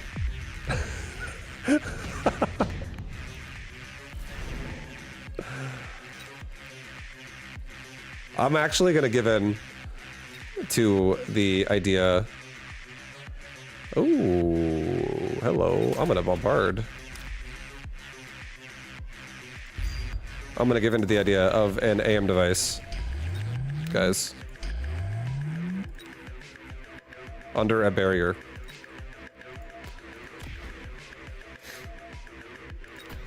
I'm also gonna have my marksman grab some aerial spec.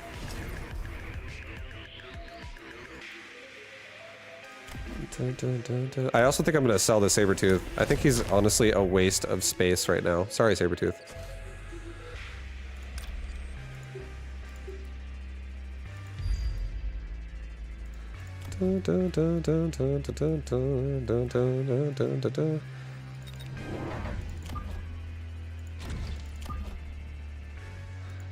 Alright, I think I'm gonna do that.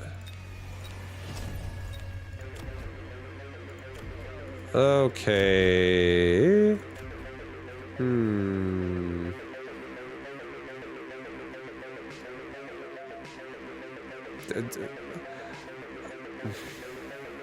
I'm so... I have range already, I have damage already, I think I am gonna rapid resupply out more damage. I'm actually afraid right now. I feel like I'm gonna fucking die. I feel like we're gonna die, guys. I feel like we're gonna die.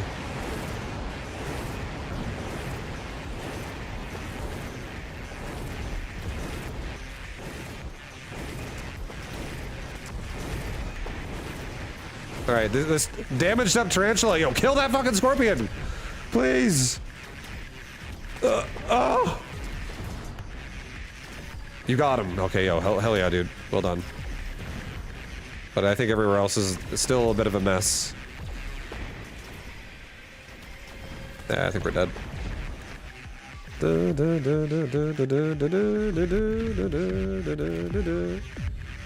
GG. Yeah, I don't know what else to say. Yo, sad man, if you watch this, I don't know how that conversation exchange happened. I don't know how you feel about that. But, yeah. If I made you feel shit in any way, I didn't mean to. It was not intentional. Maybe I'm reading too much into it. I don't know. I'm not trying to make it weird. But, yeah. You're all good, man. If you go back and watch it, I mean. Not watch it, but the conversation we had. Dude, I'm like fucking half focused. Holy shit. And I got some choices. You won me over. Sounds good.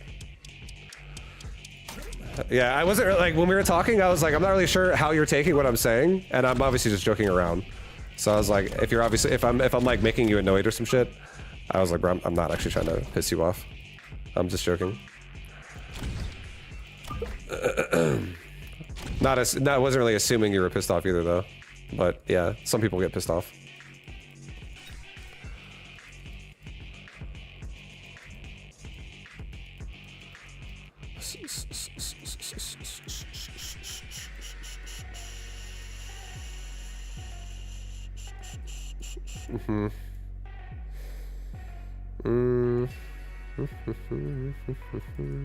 Okay, I'm just gonna send it with stability, guys. Stability. Some nice stability. Yeah, we just have our own shaft that's gonna hopefully keep him in place for the second round of missiles.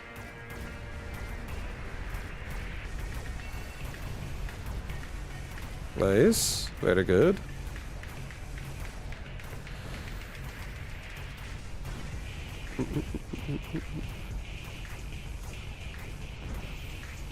1500 life.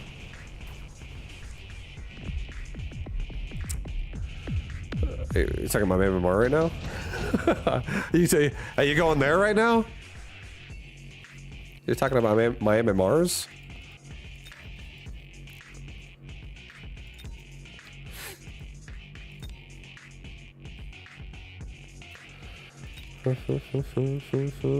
Yeah, I feel like today's been really fun. For me, today's been a day of like exploring new units. Like I really want to explore more of that abyss.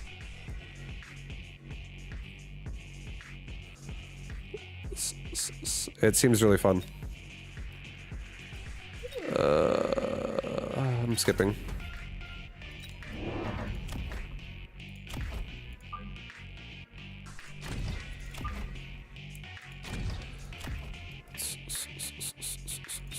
I'm getting range as well on arc lights already. I don't know how many I want to make. I think I might actually leave one side of my board the way it is and add like 3 more to the other side of the board. And then start doing an abyss carry on one side. It's kind of how I'm feeling right now about what I want to do here. I feel like that could be really fun.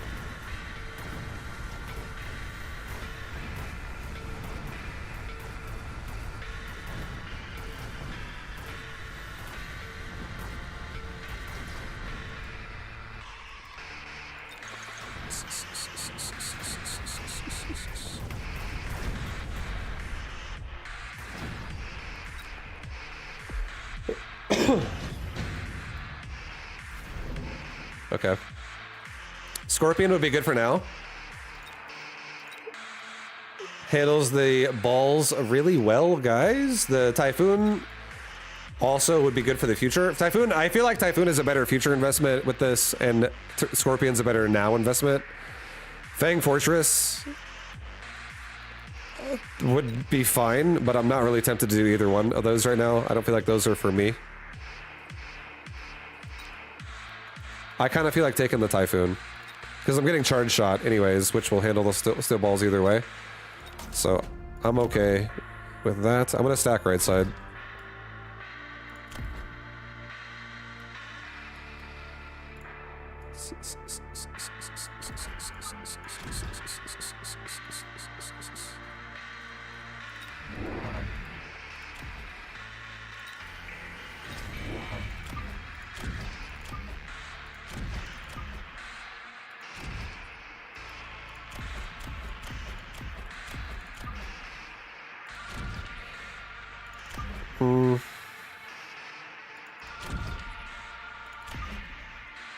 Yeah, that's fine. A little bit more to the right, actually. I don't want him actually on the wall. I want Fangs to be able to fit there. I'm so sketched out by always having shit on the wall because you can't really squeeze a unit in between it to save it. Alright, I think I'm gonna get a tower level on the left side. And I'm gonna let it go.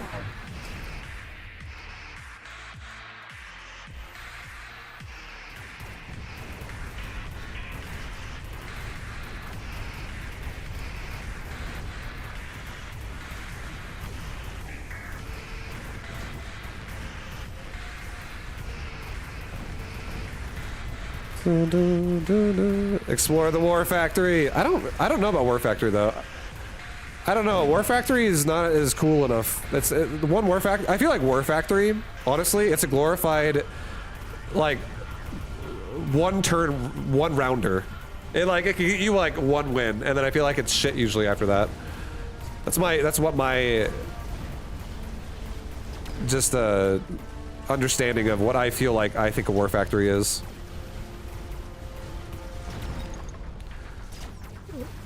Like a War Factory is really good if you're like, oh, I'm gonna kill my opponent this round if I make this. Or you're like, oh, I think he's gonna make it. I'm gonna try and counter that. I feel like that's a War Factory. Otherwise, I just feel like it's like dead weight in your army. It's like anchors once you make it because it's just expensive. That's how I kind of feel about it. You do not get more funds if you win. It's the same always. It's always the same.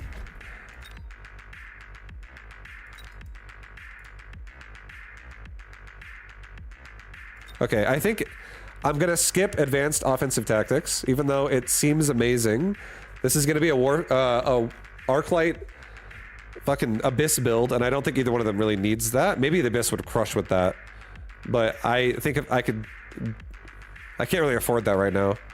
Nuke is possible. If he nukes me, it'll hurt. I'm getting charge shot right now, though, already. And I'm gonna have control of the board. I don't know if I can squeeze out an Abyss next turn, but I want to at least make sure we're making chaff every round to support what's about to happen. Let's get a couple more crawlers. Let's put them specifically on the right side.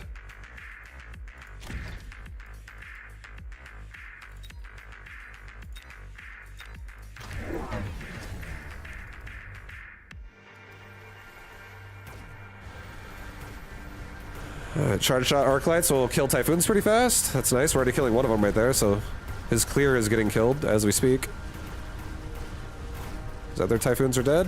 Perfect. We don't really care that much about left side. Left side just stall. I'll probably also throw another tower upgrade at left side. Maybe I'll make another Arclight too to kill these steel balls. Just to like get rid of the ball problem. But I don't care about anything else, as long as I can ramp damage. Or I might just ignore it in general, just say fuck it, honestly, because the more I invest over there, the more I'm investing over there. This is expensive as fuck, and this game might not last forever. Additional deployment slot. Nice, take that. I'm gonna wait one more round to do it.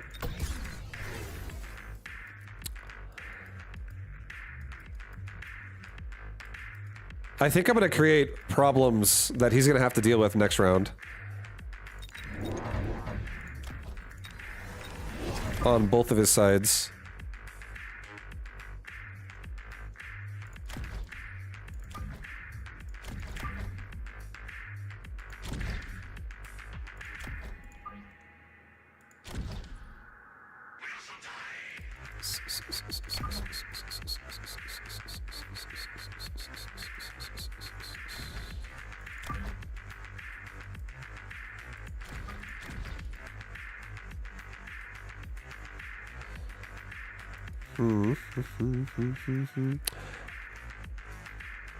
Is this missile immune right here? I think it is.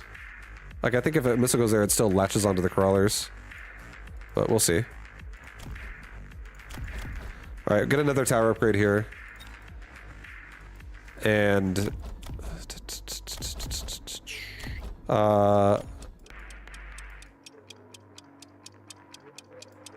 maybe oil the left side as well.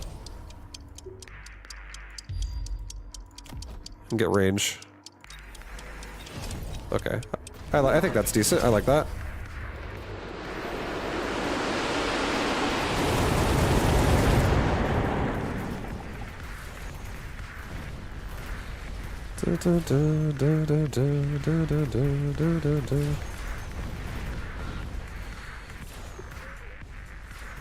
Yeah, if these Arclights level up, it just fixes problems as well.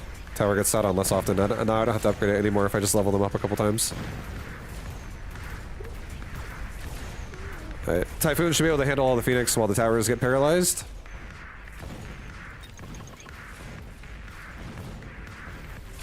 And my tower will probably not break because he's going to get paralyzed again. And even if he does paralyze me, it's just... yeah, it doesn't matter.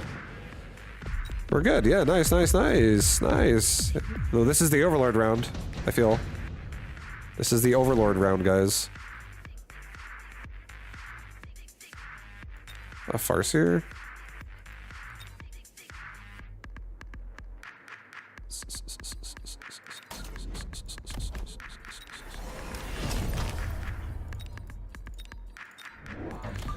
I want to really honestly mess around more with this though.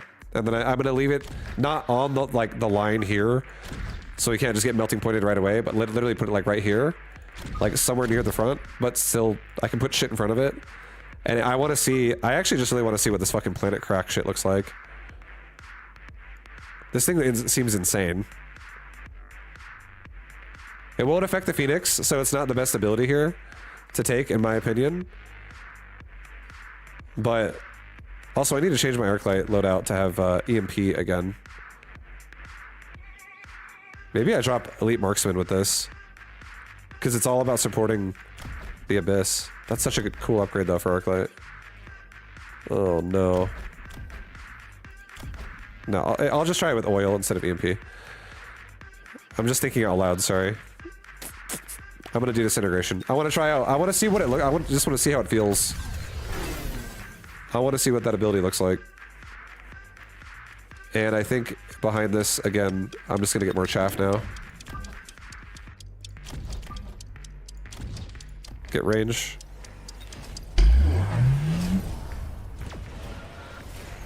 Holy fuck.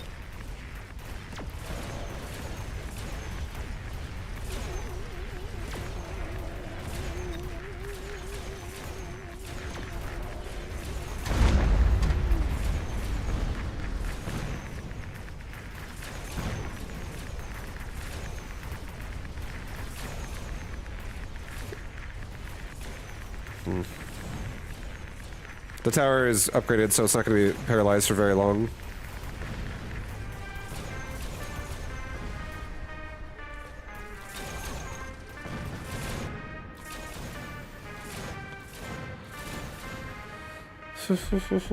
Okay, this round we're going to upgrade anti-air on my Arclight. And then we'll, oh, nice, intensive training.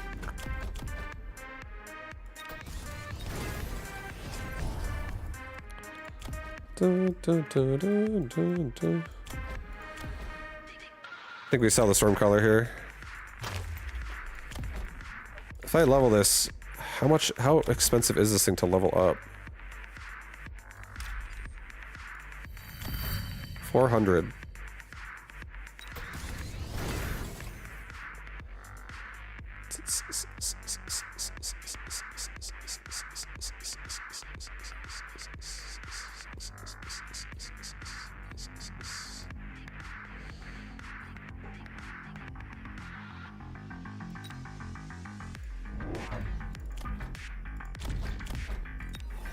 Alright, I'm gonna mobile beacon this thing back. And then forward again.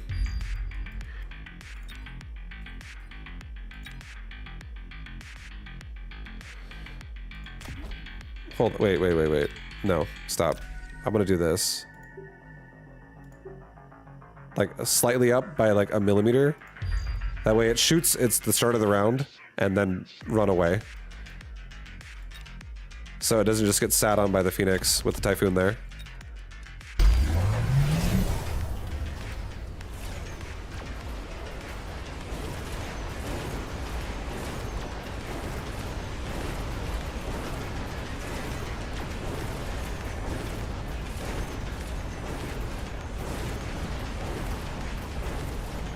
Oh boy.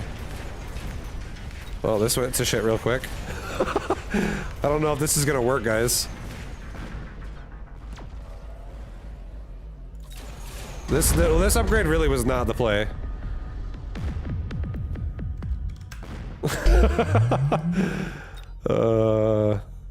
Yep.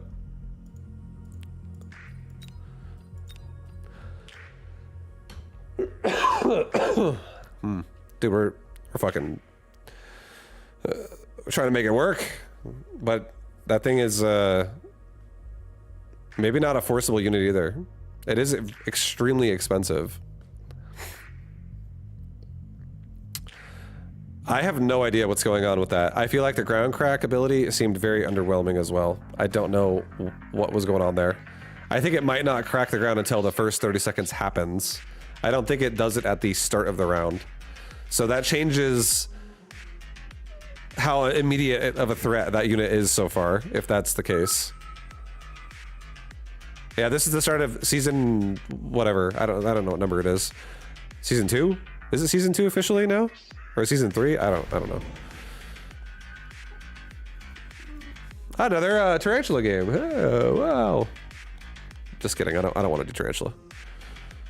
I'll get a nice cost control game in. The rounds even generally last 30 seconds. Yeah. They do. They definitely do. It goes by really fast. Keep in mind, a lot of times when you watch this game, you're watching it sped up. Because people are like, you know, oh my god, these units need to fucking connect already. So like it's the seconds are going by like much faster than real seconds. Wait, what am I doing? Hold on. I don't like. What am I doing? This formation. I don't like this one. This is like Hound 1.0. I'm gonna go back to Hound 5.0.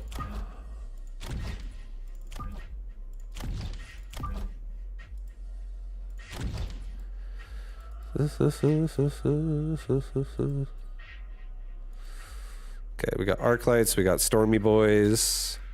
Let's get a missile absorbing crawler. Like right here. This includes stormcaller missiles. This is obviously gonna bait him to probably want to missile strike the shit out of me right there. And I think we just get one more hound on the left side.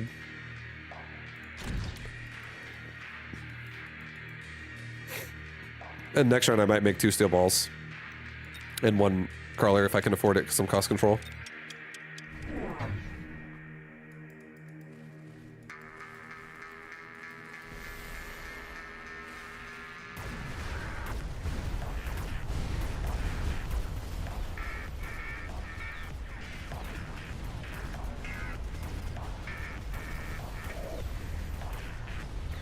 Kill the arc light. Yeah, baby. Get to the tower. Kill the tower. Oh, never mind. Stormcaller said no. The Abyss looks like a floating command center. It really does, yeah. It does. I thought it was like an infested command center is what I first honestly thought. Okay, shield airdrop's pretty nice. But the thing is, is if I put a shield airdrop here, it doesn't really help me in the round besides absorbing a missile. So I think what I'm going to do is I'm actually going to put it... Wait, Wasp Swarm...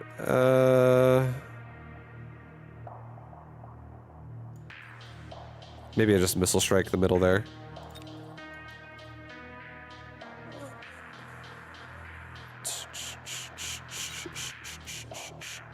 He also might drop it behind himself. I'm gonna do a shield airdrop. And what we're gonna do is we're gonna get... I do think I want steel balls here. I think steel balls would go real hard right now. I think I want a shield airdrop like forward.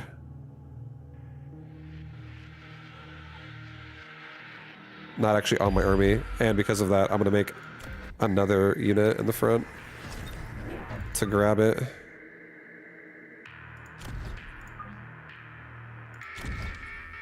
Okay. And I'll put it 3 up so I'm immune to missiles for future rounds.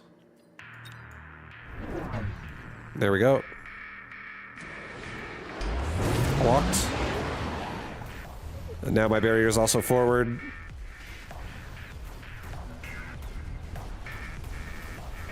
So we have some defense here while we try to engage.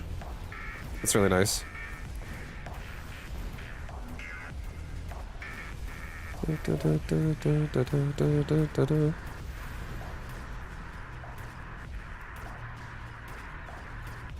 Kill the tower!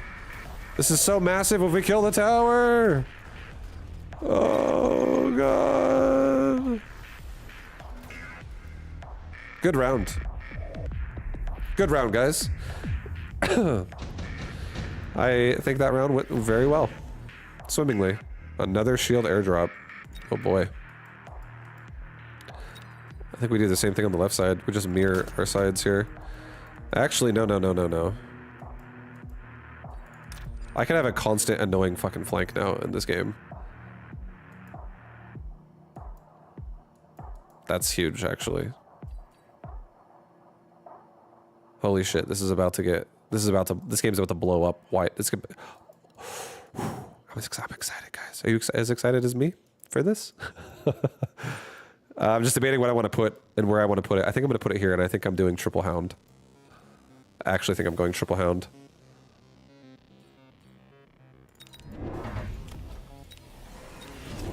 and we're getting range. And I'm putting it here. And I'm putting hounds here. And I would love to get a typhoon. But if I can't get a typhoon,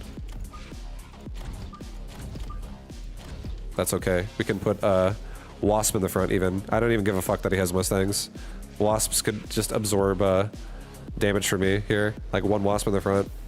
And then behind that we could get like Marksman if we have to or whatever. Fangs.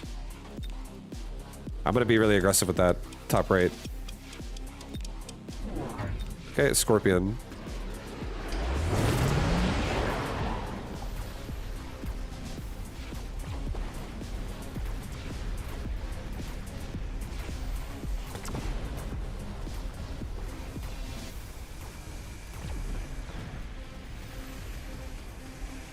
And I built it pretty dense, so I do think that's going to bait out a missile, just so you know. Which is why I was talking about the Wasp.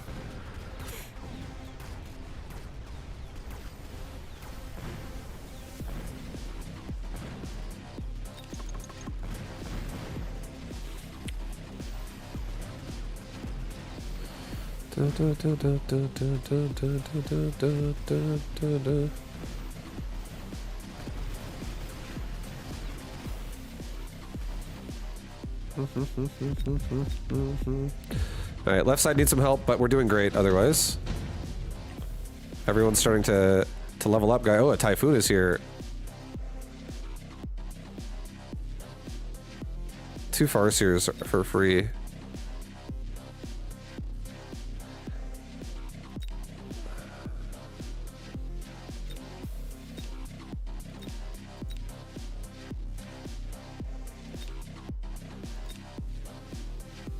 Alright, we're gonna put a Typhoon right there.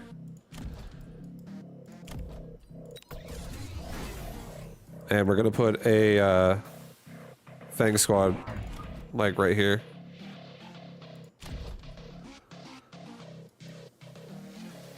And I actually do think I'm going to put a Wasp pack.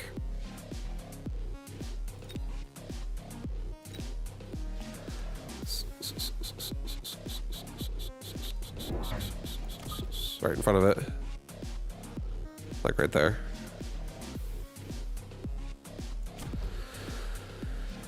And then now, left side needs some assistance. So right side's, I'm gonna try to help left side by really protecting right side's flank now and breaking the tower, and then when I get another barrier, I can drop another barrier next round and make it even stronger. The left side needs some assistance, and I think I'm gonna give left side that. And oh god, this left side's so fucking dead. Let's just say that. Let's just say left side's dead. One more round of having a bad round on left side. Oh, my left side. Okay, we'll fix that in a minute.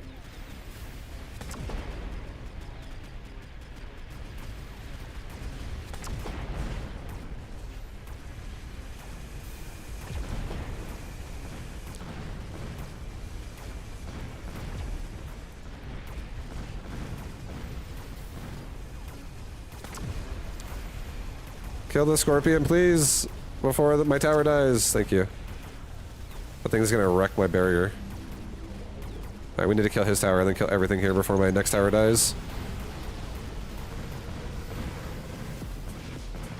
Perfect.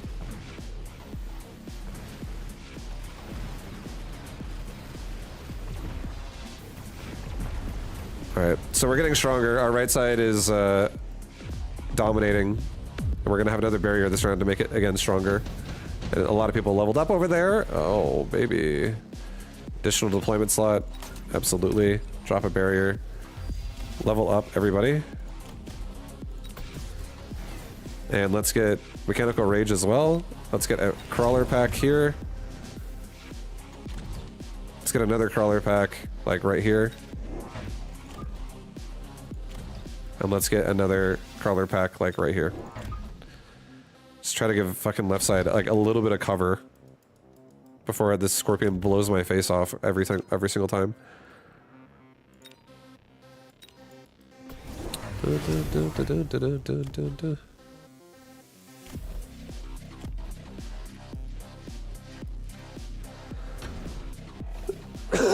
Alright, so he's missile devicing me again. It's gonna kill the wasp. That's why I built them. They're just gonna absorb the missile in the sky so that it can't hit the ground. So that's nice.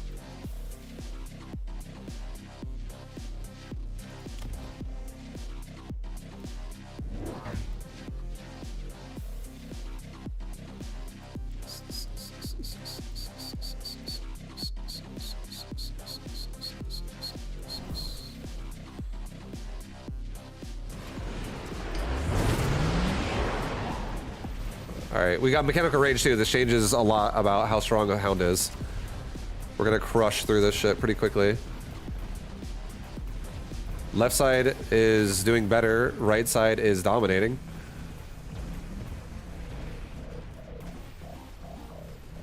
Yeah, left side still dying, but we killed a lot of it. We're still alive on left side for a second here. One hound, he's like, I got it! Almost killed one more sledgehammer. Well, that's nothing now. So we've rotated how the pacing of this board is going.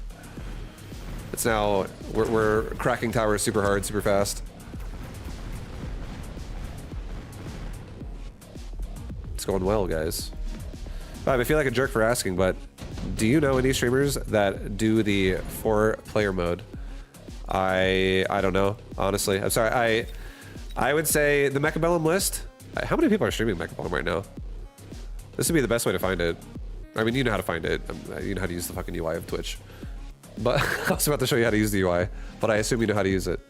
But yeah, I don't know who does it. If anyone in chat knows, feel free to recommend. I'm personally not a huge fan of the 4-player mode myself, so I don't play it very much. Rhinos up the middle would be really annoying.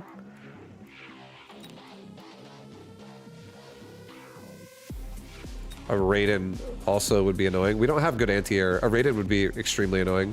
Let's get Raiden. Myself. I'm just gonna... And if it turns into air, it turns into air. I have air too.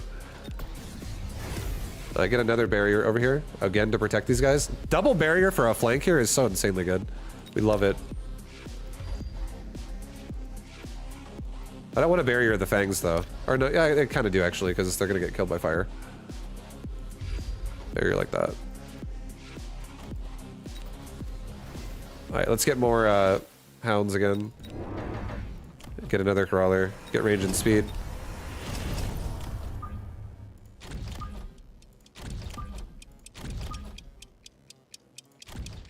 Yeah, rhinos would have been really fun and tempting, but I don't think it makes a lot of sense. Actually. If we don't have any anti-air.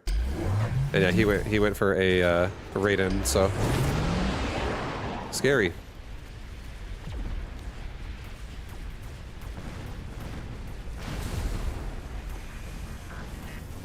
Our hounds are killing top right so hard, so fast.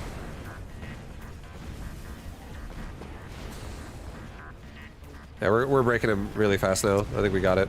These levels on these hounds are just pushing this into severity.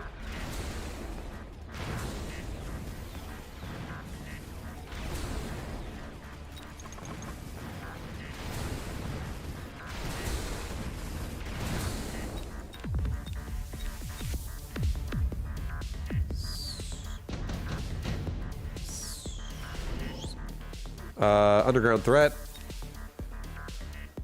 Not gonna go that hard.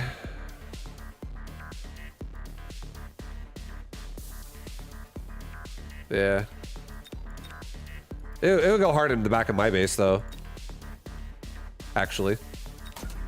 Let's go ahead and protect ourselves from the possibility of that. Let's also go ahead and just put 2 more Raidens here. Just to protect myself from all kinds of bullshit that can happen. Let's go ahead and, because I don't have a barrier this round, let's just get a barrier on my Typhoon here to kind of protect a little bit. Let's rapid resupply, get speed and range, and get, let's get 2 more crawlers, or 2 more hounds, sorry, for the push and the behind the crawlers. And now we're protected from a offensive underground threat while we have a defensive one. And then these Raidens will be great because we're winning the ground war really hard, so they'll just finish off whatever's left over.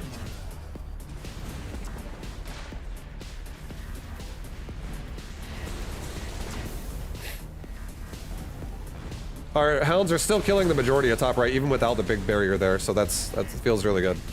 The Typhoon barrier helping a lot there.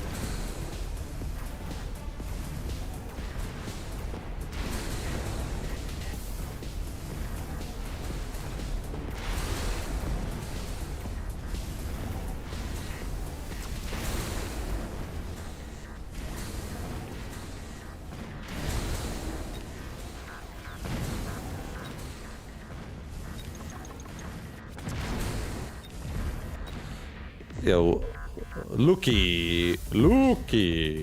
What up, man?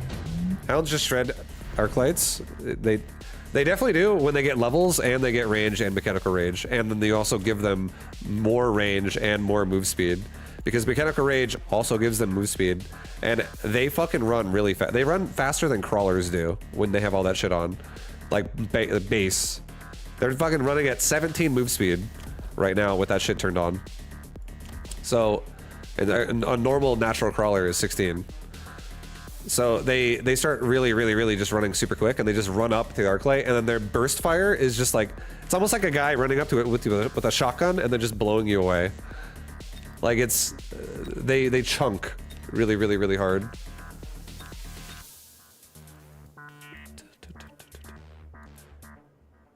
I think I'm gonna put some Wasp like right here. Protect myself on this potential Raiden being overwhelmed for a second. And then it'll take it to the middle here. Let's get defensive drop on this again, get this even more defended one more time. Actually, you know what? No, this is too crazy. Don't do it. Do it. Let's do it.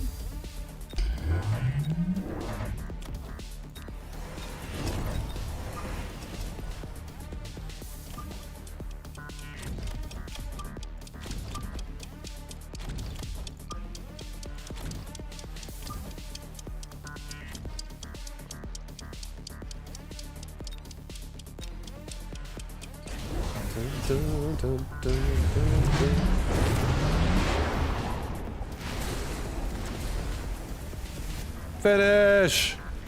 Barrier up! Oh, they're dead already.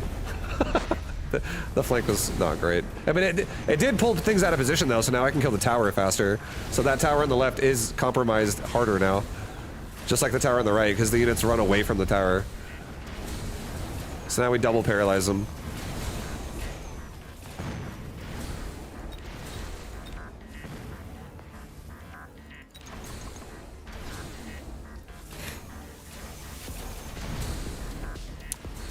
Vibe, we love you. Yeah, I appreciate that. Love you too. I love the chat.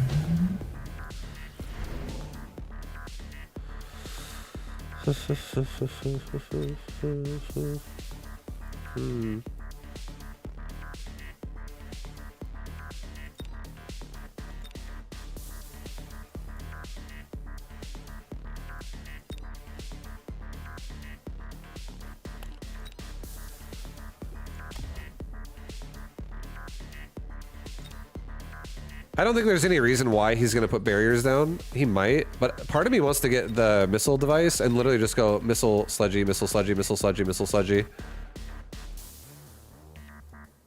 But it's so expensive as well.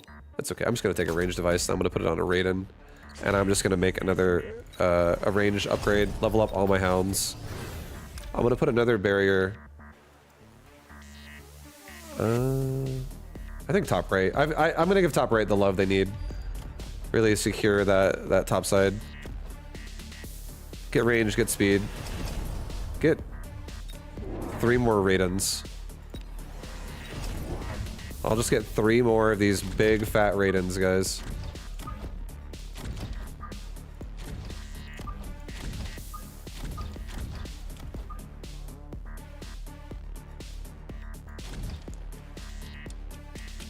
And then we'll have another one fill in. But yeah, the game's over. I think the game just ended. We have so much ground to control, and now we have so much air control.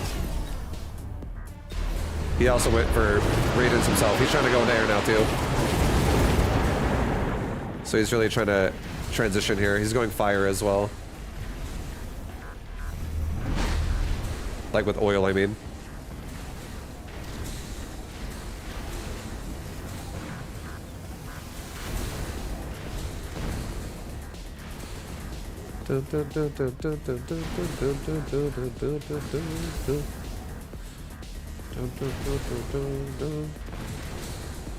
If there was a next round, would you just go extinguish? No, I would go armor, actually. I would just go armor. I'm not even running that many crawler.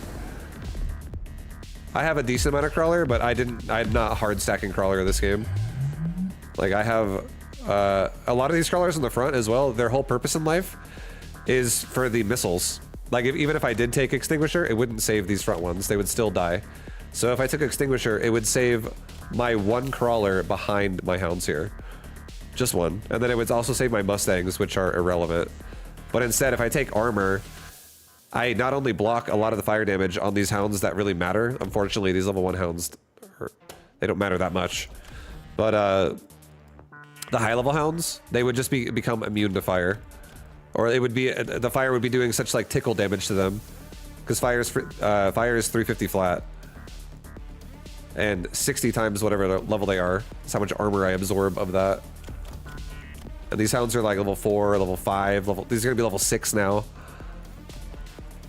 Level 4 over here. And they would just run through it. And then they would also run through a lot of other things other than like a scorpion. Even harder. Like the Arclight would only be hitting them for like half damage right there. So armor would have been my choice.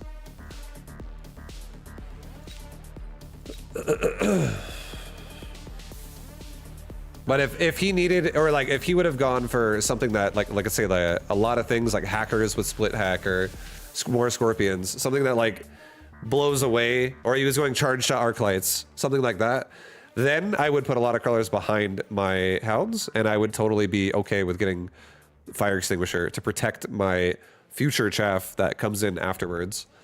But the hounds were kind of like it. They were like the end of the chaff pretty much. Because I was flanking instead.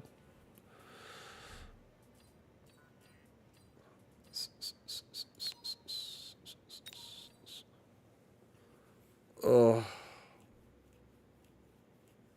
Boy, yeah.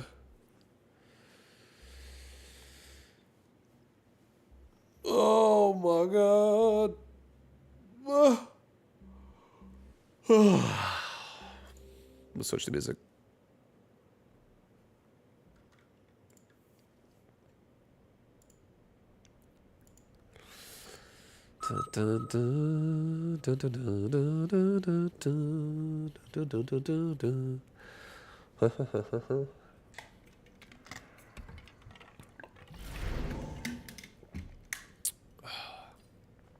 Cost control would go really hard here. I'd play a hammer game, honestly.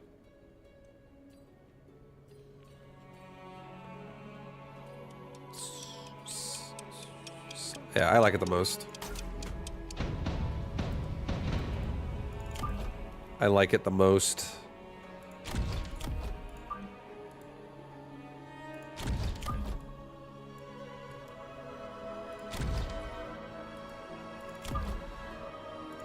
And these hounds are just going to be midline chaff.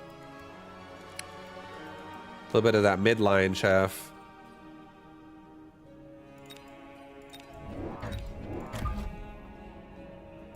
I'm going to stack my left side a bit more for round 1. Nice, perfect. Perfect. He said the same thing. He also wants to stack the left side. Well, we have 2 forms of chaff clear right now, and he has no chaff. So a great thing we can do now is we can literally go hackers, and he has to play catch up on making enough chaff to overpower my chaff clear, which is a lot already. Hacker would be like the most insane option right now. I think I am gonna make one.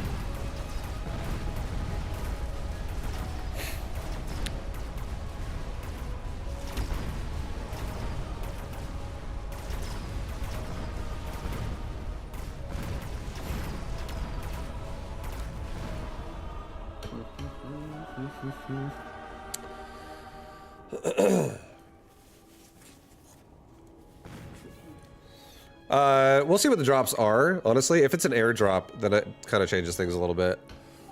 Maybe. But I do have Fang, so there's that.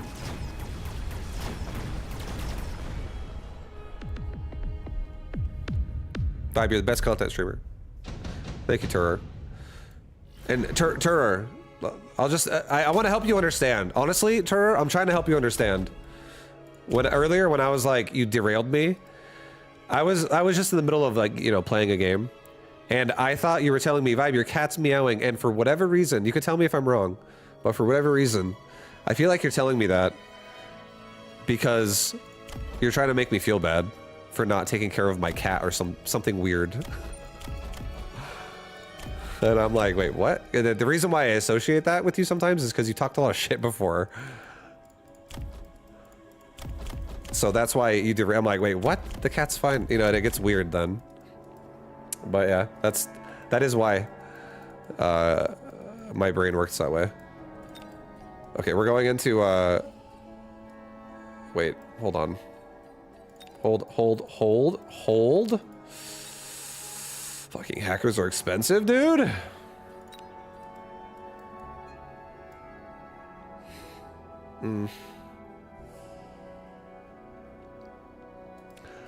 Okay, I'm gonna do a rapid resupply round, and next round I'm gonna commit to just being broke and only making chaff and just accepting my fate.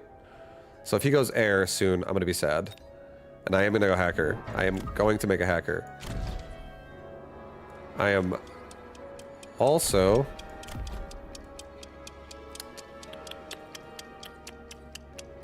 going to level it.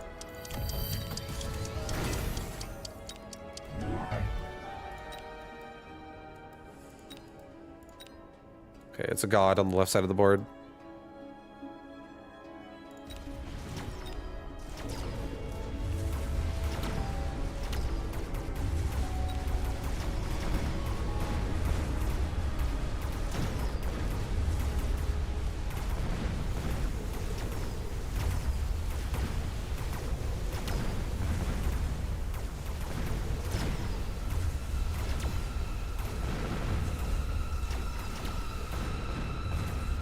Oh boy. This hacker is really disrupting this side.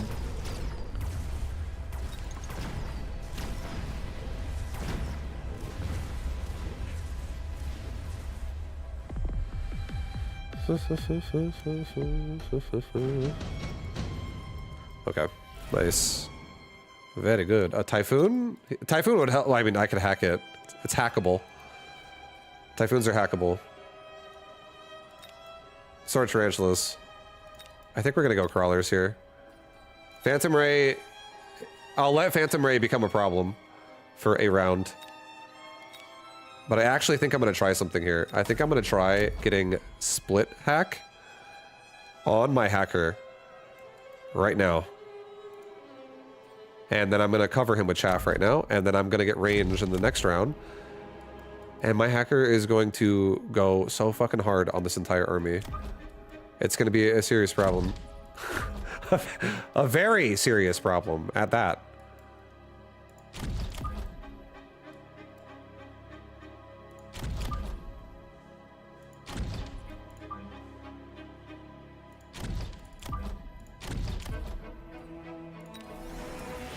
I normally don't ever get that upgrade. But here we are getting it. Let's get one more crawler.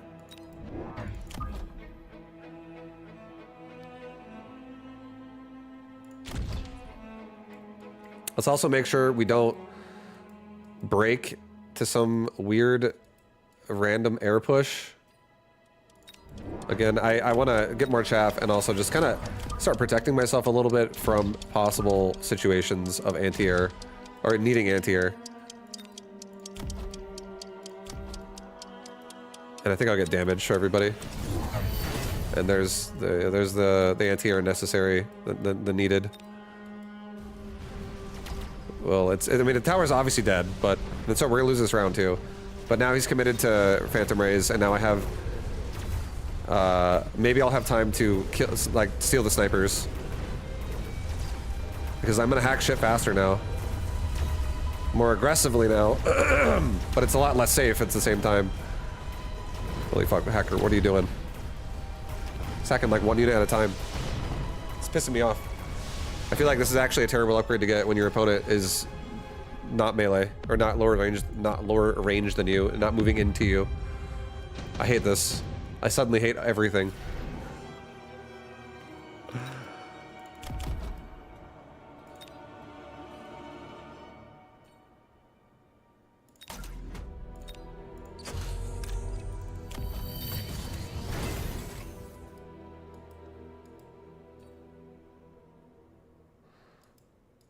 I feel like I'm trolling so hard right now on this.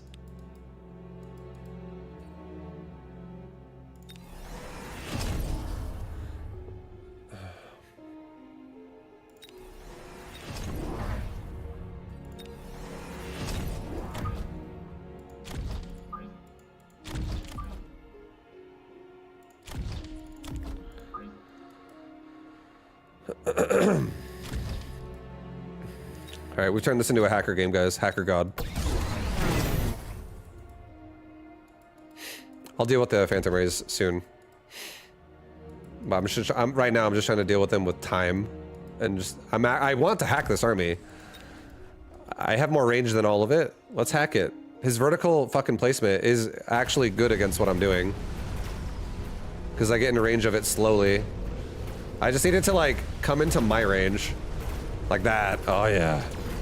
Because I got more range, baby. He's gonna have to upgrade range to counter this. And if he does, I'll be sad. Because it will counter it. Pretty badly, actually.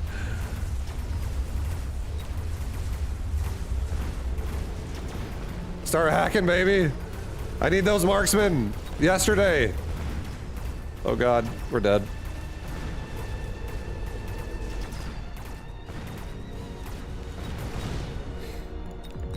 Alright, if I just fix this right side now, this round, we might have a chance. Guys, I think that's bait. It's too expensive. It's too expensive. I can't afford that.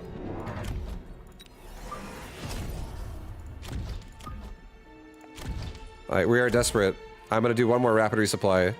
I'm gonna get one more wasp on the left side, because we have a horrible anti-air here as well. And let's get more range. This is it, guys. We've full sended everything just now. He's got range on his sledgies, but my hacker still has five more range than he does. Barely. But yeah, I think the split hack is definitely not the play. This is not the play, guys. I foresaw in my head I was just gonna walk forward and steal all of his shit, and he was gonna try to put more shit in front of it to guard it, and I was just gonna eat it alive. But this formation actually just, because I feel like the hacker, you know what? Maybe a mobile beacon would fix this.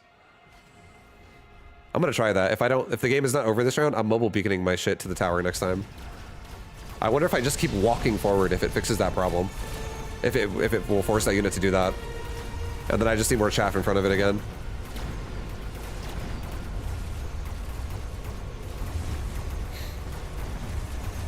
Alright, right side's fixed.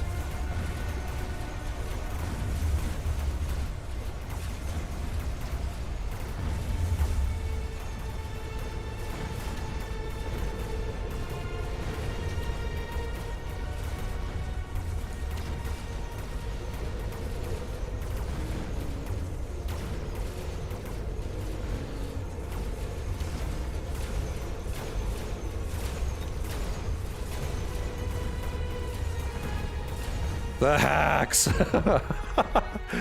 We're mobile beaconing this shit. It's mobile beacon time. Move speed as well. Actually, can I rhino him? I can. He can't rhino me. He can actually in the middle. Let's get one more wasp pack there. And I'm gonna drop a rhino in the back of his back right. And if he doesn't respect that, he's fucked. Like, it'll break the tower. And it will suck. Let's get another wasp pack in the middle here. I'm gonna get a mobile beacon. I do need chaff in front of this. hacker. It's of the utmost importance now.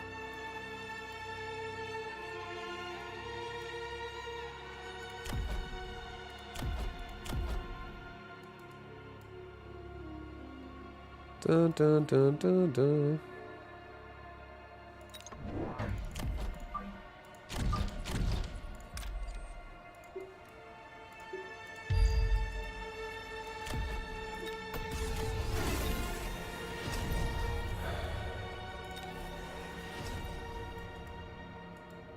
Fuck it, I'm gonna...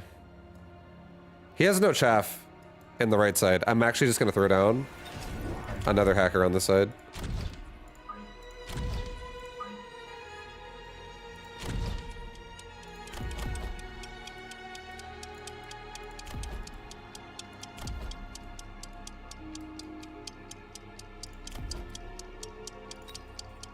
Get a barrier too. Really protect this hacker.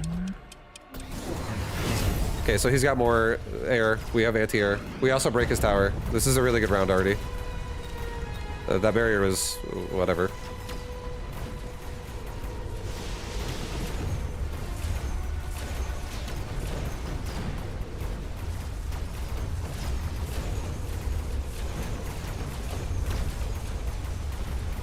Holy shit, dude. That hacker.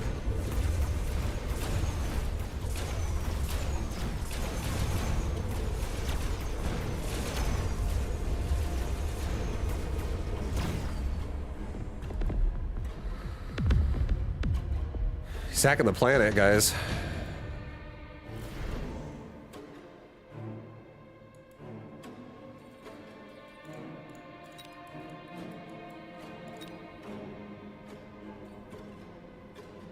Oh my god. This is fucking serious? These are the squad leaders right here. Regen, Sabretooth. You guys are all gonna hack the planet together. Dude, this is insane.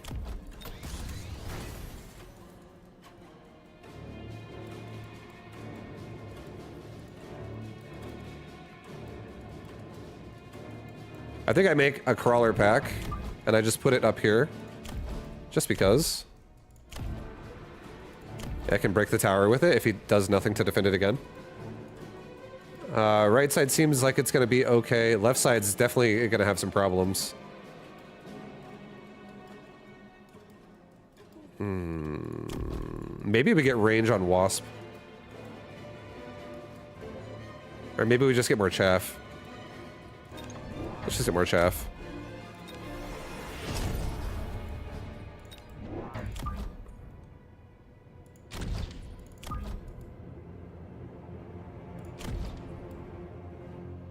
Okay. Get speed and range. I'll get a barrier on both sides too. But a little bit further back so it doesn't break so easy. I'll also missile strike. Here.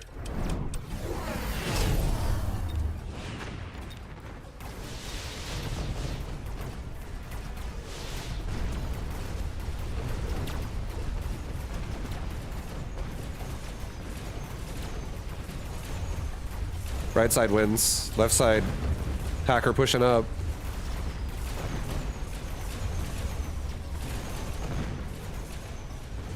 Oh, the paralyze again.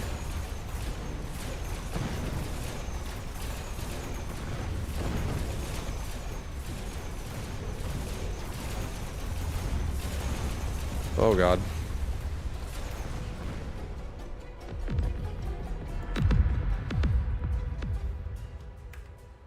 That was actually fucking sick. That was a mobile beacon fixes that problem. That's so cool. I like how it just kept running forward into it. Mostly.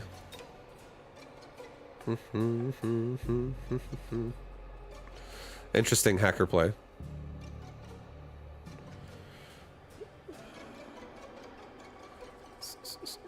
You haven't seen Mobile Beacon to fix multi-hacker like that before? Yeah, that was interesting. He just kept running into the line. Like, that's kind of like, imagine having a barrier on that too, because that could upgrade barrier tech on it as well. And then imagine running that also with like the hack that when it finishes, whatever you hacked is full HP again. So everything you hack is now a full HP version of itself in your army. That'd be fucking nuts. I think I might actually make that part of my Hound build. Literally, that's like mobile beacon hacker. That's so fucking interesting.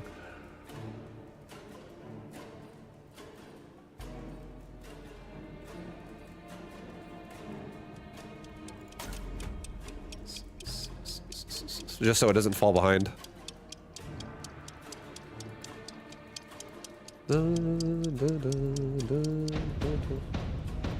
Alright, he's Steel Ball, Arclight, Amplify Spec. We are Hound, Mustang.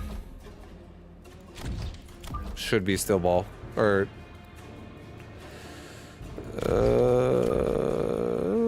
it doesn't have to be Steel Ball. I could just get crawlers against this. He does have charge shot.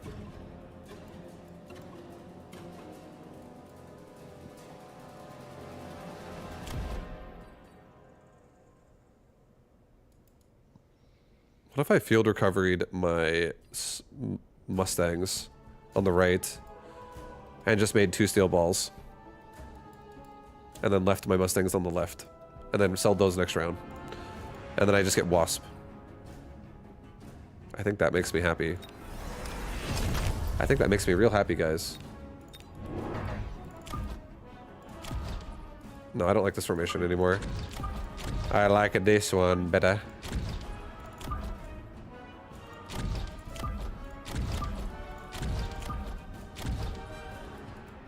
Alright. Set it with that. Put these way in the back.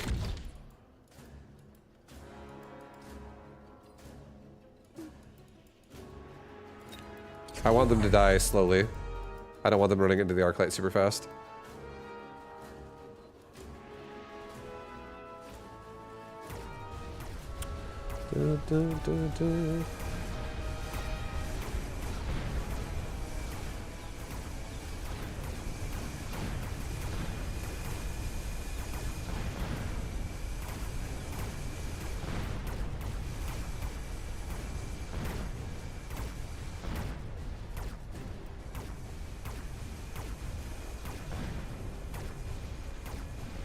Break the tower, we're dying out here.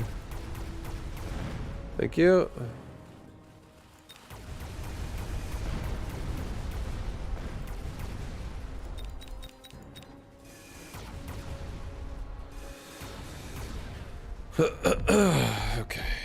Okay. Okay, guys. Okay.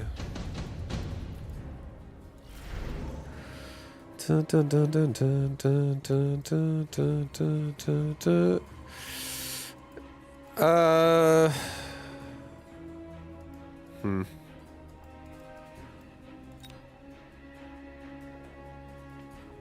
Wraith is tempting. Fang is tempting. Rhino is tempting. Sledgehammer not so much. Rhino not as tempting though because steel balls are already in the game. But flanking is very powerful. I think I'm going to honestly... God. I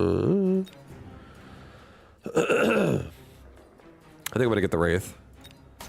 And I think I'm gonna put the Wraith on the left side instead now of my Mustangs, and it's gonna go a bit forward now. I'm probably selling this thing. Don't plan on keeping it. But now I at least have some protection versus anti-air. Let's get 1 crawler. And the front army of my army, kind of on the left side.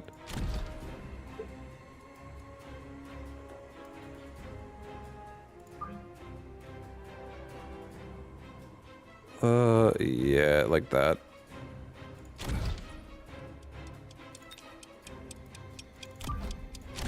Let's get hounds. On the left now as well. That will support my Wraith in the round. Okay, so he went marksman. In preparation for that Wraith. He has range arc lights now too.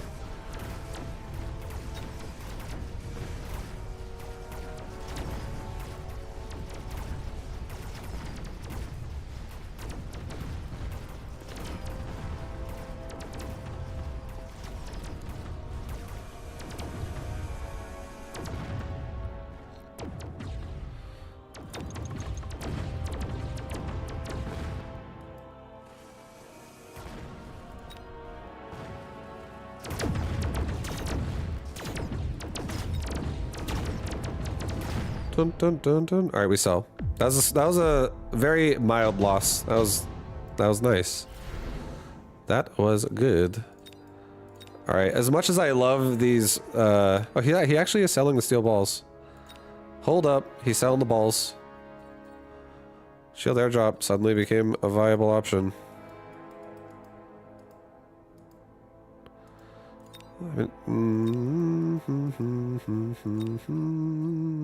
Efficient tech is so just good here too, though. I'll take efficient tech, it's fine. I don't want to force a flank right now.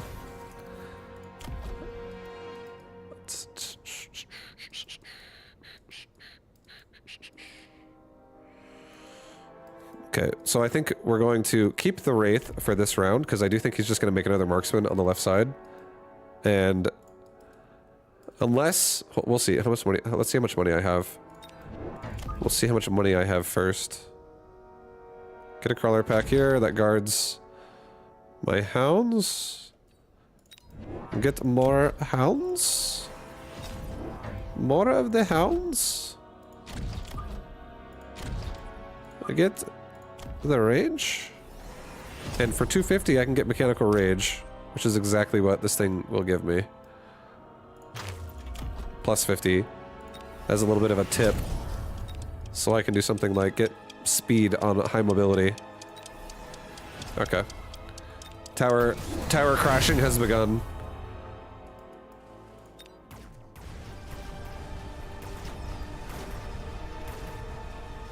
This is a different experience with hounds this round. These things are, they're stronger, for sure.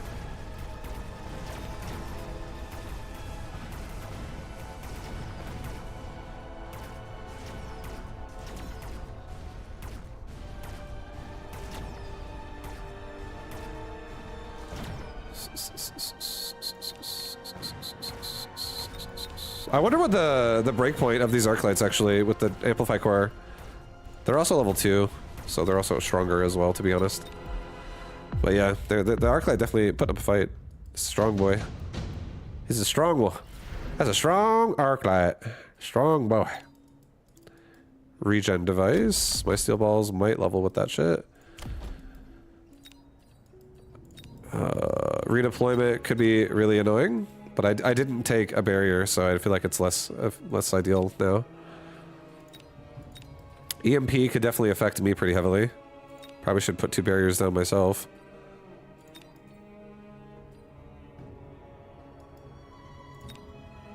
I actually don't know if he's going to take EMP. He might just level those steel balls and put regen on them himself. I feel like he's probably going to do that, actually.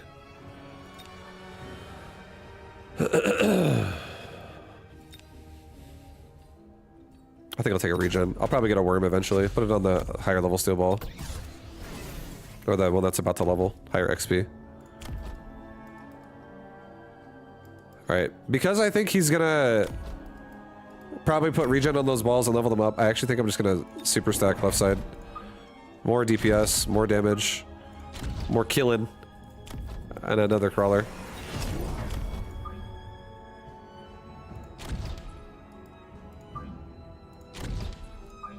And then we'll get damage, and then once again, speed and range for the round.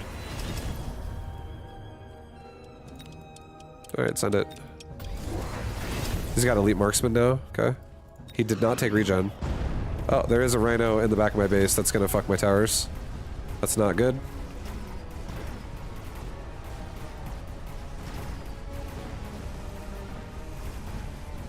But it's only for 1 round. But still, that's unfortunate. I'll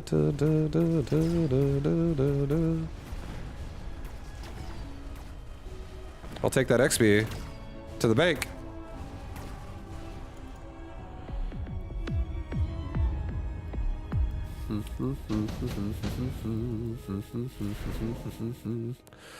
Okay, 2 level 2 groups of Wasp. This kills Overlord and Mustang again are a problem here.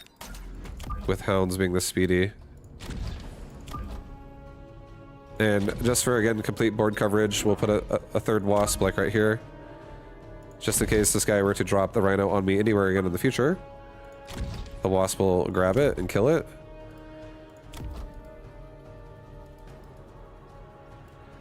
And I think this round honestly should be dedicated to crawlers.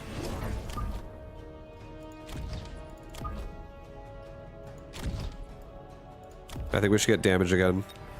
And get speed and range. Just trying to chomp him to death. Right away, guys. Chomp him up. He's got charge shot now. Next round, we immediately are going to turn on loose formation, and we're making backline crawlers now. So this game, I feel like this game is going well. This is a position. This is the Arclight. This is actually the vibe formation, pretty much for Arclights, similar to it. Let's fucking go. And I know one thing these Arclights hate, and that is loose formation.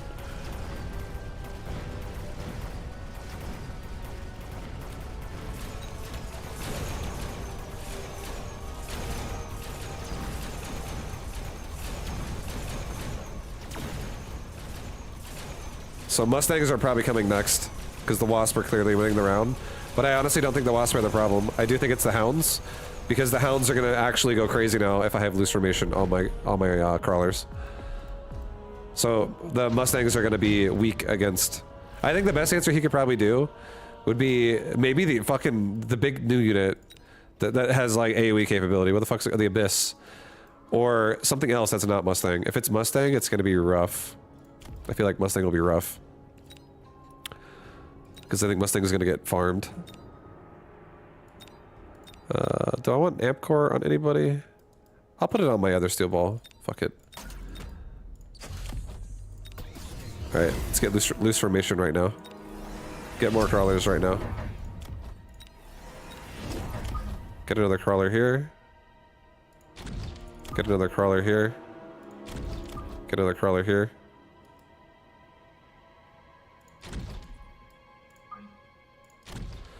Get a level on my Wasp.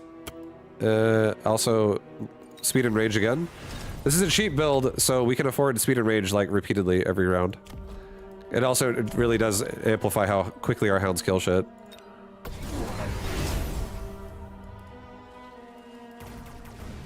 Alright, so now the Hounds will have a lot more uptime due to the crawlers lasting longer.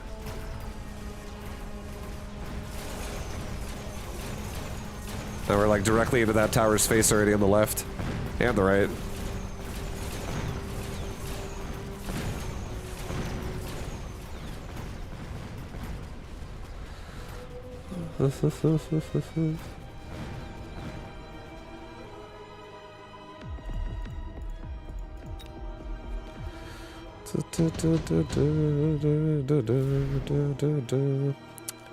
Definitely take advanced power systems. We just run him down and get on those towers even faster. I think a really good... I don't know if this is going to end the game.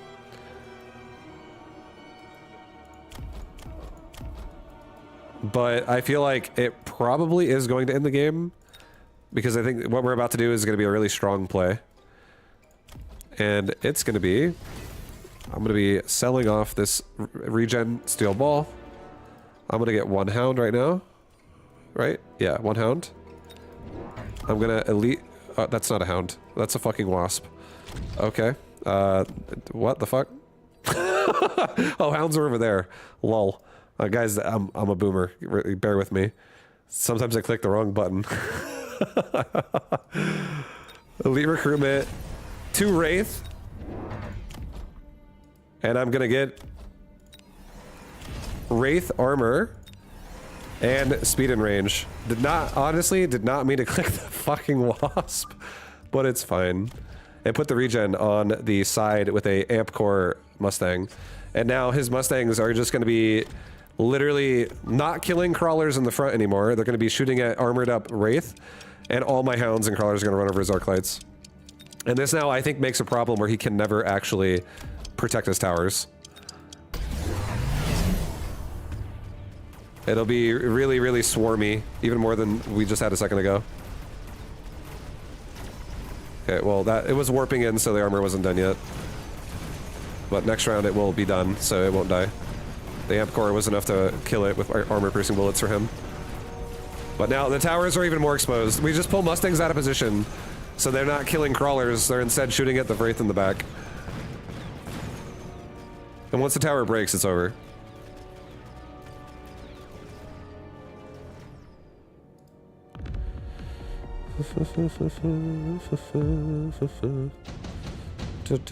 Yeah, honestly, I thought the Wraith would live. Honestly, I assumed it was gonna not die, but it did die, so it's okay.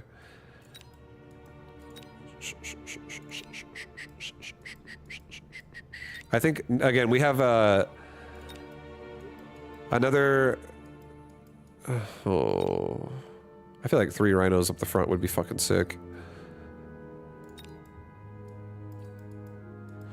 But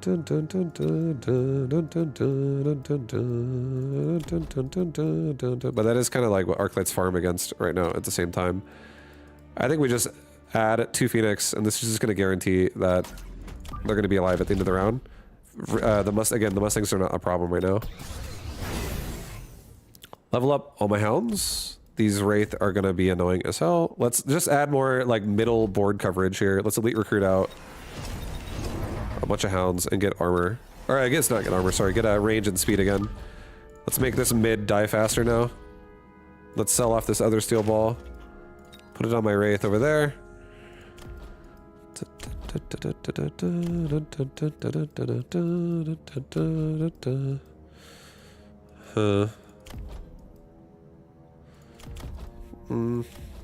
I don't really need wasp range.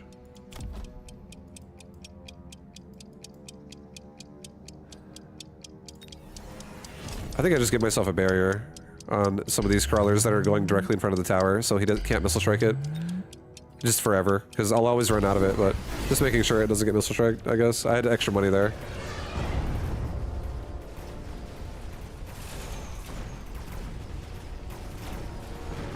Alright, so he added Phoenix to the back. It saved one side, the other side still broke.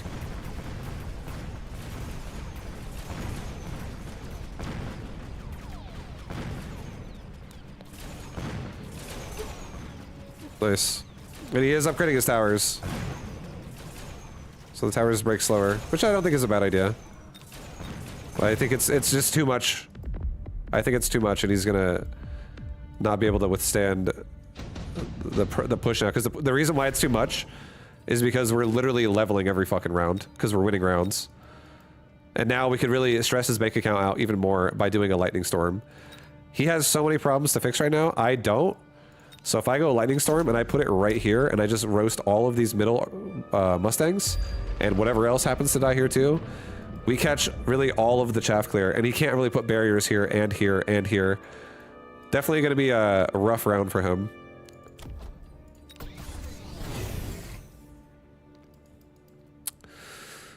And lastly, I think what we should do is let's just add 3 more crawlers.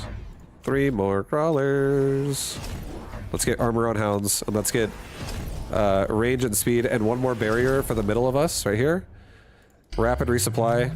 Let's get a barrier on the left side. Let's get a barrier on the right side. So we protect ourselves from a lightning storm as much as we can. If he lightning storms me behind this point, that's fine. But if he lightning storms in the front, like here, I can't do anything about it anyway, so it's whatever. Protecting myself as much as we can.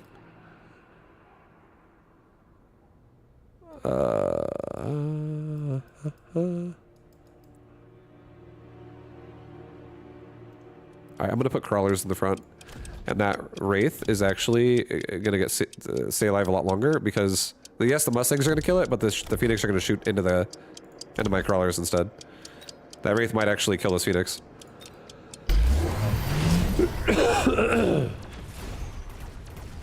That's never mind, he used the missile device. Okay, so our flanks are not doing anything, but again, that's fine.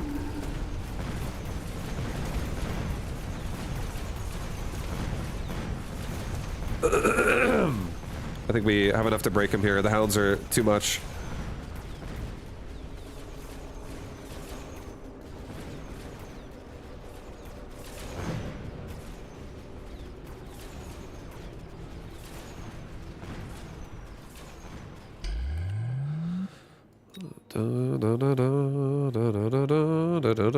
Game over.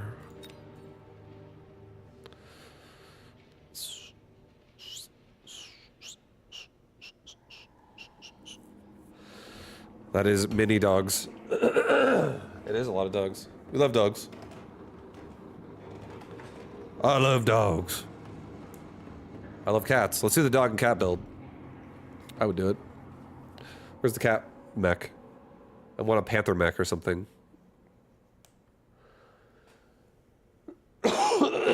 Dude, my throat. I need to drink some fucking water.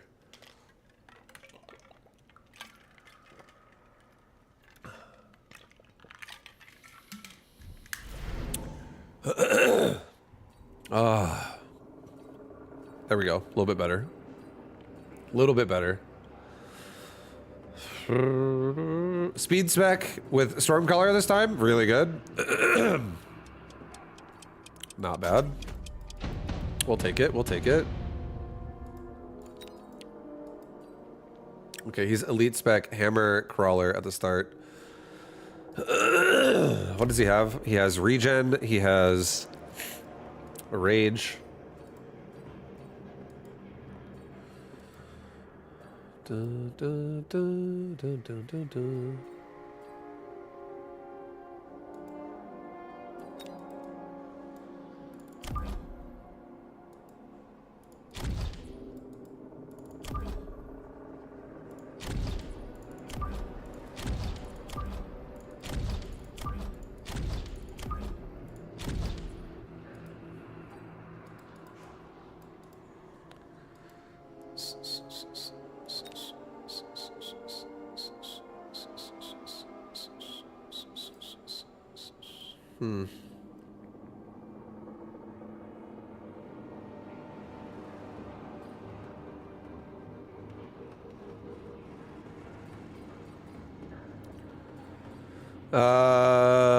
I think I'm gonna save. I think I'm gonna save round one, guys. I'm gonna do a rhino build. I feel like doing a rhino build.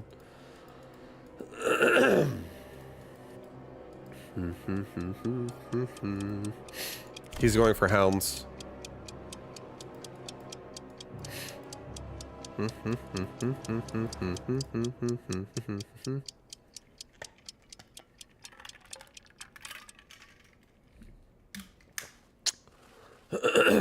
Cat Mech was a Starcraft 2 campaign. Yeah, I remember it. I remember it. I can't remember what it was called, but I remember it. That's what I was thinking about.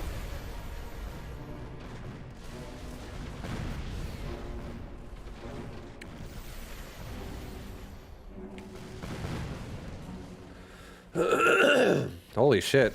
My throat. I'm fucking dying. I'm suffocating over here.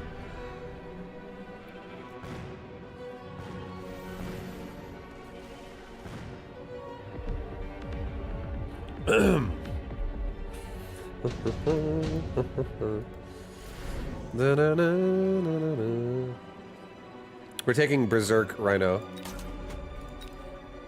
And we're gonna get Wasp. I'm gonna make a Wasp over here. I'm gonna make a Wasp over here. Oh yeah. Sick Wasp. I'm gonna put a Crawler right here.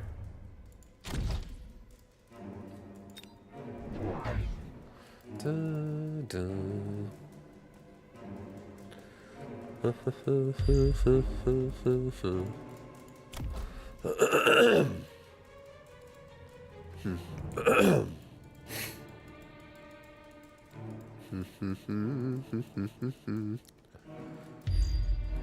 want to kill that barrier really bad.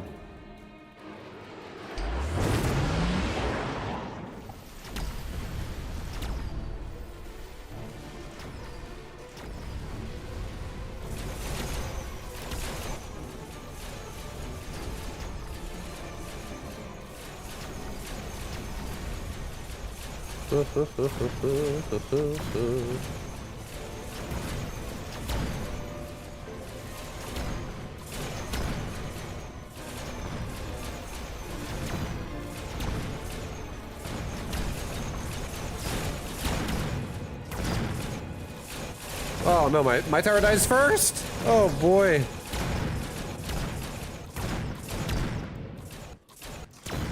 So I got most of it, at least.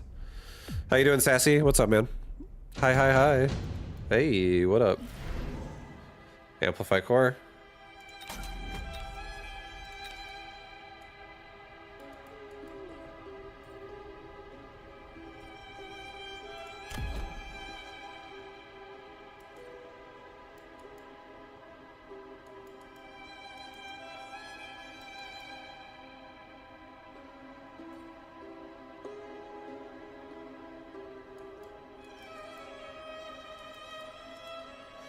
I'm gonna elite recruit a Rhino right here and put an amp core on him. I'm also gonna give him move speed right now. Move speed. He's got some move speed.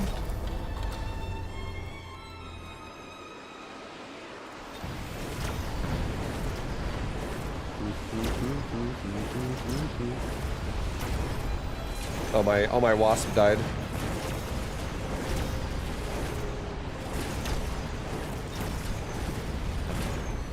Oh, my freaking wasp died, man, to a missile strike.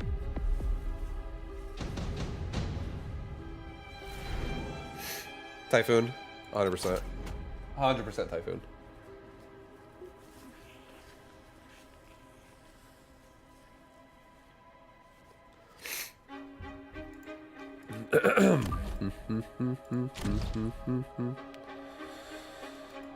Typhoon right up the front as well.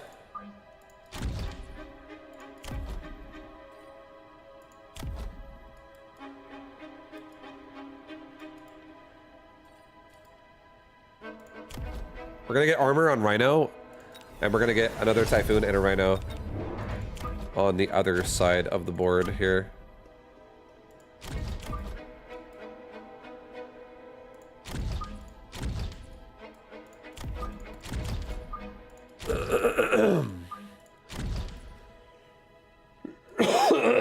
Excuse me, holy shit.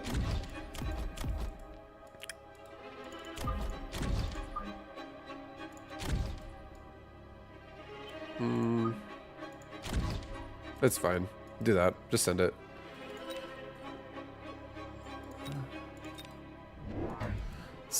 Rhino new strat? Yeah, this is definitely... I'm just playing... I'm just experimenting a lot. I'm just enjoying myself. We're doing a lot of crazy builds. Craziness. We're doing build craziness.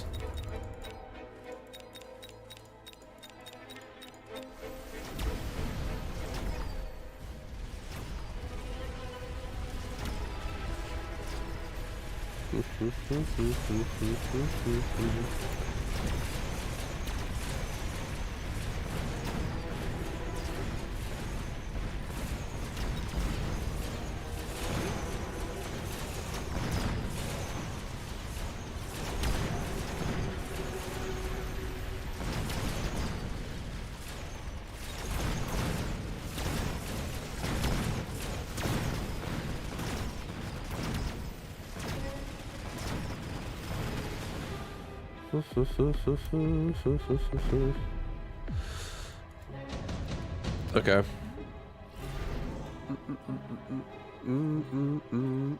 Wasp swarm. Can't really fit in anywhere. I could fit actually a wasp swarm in the left side. He could fit one in the middle of mine. I'm actually afraid of that. Let's just put one down. Just put one down. I'm afraid.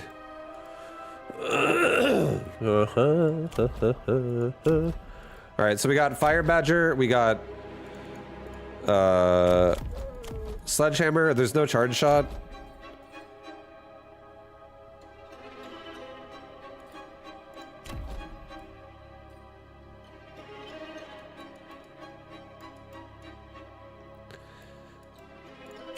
I think we elite recruit rapid resupply right now.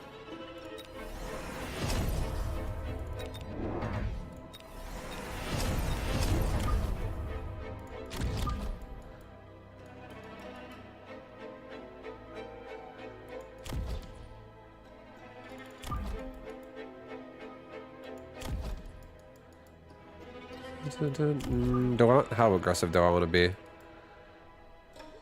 No, not that aggressive.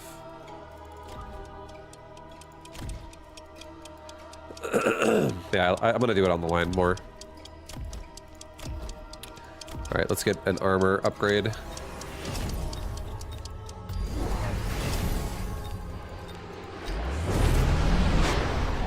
Here we go.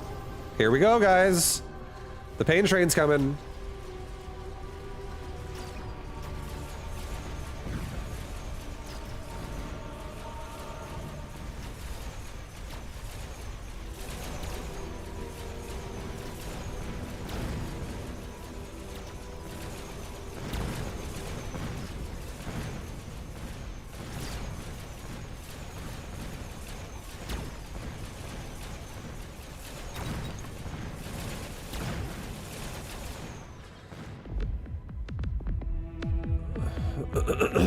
Nice.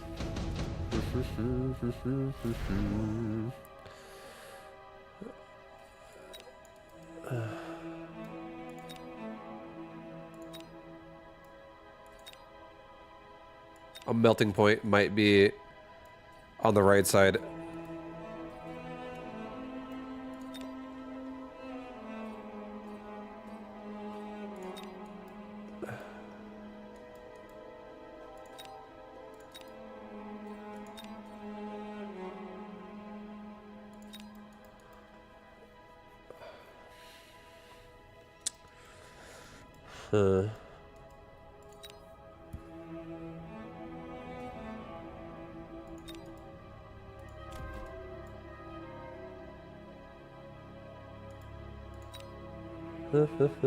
There's a lot of ways I could play this out. I do think a melting point is going to be taken by him.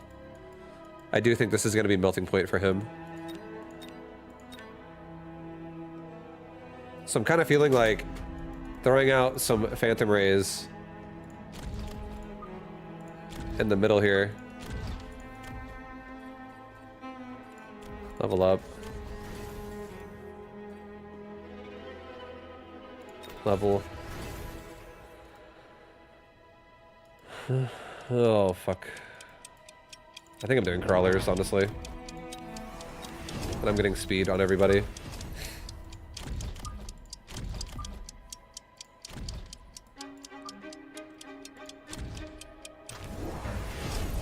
Oh, there's the melting points.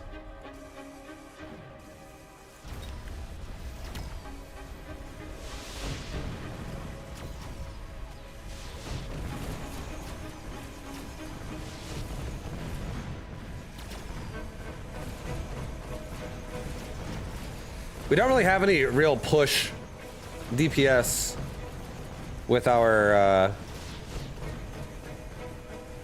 air right now, which is kind of a problem, I would say.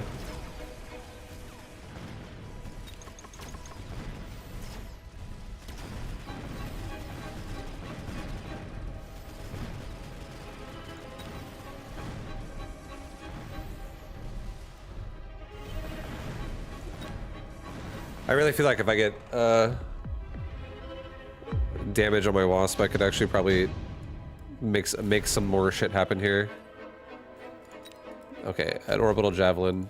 These things already can level up again. Does he have multi? He has multi-melter.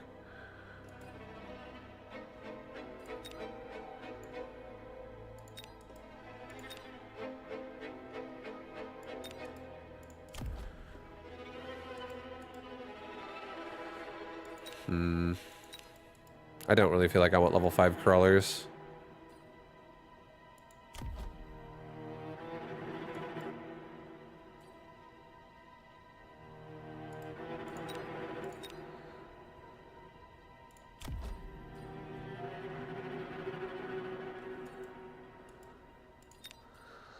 Okay. I think I'm gonna take...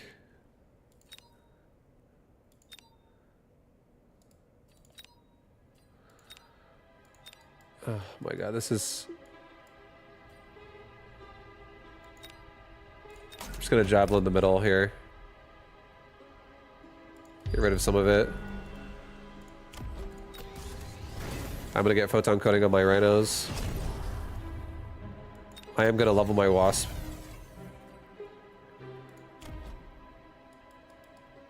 I feel like leveling my stormcaller too, man. And I think I'm gonna get 2 more Wasp in the mid. I'm gonna get move speed. And I'm gonna turn on... I am gonna turn on damage on my Wasp, ground spec on my Wasp, I think. If we don't die right here.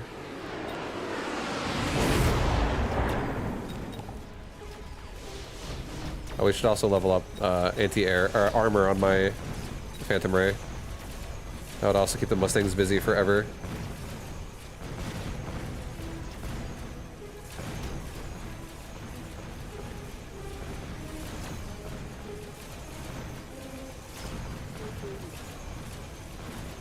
We need to kill the fucking tower as well.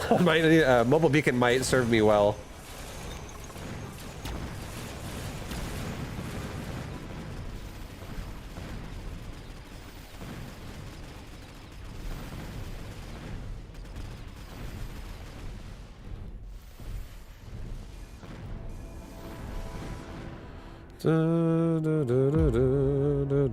Sell rhinos for Phoenix? No, it's definitely. I'm definitely not selling my teched up units.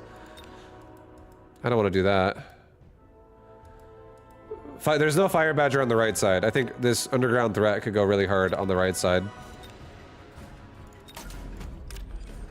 Really help over here. I'm gonna get armor on my Phantom Ray. Level up my rhinos.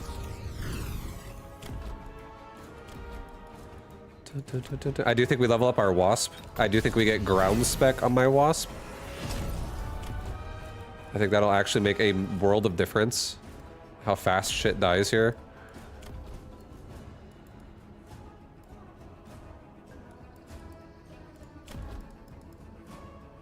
And then I think we just chaff on the sides at the very least, like this.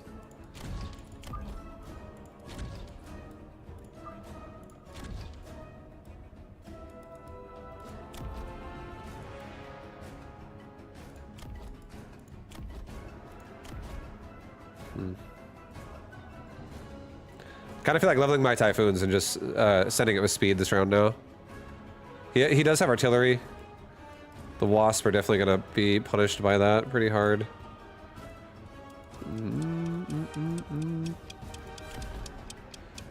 Let's get a mobile beacon.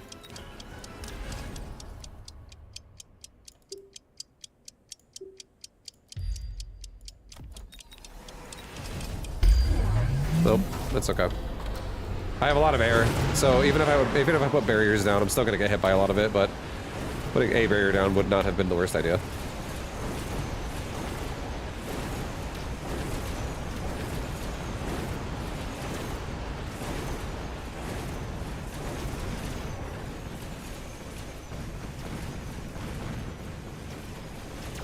Get to the tower, bitch!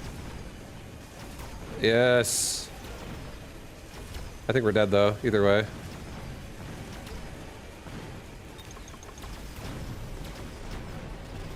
Yeah, that was definitely kind of a weird rhino build.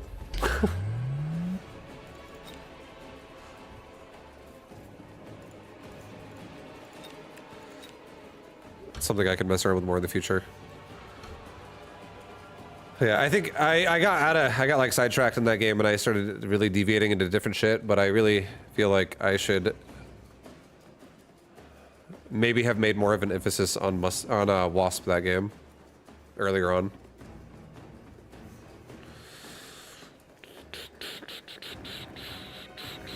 Bye, I climbed to 1K MMR from watching your channel. Thank you, Hounds for Life. Yo, my man, my man. Congrats. Keep it going. Climb higher. Climb as high as you can.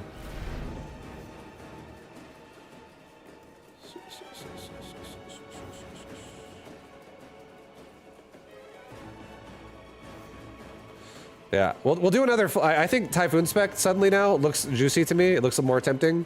I'm gonna look at this and go, okay. Fucking fangs, huh? Fangs in the front. Especially against Mustangs. Yuck. Let's do this. Fangs in the mid and the back. And now I don't have to worry about any fucking chaff problems, and I don't give a shit anymore. And I can sell them later if I want to. But I'm gonna do a Typhoon flank this game. Or maybe I shouldn't do this. Maybe this is fucking too crazy. Maybe I should do like a Fang on the line. No, I don't want to drive into it though. I hate it. I hate Steel Ball Fang together. It seems so stupid. Because you can just put missiles like... Instead of putting it like there, he just puts it like right there. And then I just drive into it. Everything blows up. So I'm not doing that. I think it goes better if it's not with steel balls. If you do like arc lights or something. Alright, we're going hounds here.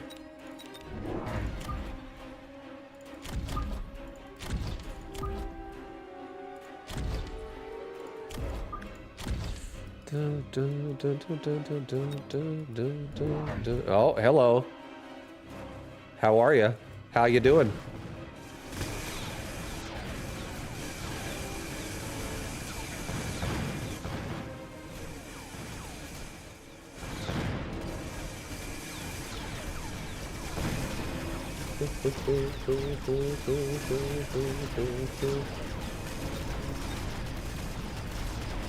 Okay. Yep. He kills my towers now, sadly, with the steel ball. He's also quick supply, so he just threw down steel balls, double steel ball as quick supply. It's a pretty big deal. Hey, other than the new mech, what are the major changes? I don't know yet. I haven't really read the patch notes. I haven't, this time around, I didn't read them. So I don't know fully what's going on in the new patch. But I've seen a couple things have changed. Like, costs of things, balance changes here and there, little tweaks. The new unit's pretty sick. Have I tried the new unit yet? I have. It's interesting. It's just like a war factory though, so trying to make it work in every single game is kind of hard. It's expensive as fucking hell. It's 800 to make it, 200 to unlock it, and then it requires a 200 upkeep every round to have it on your board. Per abyss that's on there. It's fucking extremely expensive. It's a pricey boy. All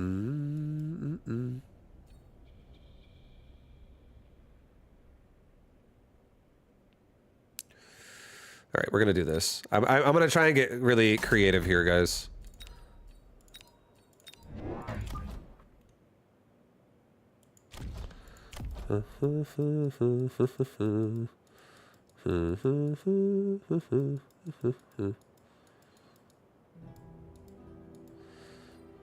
Like that, just like that.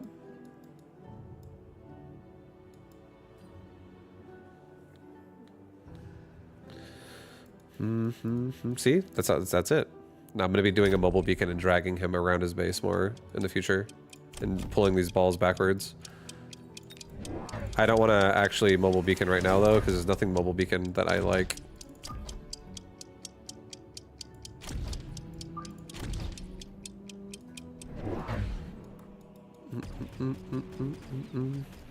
All right, cool. We're definitely overwhelming the front steel balls now. They come in by themselves.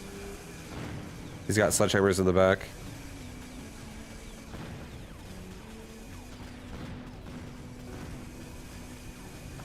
We'll have to get something to deal with that. It's time for an abyss.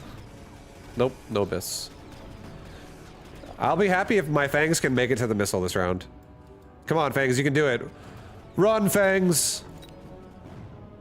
Run, you're almost there. The finish line's right there. We see it. Come on, guys. Get that missile. Oh god, they're coming for us. Get that missile, everybody. Oh, good job, guys. Yep. Thank you. Well done.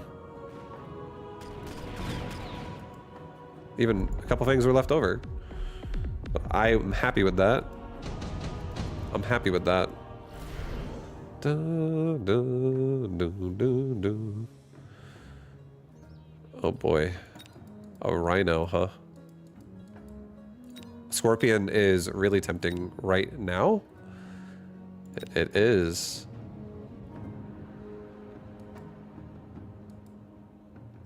But So is 2 rhinos. I'm gonna experiment more with rhinos, especially if they're free. The free rhino life sounds really nice.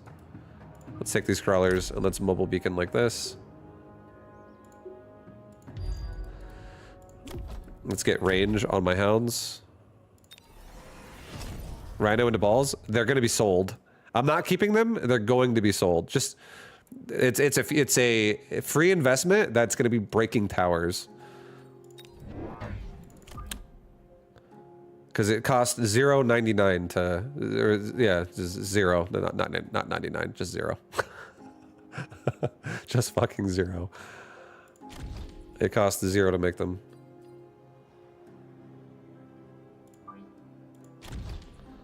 Dun, dun, dun, dun, dun, dun, dun, dun, dun. Right, if he puts a missile device over here, my rhino probably grabs it. Right? No, he doesn't. I don't think this guy's gonna missile device. This guy doesn't strike me as a missile devicer. He hasn't done it yet. Aggressively. He did it defensively. So let's just hound out a concave more instead of making another crawler this round. Okay, so now his tarantula is running for the rhino in the back, and now my rhino in the front goes and kills it. So we have 2 angles to hit the tower from, which is really nice. These crawlers are just running for their lives over there. We break the tower. All these steel balls are paralyzed.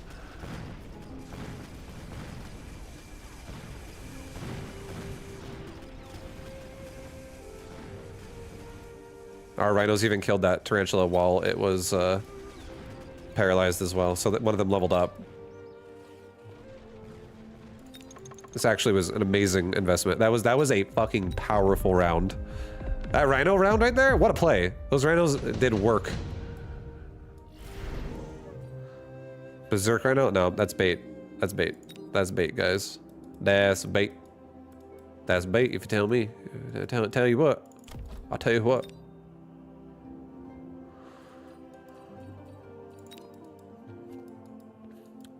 Okay, shield airdrop, good, but I'm gonna do a Typhoon anyways. I'm gonna just not say every single time I flank I have to have shield airdrop. This game specifically, I'm kind of afraid now of underground threat being a situation right here. So I think what I'm gonna do is I'm gonna get my own underground threat. I'm gonna put it right in like the back middle-ish and hope that it like gets supported by some shit. Hope my boys are supporting it. And this round, I'm going to send my rhino that leveled up literally just at that tower right away. As my hounds engage. Let's level this rhino. Let's level up all of my hounds. And let's make hounds in the back. Also, these crawlers here are dragging my steel balls into his sledgehammers, so we're fine there. Let's get ready for our flank to be like really strong.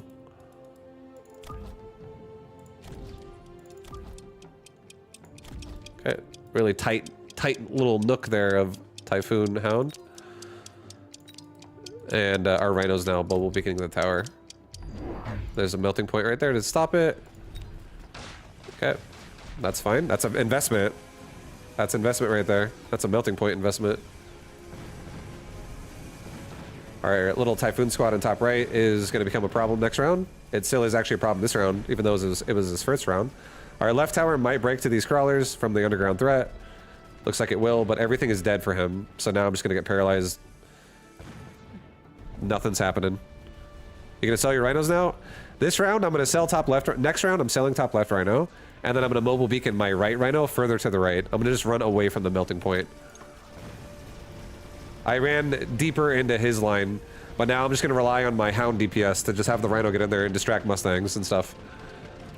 And then I'll probably sell it eventually too. And if it forces another melting point, that's really good. I don't give a fuck about melting points. Range of all units? Nah. I think we're going to make the rhino seem really annoying for him.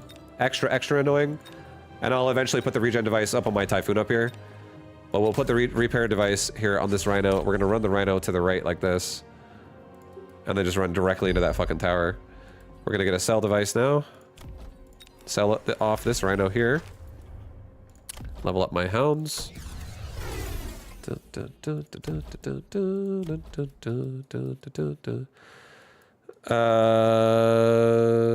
gonna get a barrier here for my Typhoon. Protect these from a missile blast. Give them breathing room. And then I think just to play the game of making sure these sledgehammers aren't gonna actually fuck me in the future somehow. Or again, air. Even though he has Mustang, I still think I'm gonna crush the Mustang with our hounds. I'm gonna get 2 Wasp right now. Because I have like the weakest anti-air ever at the moment. And now Wasp also have multi-purpose where they're really good in multiple ways, not just for air. But they can get all over the melting point. They can get all over a lot of things. We like it. And there's another melting point over here now.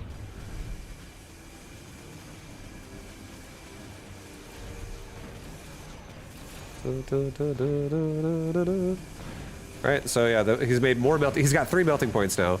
So we will definitely sell off the Rhino, and we will just get Mechanical Rage next round on my hounds. And they'll be doing so much more damage.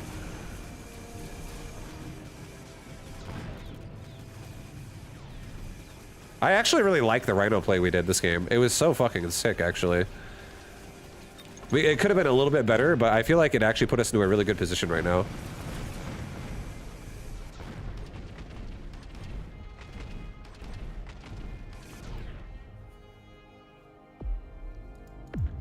This game looks interesting. Also, long time no see vibe. Yo, what up, Mork? How you doing, man? What up? What up, dude? Alright, I feel like Farseer would go hard here. Farseer goes hard here. Sell off that guy. Put that regen device on top of this Typhoon here. Let's get Mechanical Rage for everybody. Level up all my hounds. Get another anti-missile strike here. We're so like just out there here. It's very vulnerable.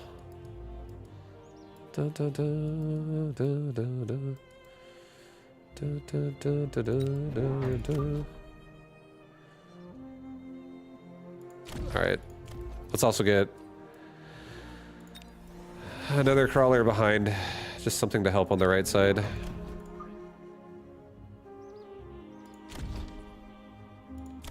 And I think do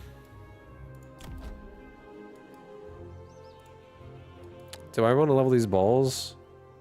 Not really. The balls really are like not that big. Not really that big of a deal. I think I'm just going to increase as much burst damage as I possibly can to break this barrier so my hounds in top right start leveling up. And I'm just going to get double damage upgrades right now. And then I think I'm going to have these hounds like go for the tower. Just make sure they don't deviate.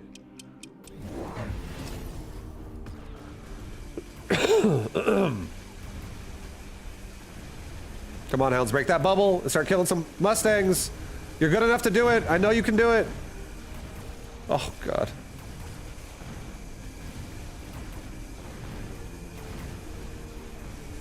Shoot at the melting point under the barrier. Let's kill the fucking barrier. Kill the barrier. Yes, thank you. Barrier's dead. A new investment he has to make for the next round.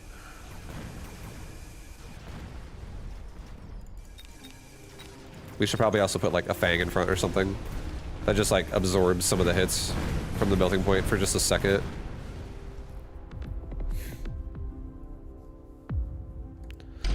EMP Farseer is something I am tempted to do as well. That's why I got it, honestly. It is tempting. Alright, range of all units could be pretty good. It's really expensive, but I'm really rich. Let's just get it.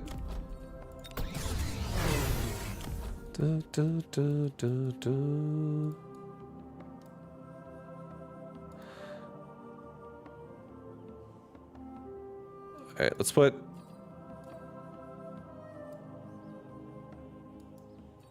two crawlers on the top side here.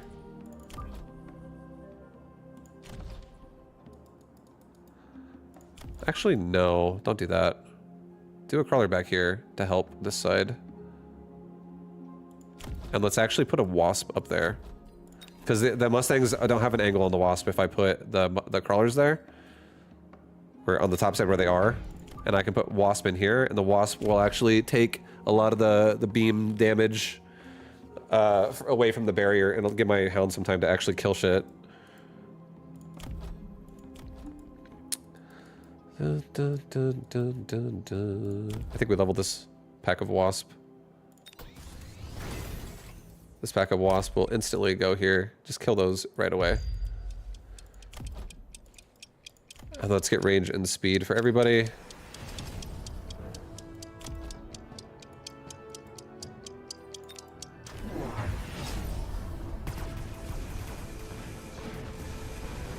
Dun, dun, dun, dun, dun, dun, dun, dun. That was a good round. Now we're actually killing the melting point with that. Right. Come on, Hounds, you do it. Come on, Hounds, you know you want to live. Almost did it. Actually, so close. They're killing Mustangs though, so they are getting XP. But we win the round anyways, because the flank isn't everything.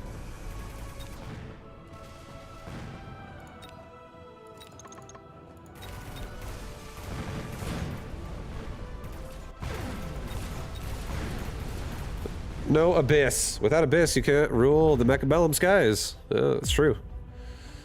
If I made Abyss right now, I'd just have the Thunder God melting point would just ram his thunder up my bum, and everything would be dead.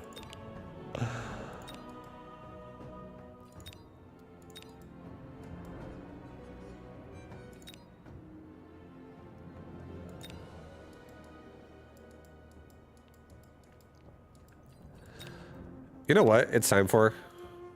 All of this stuff is actually kind of scary. It's all kind of scary. If he puts it at my left tower, I'm actually really scared about my left. My right tower, right side, we're looking pretty over there. Left side, a little bit of a fucking scary situation going on.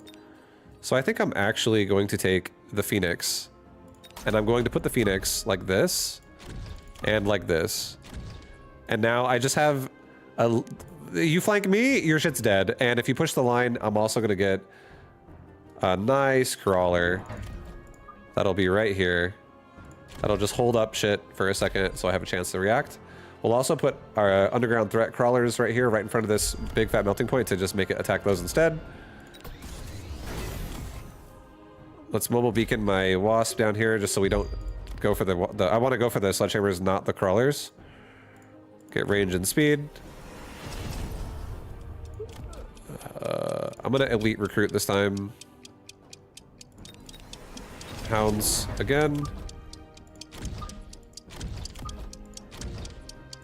And I'm just gonna live more health on my my shit. I think health was kind of a whatever option. A worm right on the line, going hard. My Hounds are gonna kill it. Come on, Hounds. Come on, Hounds, you know you can do it. There's so many melting points. Left side breaks, the Phoenix break it. Tower breaks. Now we're fighting a bunch of paralyzed melting points. Definitely gonna turn on some EMP on my Farseer at this point. If the game is not over here. This is like carry points. Also, we killed the barrier again, so that's huge. Yeah, it's not over. So we're gonna get, we're definitely getting some EMP. An Ion Blast would go really hard too. It could go real hard on his army. Let's just take it. Let's put an Ion Blast down. Or no, do the EMP first before I forget. Get like 2 more. Get like 1 EMP on the right, far right side. Get another EMP like here on the left side. Ion Blast is gonna start right there, and it's gonna work its way up like that. I'm gonna kill some of the, actually, further down, like this. And it's gonna work its way up like that. I'm definitely gonna kill a lot of the right Mustangs here. Or no, they're actually going up. Just kidding, dude. I'm gonna just go straight across, like I was talking about. right into the melting points like that. They're gonna get stuck on the crawlers. They're not moving. I don't know what I'm talking about. I'm fucking cracked. Get a couple of barriers for myself on right side just to protect myself from a missile blast from him. Same thing, Wasp, go down there and kill that sledgehammer. And I honestly think another crawler on left side. Protect me from more missile, give me more cover as well from shit. I could grow my hounds here too and just make left tower more compromised as well. Okay, I think that's good enough.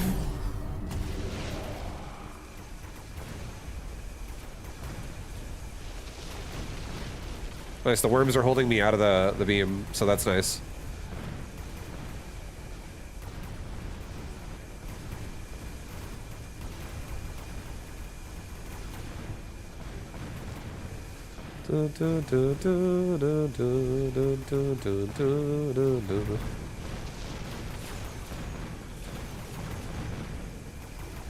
I think he's dead. I think right side wins too much to the point to where the game's over.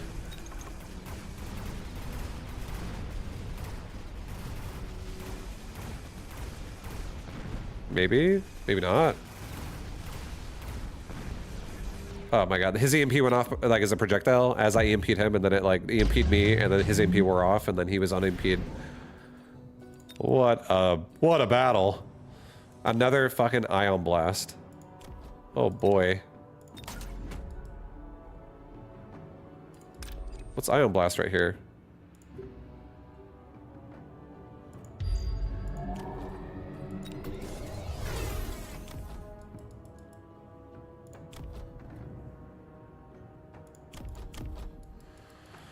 He's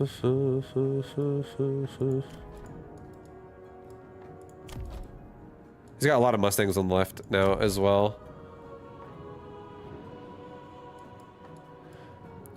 I don't know how many missile interceptor devices I need to counter one EMP from one melting point, but I want to put that many right here and just knock it EMP'd on the left and just push the left tower. I think that would actually be what works. I'm gonna guess.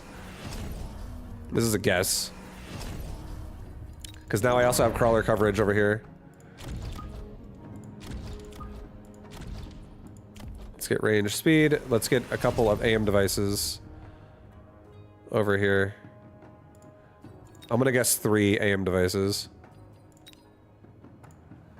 Because those things move really fast. If and I'm also gonna get a barrier.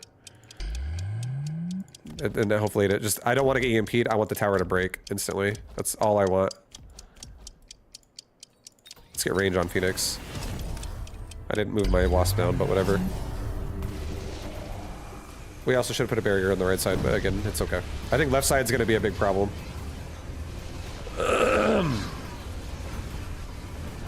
Yeah, the melting point's already dead. The tower is compromised.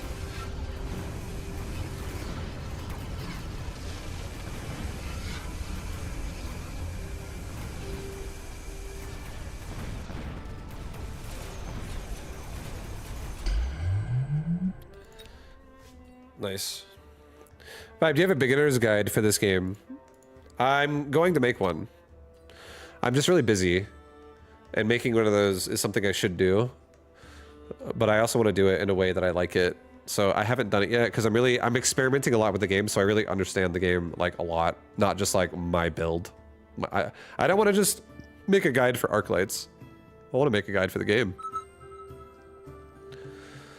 So I have plans on that in the future. I've made a little bit of one in the past, and I like the idea, but I want to make it better. I want to make it better. Better. Also, I think, guys, this is probably my last game of the day. Patch has been really fun, though. The patch has been really fun. I've enjoyed it. Vibe, I love your mecha streams. Thanks. I love streaming them, honestly. I'm really happy that people like watching me play Mechabellum, because I play it the exact same way I played Starcraft, where I just did a bunch of commentary while just playing the game. And then whenever no one's talking in chat, I just do extra commentary of like what's going on. And it's been fun. I've really enjoyed it. The gameplay of Mecha is super fun. I do like it. All right, what are we? Typhoon. Yeah, Typhoon Hammer is so good. Yo, Cyphobe, you still here? I fucking love Typhoons, man. I love it. How do you feel about Battle Aces? I feel good about it. I feel real good. You know what else I feel good about? I feel good about VB77. Van Buren. Happy to see you, man. What up?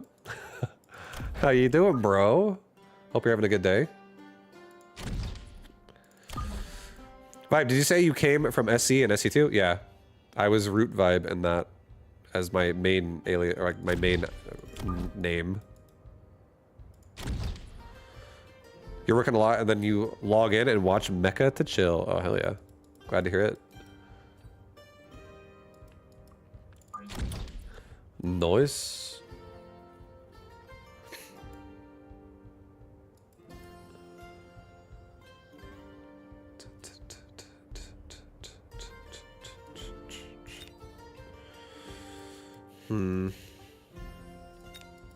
I think 2 snipers would go hard here. And I'm gonna put them on the outsides. Just because they hit whatever sledgehammer. He might also go arc lights here. There's a lot of what ifs. I'm gonna just spread out like this, actually. Just really far back crawlers. That explains a lot why the vibe is higher than many Mechabellum players. I used to play Warcraft 3. Those games have more of an edge of your seat appeal, though. Although I find the same in Mecha. Mecha it's great. It's appealing to watch the battles. I love watching the fights. Like they're pleasing to my eyeballs.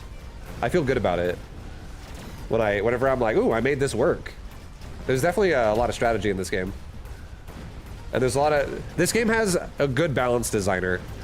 This game has really fun and interesting gameplay. It's not just like one build every fucking game. And that's it. Like it has a really nice assortment of variety and options you have as a player, and then you can make a lot of creative, sick plays in this game.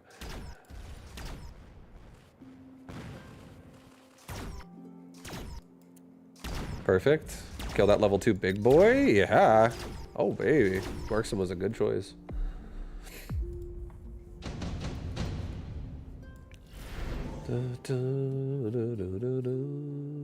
Farseer? Farseer?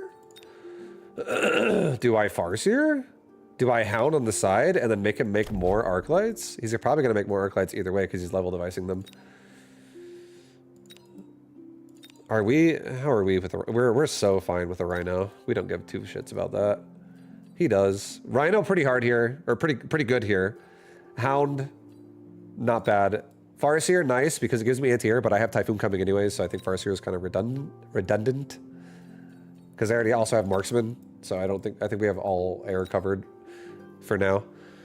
I think Rhino probably the best. I love that it's free too, and I think I could put it over here, and it could cause a massive problem, force more investment to defend it.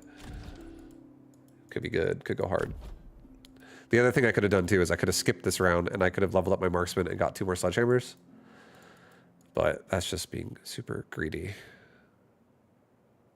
Because I think that Rhino will actually add a lot of power to this game.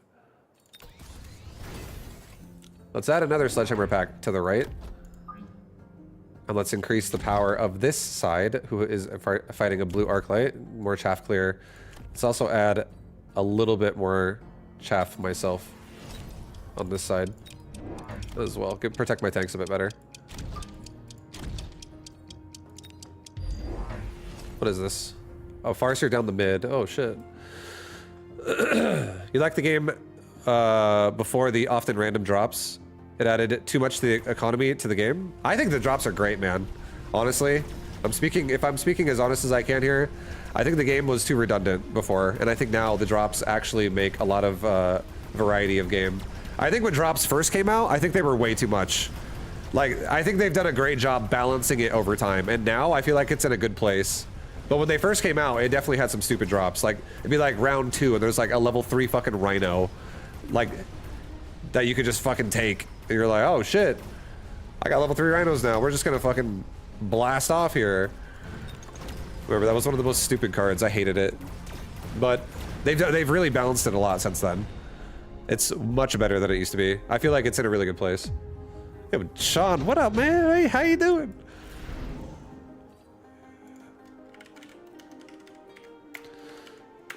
Sean, I had to do it. I'm happy to see you. You make me feel happy, okay? So I put a diamond next to your name. You're a VIP, brother. Thank you so much for just doing everything you do. The balance is better, but it's also become Spellabellum. Sometimes it can be Spellabellum, and if it is, you just gotta protect yourself with a couple barriers. You just gotta pay attention and be like, okay. Either get the spells yourself or protect yourself. One or the other. But it really all spells are is it slows the game down. It just makes the game like, it's like the game's going 50 miles an hour and spells come out and it's like, all right, let's slow down to 25. It's like a speed bump. You're like, all right, let's slow down before we wreck the fucking car. We don't want to fly off the road, guys. Smash into a wall. Gotta slow down. And then suddenly you're okay. And you don't get fucked by spells. Look at that Rhino, it leveled up. Good job, Rhino.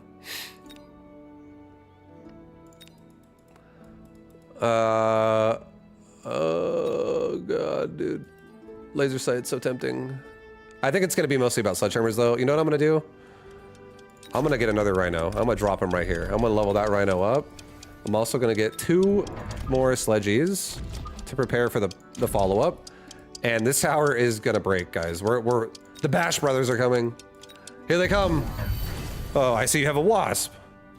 I have a lot of health.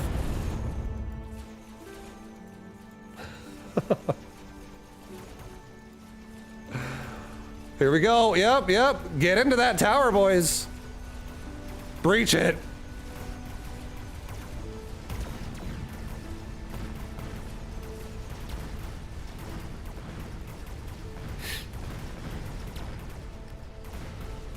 I only did that, honestly, if you want my honest, if you're like, Vibe, why'd you do that? The only reason why I did that is because my Rhino leveled up and it's an opportunity. Why not? If it leveled up, how about I just really make that tower break? And it worked out. He didn't invest like a lot. Like if he invested his whole round into defending that, probably would have still defended it. But if he invests just a little bit because he's like, ah, this Rhino's annoying, but I'll just deal with it this way. Then he, you know, it changes how it kind of lines up. Okay, hold on, guys. So now we are gonna sell it now. I'm not keeping it again. I'm selling it. I don't have a Rhino drop every round. This is a big wizard spell, guys, but I'm not gonna take it. I don't got the money for that shit. You think I'm rich? Guys, we're poor as fuck. It's round 4. I just started. I'm not taking Lightning Storm. I think Enhancement Module looks great. We could put on a Sludgy, get free levels for life. Amplify Core could be a nice way to really amp that up again, but I do not want to amp it up anymore. I think I'm going to calm down now, and I'm going to get Enhancement Module. We're going to put it on our Sludgies. I will put it on my left Sludgy. We're going to sell that Rhino up top. We just hit a payday. We're rich. And you know what we're going to do with all that money? We just made a concave. We got a concave. Oh my god, that's a lot of sledgehammers. And I'm gonna put some typhoons on these towers so they like they slap hands. They're like, "Are you ready? You go left, I go right," and they just clear crap out of the way. Whatever's there. Right now it's fangs. Soon probably crawlers as well.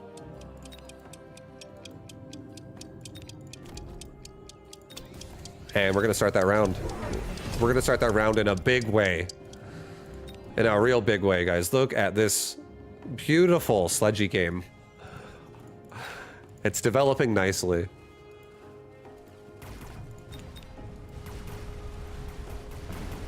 Oh. A little bit of sledgy killing going on the left side of the mid, but I think it's honestly fine. We just get more chaff out there and we can protect it. These typhoons just dominate the wasp. We have all we need now, honestly, is just a strong power line on these sledgehammer, I think, and we can just push through really hard.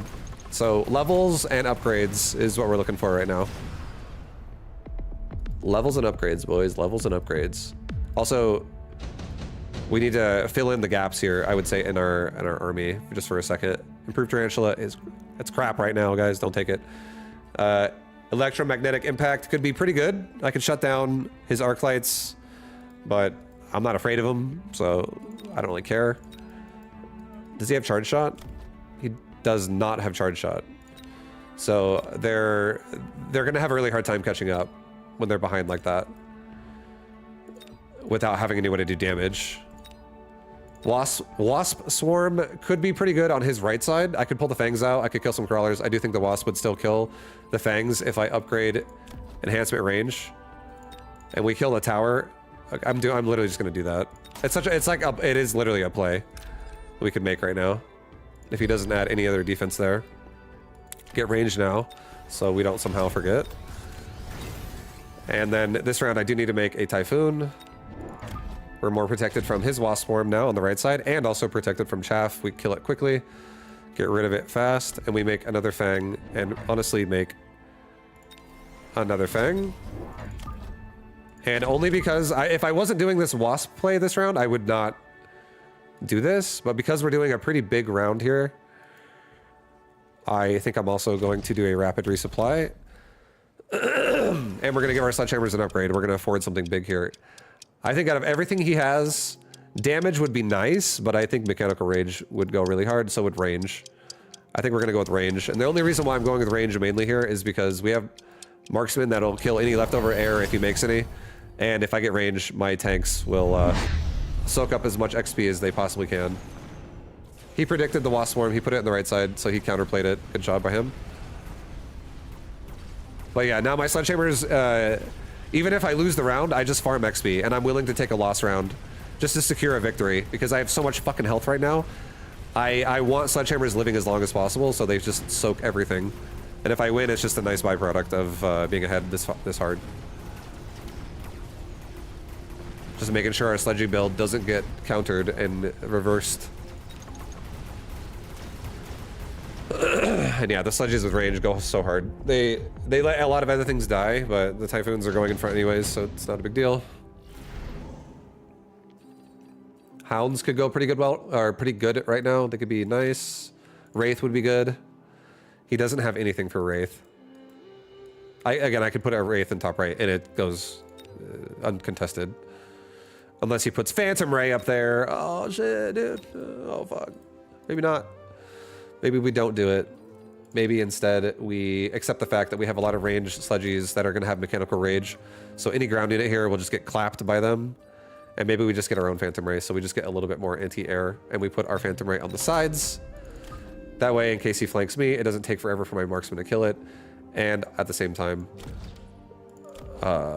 if he flanks me, then the Phantom Rays will kill his Phantom Rays, and it will be no damage on me, and we'll have him going up to kill his if he makes Phantom Ray too. I actually think he's going Phantom Ray, to be honest. Because I think he's thinking, oh my god, he's gonna go Wraith and put it on either side. That's a possibility. I have to get a Phantom Ray on both sides. It's probably what he's thinking. Alright, we're gonna get Mechanical Rage. And you know what else we're gonna get, guys? Something big. Something real big. Huge, even. With our last $200. Two more Fangs. And the reason why I want to pick two Fangs is because they walk out super slow. If he makes anything that's crazy, these things come out with like a second line of the second round of the war, basically. Where my Sledgehammers are now in the back, and now so will also these Fangs will be in the back. And he got Vulcans. So if I get rid of the Vulcans before these Fangs walk out, or it doesn't matter. There's no marksman back here. It doesn't matter. He's really far behind right now. So we just need, honestly, at this point now, let's just get EMP or armor-piercing bullets. But EMP would go really, really great because we could turn off the Vulcans entirely.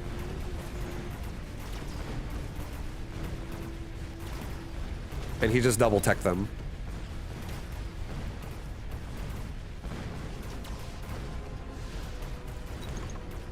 So again, there's always tech swaps and shit and plays you can make in this game. You gotta be careful. See how like suddenly this is gonna get really topsy-turvy? He's like, oh, yeah, how you like Vulcans with Scorching Fire? I'm like, oh, it hurts. It does hurt. I respect it. I respect it.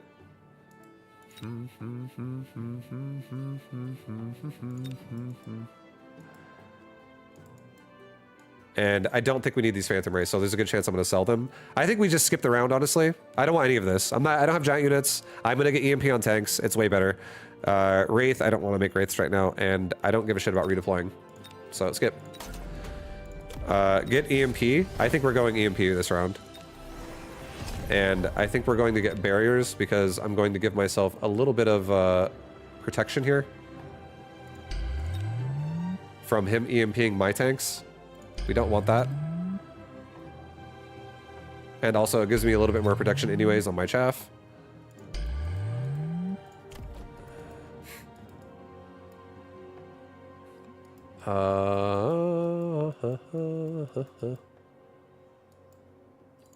I think we drop our Rhino, like... Can I kill anything with it? I guess I can kill some of these wasps. I'll drop it, kill some wasps. Maybe I get lucky and set off the missile device right there as I run into the Farseer and die. That's what that's that guy's job in life. Go get him, bro. Go get him, Rhino. You got it. You're gonna do so well. And okay, what else are we getting here? What else do I want? I think I want, honestly, again, fangs in the back. And I want range. I'm gonna just leave this the Phantom Ray, it's fine. He sold the Wasp. So we set off the missile and get killed by a Farseer. Good job. Doesn't really matter at this point. There, we're EMPing the Vulcans. They're being turned off. Oh, shit. Just wait till I get armor-piercing bullets next round, guys. And we're really gonna hit hard.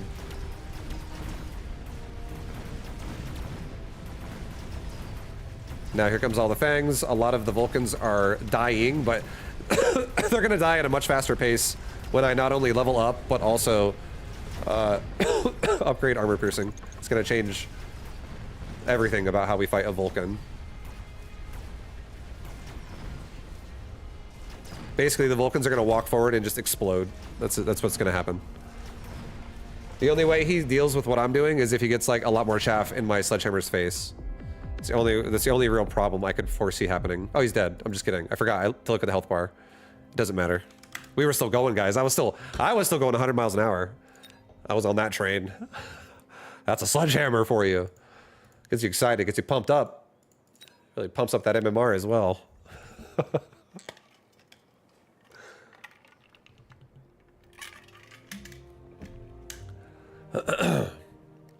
Yeah, highly recommend sledgehammers, by the way. For anyone that's like, Vibe, I'm new to this game. Oh, shit. Yeah, that was supposed to be my last game. Fuck. Well, it looks like you guys get another one. Oh, another sledgehammer game. Oh. You guys get another sledgy game. Oh, you guys are lucky. Vibe, how are your Arclight games going? They're pretty good. I don't do them as much now. I have other addictions as well now. I'm all around. I'm all over the place in this game at this point. And it's been really fun. Except for giant units. I don't fuck with giant units still. Those things are too expensive. They're a little bit too expensive for me to like them.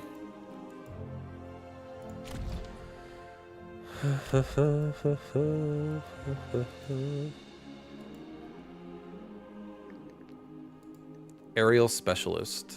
Hold on. How do I want to play this? Oh.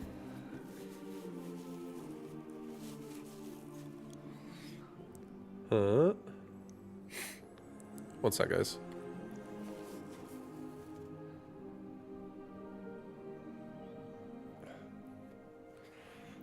How do I want to play this? My brain's churning right now. I haven't printed an answer yet. There's a lot of ways I could do it.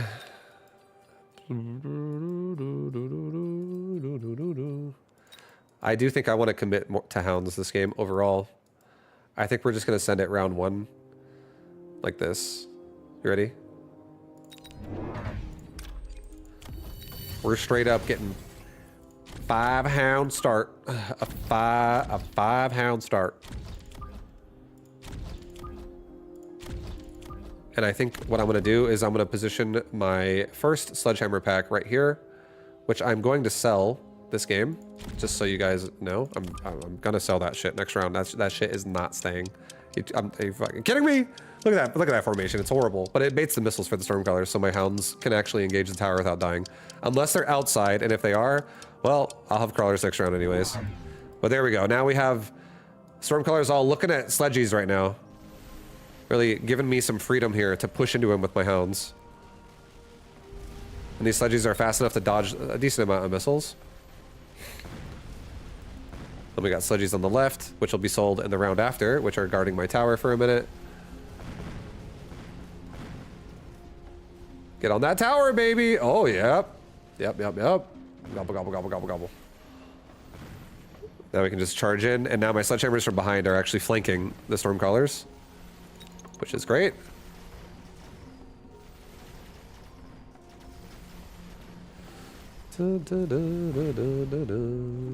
We want as much experience on these hounds as possible. Oh yeah, because we're doing a hound game.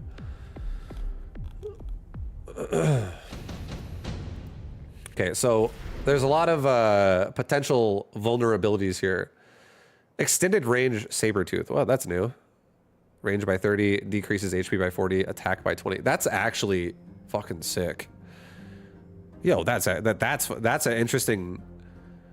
That's like a one shot on so many units from so far away. That's really interesting. I'm not doing it this game. There's no point. It's just I'm appreciating and respecting that. It definitely has no place in this game I'm playing right now. I was just appreciating that. That's a cool fucking patch card right there. That's really nice. I think Wasp Swarm is what we should go for here. Yeah. That sucks. That makes me sad. So let's go Wasp Swarm. And let's sell my Sledgehammer. Let's buy a Crawler. Put it like right here.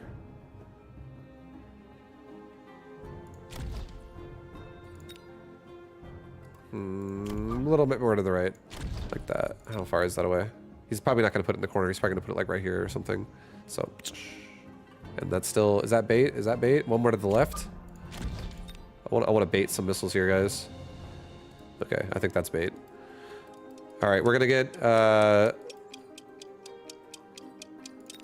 another hound again. Some crazy aggressive hounds. And we're going to put a missile device right there just to guard my left tower, just in case he does a wasp swarm over here and I just blow it up with missiles. Okay, so he has only anti-air is Fangus in the back. But now we got to worry about all these arc lights.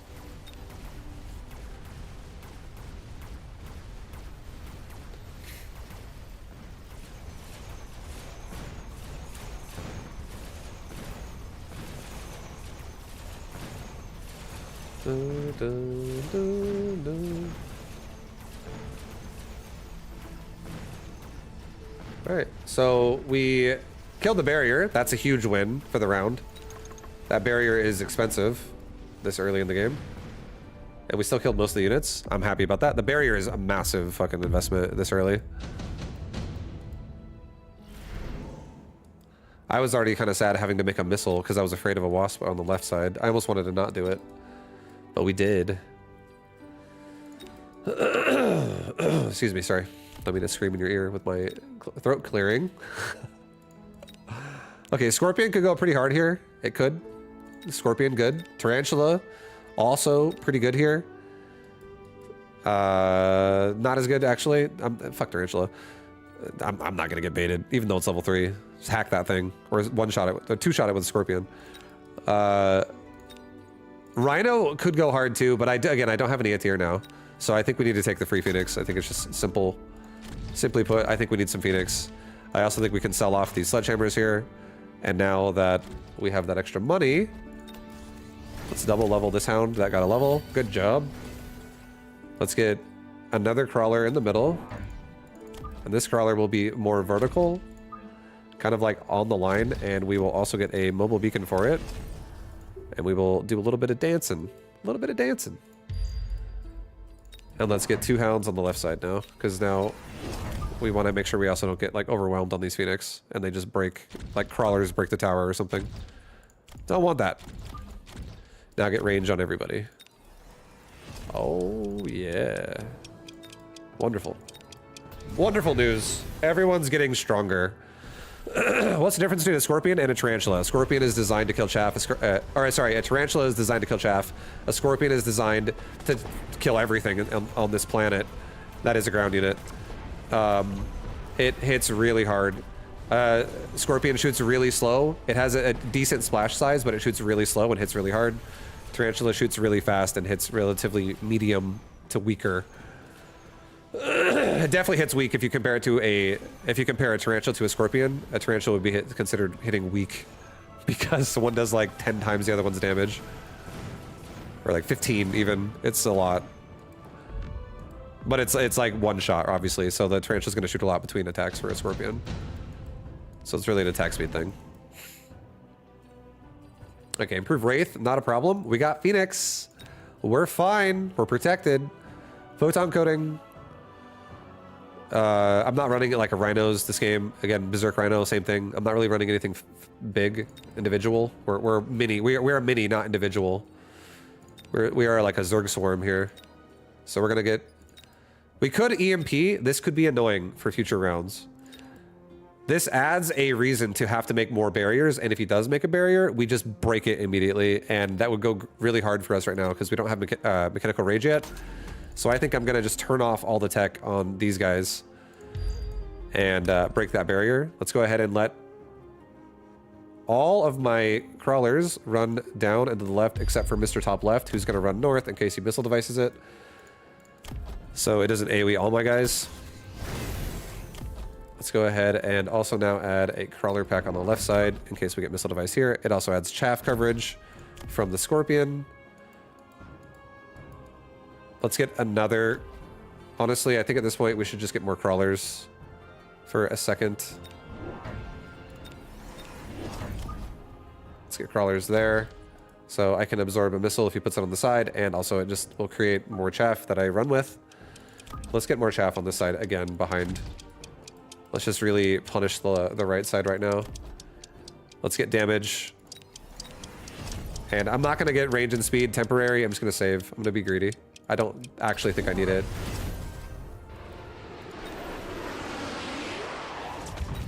Okay, he's got photon coating. So he absorbed the EMP with his Scorpion like that, but he doesn't have tech anyway, so I don't care.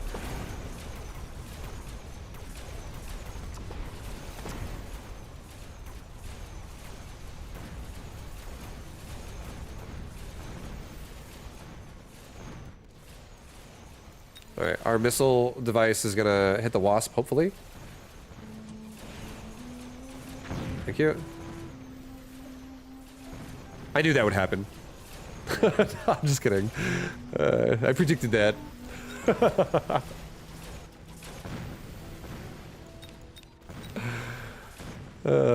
Okay, sick. Okay, we got a lot of levels here. Yeah, what up, Panic? How you doing, man? A Scorpion is like getting punched by Mike Tyson in his prime, versus a Tarantula is Vibe punching you 10 times. That's about right. That's actually a pretty good example. Spot on.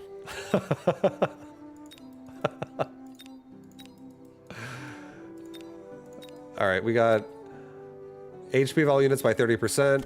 Kind of shit. We're getting one shot anyways by Scorpions out there. We don't care. Advanced tech research. I do think I'm going to get more than 2 techs this game, so this will pay for itself. Redeployment also is really annoying. But he does have Wasp in the back, so it's less tempting now. Yeah, I think I'm just going to say efficient tech. Level up everybody on the Wasp side, or on the not Wasp, sorry, the Hound side of things. Level up again. Everyone but the top left crawler. Do a little bit of a dance for me.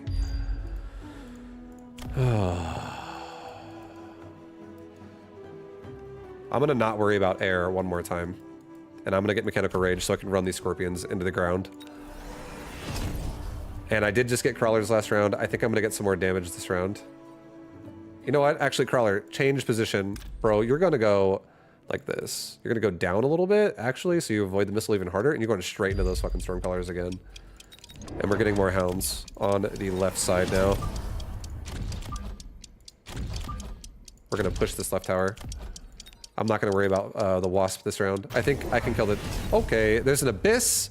There is suddenly an abyss on this board, guys. Things just got interesting. We'll see. This is new territory. Holy fuck, my hounds are getting deleted. Oh, it's a Colossi! It hurts! He's busy attacking ground, though. How much range do I have here? I think I actually know the answer to this. I know the answer to this Colossus. And if StarCraft 2 taught me anything, it's a Viking, guys. You know, here we go. Get him, Phoenix.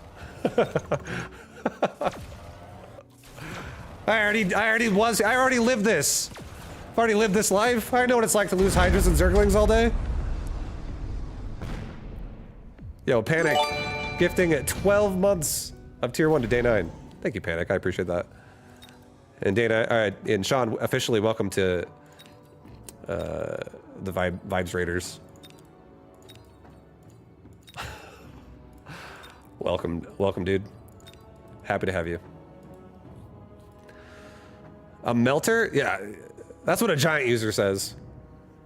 I don't do giant units. Vibu hasn't been doing giant units since Mechabellum beta.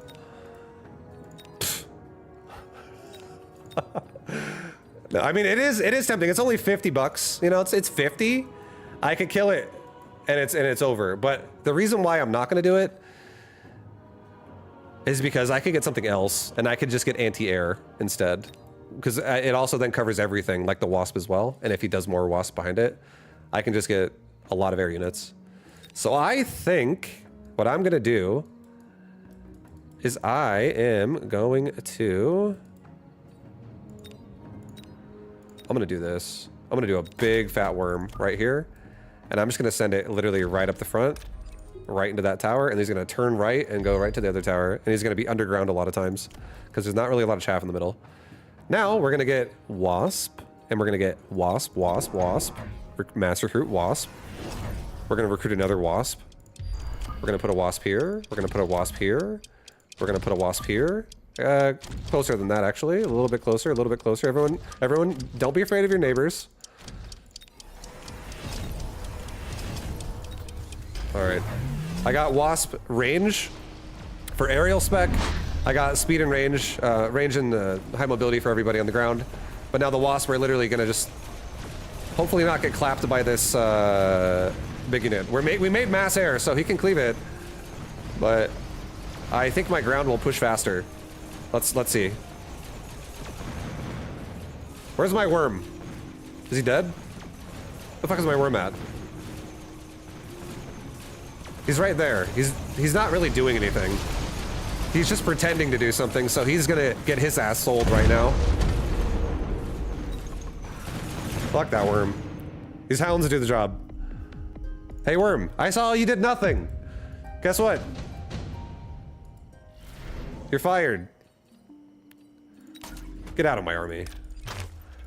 All right, we're gonna level up all of our hounds. We're leveling up all of our air. And I actually respect this abyss. It's humongous. So we're gonna get another level on my middle Wasp. We're gonna level up their damage with damage. We're gonna give them range.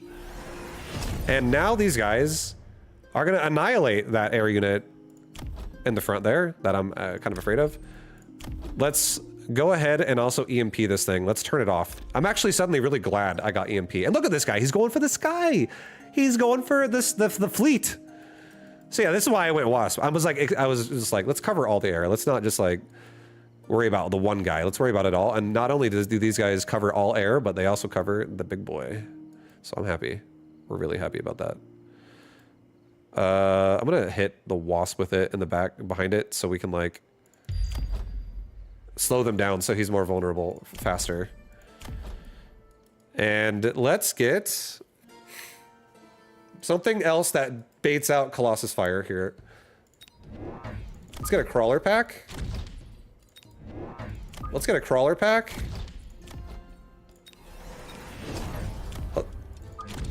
let's get a crawler pack. Let's mobile beacon these guys to the left, up. And give these guys a barrier. Just help them for like 1 second. Just in case. Here we go! Wasp, you know what to do! Time to kill!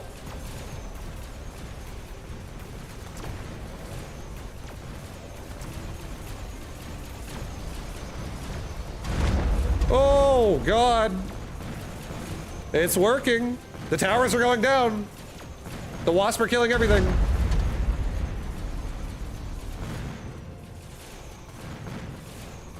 Yes. It worked. Now we can level up again.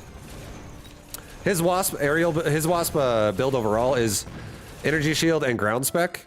Mine has elite marksman and ground spec. And I think that overall wins. So this round, it's obviously air battle. We're having a nice air battle right now. Oh my God. Hold on. This is fucking scary. Hold up, guys. I'm actually afraid. I'm very afraid. I don't think this can one-turn me. Aerial's really good. Bombardment, orbital bombardment, because you can kill wasp regardless. Barrier can't save them. All right, I think this is how we're gonna game plan this. Okay, I'm gonna meta this game right now. This is me thinking how to answer this without having a horrible situation. I'm gonna get the damage device. I'm gonna put it on that guy. I'm gonna put a mobile beacon on this guy this round instead. I'm gonna make him literally run fucking out of there. Go to the left. Level up on my wasp. I'm gonna get another like 2 wasp.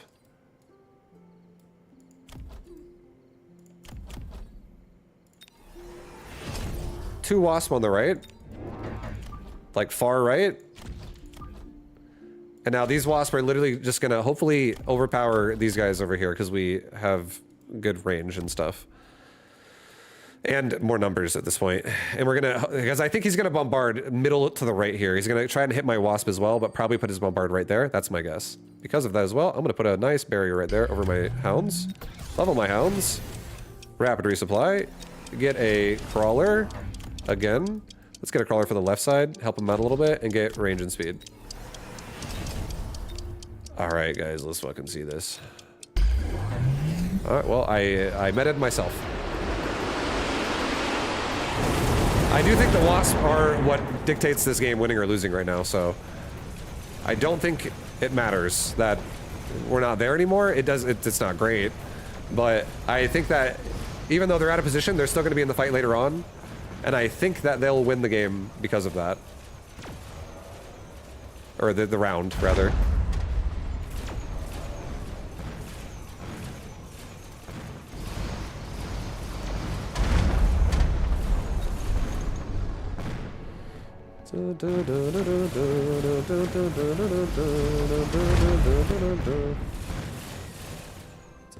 Okay.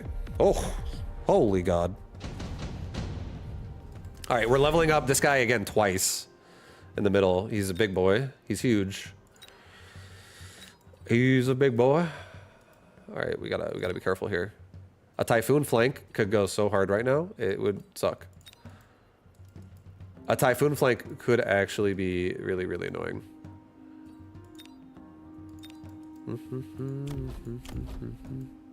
Actually, not really. We have Phoenix. More annoying for him than for me. I might actually typhoon flank right there. That would... How level are these again? These are level 4 with damage. Okay. Maybe he doesn't care either. Let's be real. That's that's kind of scary. I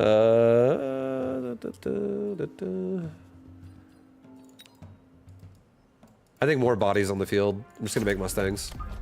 More bodies on the field. I think it's a safe bet. I'm not gonna touch them at all, but I'm making them. Double level the wasp in the middle. This thing has 135 range as of right now. And these things have 100, so 115 if they get the temporary buff. Let's mobile beacon our crawlers once again. Let's actually have them like kind of rotate around the zigzag. Maybe have some of them actually not go up first. And then these guys will zigzag. No, wait, hold on, like this. like that. Yeah. Some of you run straight up now. And damage, health, I don't fucking know, bro. I talk too much. We're out of time, but I don't think it matters. I think the Wasp win the game. The Wasp are the really important part. I don't think it matters that much. Look at those middle Wasp here. They're ridiculously strong now. Look how fast these things are dying. This is ridiculous. These things have bazookas.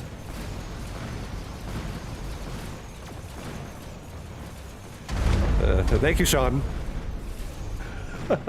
I'm like, fuck. I'm trying to like keep up with a printer right now. I'm like speaking while you're trying to think is the same thing as like writing what a printer's doing. Like you're trying to write as fast as a printer's printing for you. Like, wow, my mouth doesn't work that fast. I'm trying. I just have one mouth, guys.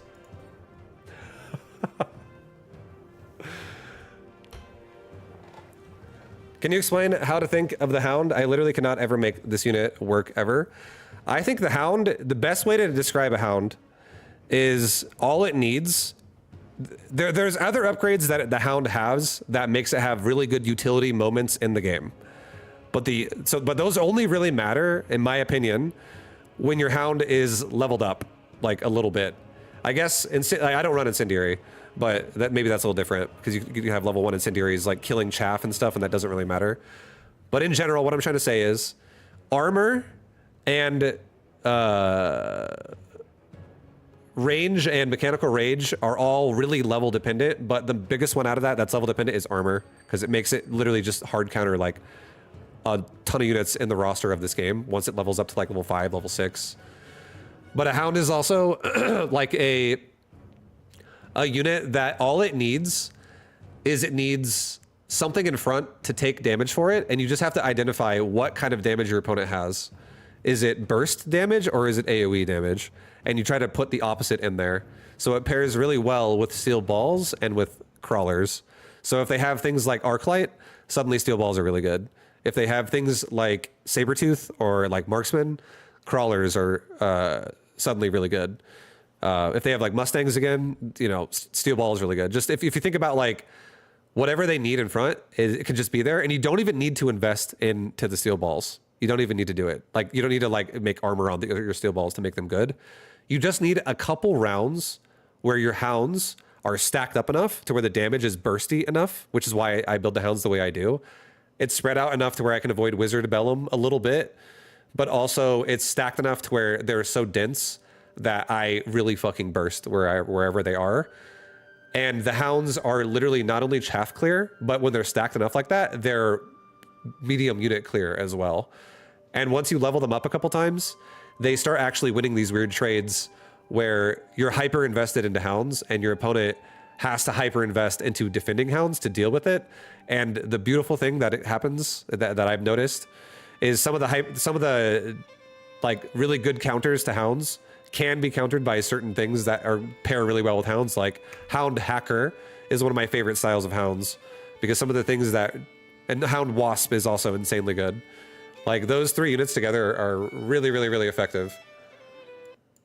So I think it's really just like, it's just like a burst unit if you stack it enough. And you should also, I feel like, be generous with Hounds before they have range and mechanical rage. The only way Hounds win before those upgrades turn on is if you have like just a really nice composition supporting them. And like if you've done a really good job, like really positioning and placing whatever you've placed around the Hounds for the first few rounds. But I feel like the Hounds, they level easy. They're like a 100 cost chaff unit. It's cheap to evolve them. And when they evolve, they burst giant units down. You can literally go from bursting crawlers to bursting fortresses.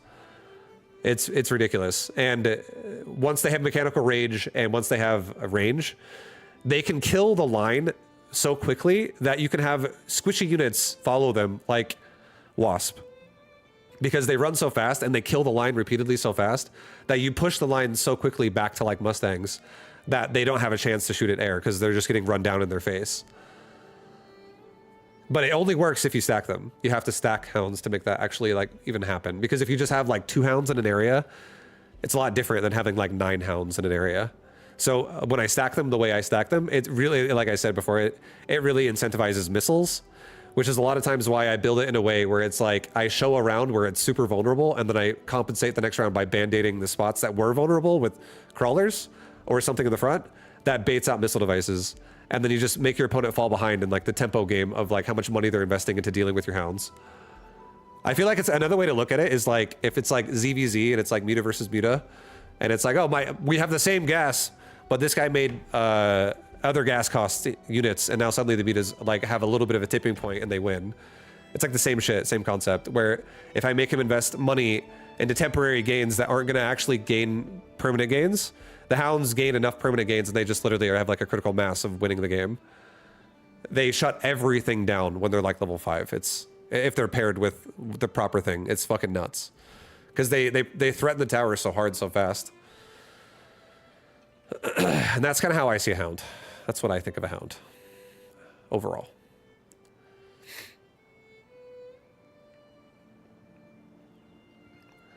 I think of hounds as the Brio scrubby pad of the sponge. They have the soaking part in front, and then it scrubs the enemy chaff. That's why it's so good, because it literally kills the chaff as well. It's like sprinting forward, and then it shotguns, and it splashes. And then it sprints forward and shotgun splashes. And it just wipes out Fang and Crawler chaff so quickly. Like, it's just, and because it has mechanical rage and it has such a good attack speed as well, it's already moving forward again to the next unit. Like, you actually kill his chaff backwards into him, like as it's coming at you. Because there's like, he'll be sending forward like 3 chaff packs, and you'll have like 9 chaff clear packs of hound just shoving into him. And then, yeah, the burst is just insane. What's your favorite unit outside of the Arclight? Probably the Hound now, honestly. I fucking love Hounds. Hounds are so fun. Hound, I'll say it right now, guys.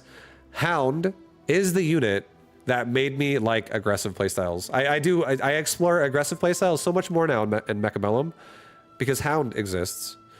I did not really like Steel Ball aggression. I still don't like Steel Ball aggression before, but I like it when it's paired with Hounds. It's fucking sick when it's paired with Hounds. I do not like Steel Ball Mustang. Mustangs are like I don't know, they're not my favorite unit. I'm just gonna say that right now. I really like forcing my opponent to make Mustangs more than making them myself. It's probably my favorite thing about Mustangs. But I do think Mustang is a good unit. I just don't like playing Mustang styles as much.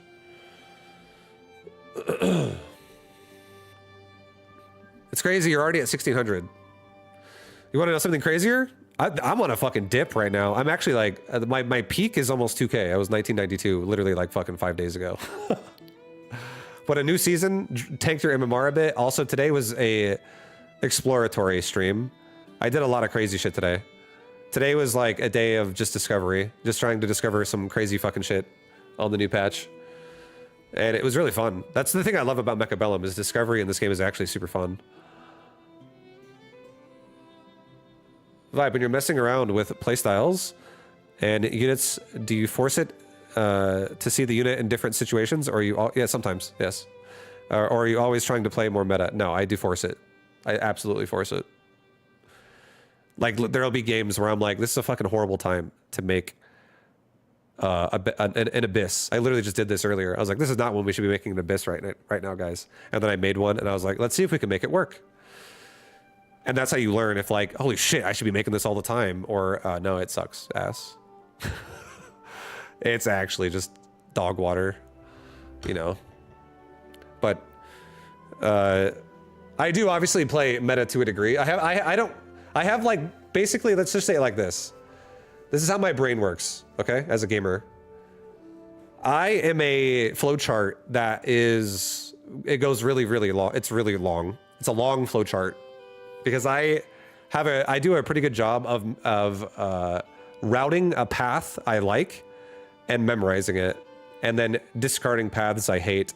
And sometimes I re-explore them, but a lot of times I memorize what I like, and I do it with like a bunch of different builds. And then I don't forget. And I still remember builds from other games. Even like I still remember my builds that paths I like in Starcraft 1, Starcraft 2, Warcraft 3. To a degree, obviously. The less I play it frequently, the more I'm gonna be hazy on it. But I still have an idea. you know, shit like that. So I have like general builds that I like to flow around, and my preferences in Mechabellum. But I would say probably like, I don't know, 20% of the time, I fucking don't know. 10-20% of the time, I explore outside of my branch builds that I use all the time. Like for instance, Arclights is literally a build for me. Hounds is a build for me. Phoenix is a build for me. Wasp is a build for me. Sledgehammer is a build for me. And I build around it, and I know the tendencies of players and the weaknesses of what they're trying to like I built something and I'm like, I know what they're probably gonna do right now. And I have a means to like work around that kind of a game, and I make units work. That's essentially how I play a lot of times. And do I like the Abyss? It looks really flashy, and it actually has a lot of capability that seems interesting. I don't know how I want to use it right now though, because it's so expensive. But I also think it has the potential to be really overpowered if it's not expensive. So yes, I like it. I feel like this is the best way I can explain it. If you were just starting to listen to me right now, this is the best way I can explain it. The main reason I like a Abyss is because it creates a new problem that exists in like air. I feel like right now, I don't really understand the unit fully, just so you know. Obviously, I'm not saying I'm an expert on it yet because I've only barely seen it a little bit today. But it literally has like basically, it's the equivalent to a war factory, but in the air. So it has the capability of turning the game upside down on its head in one round when you make it. And I actually think it's really interesting because it makes the game have way more depth again, where you have to think like, oh shit, like there are possibilities here, and depending on how strong that unit is, it's an interesting option. It's another really crazy chaotic option that exists in the game, and it's a really cool looking unit too when it attacks. So it looks appealing to watch, and it creates more depth in the game as well, I think. So I think it's a good addition to the game overall. I like it. It's pretty sick.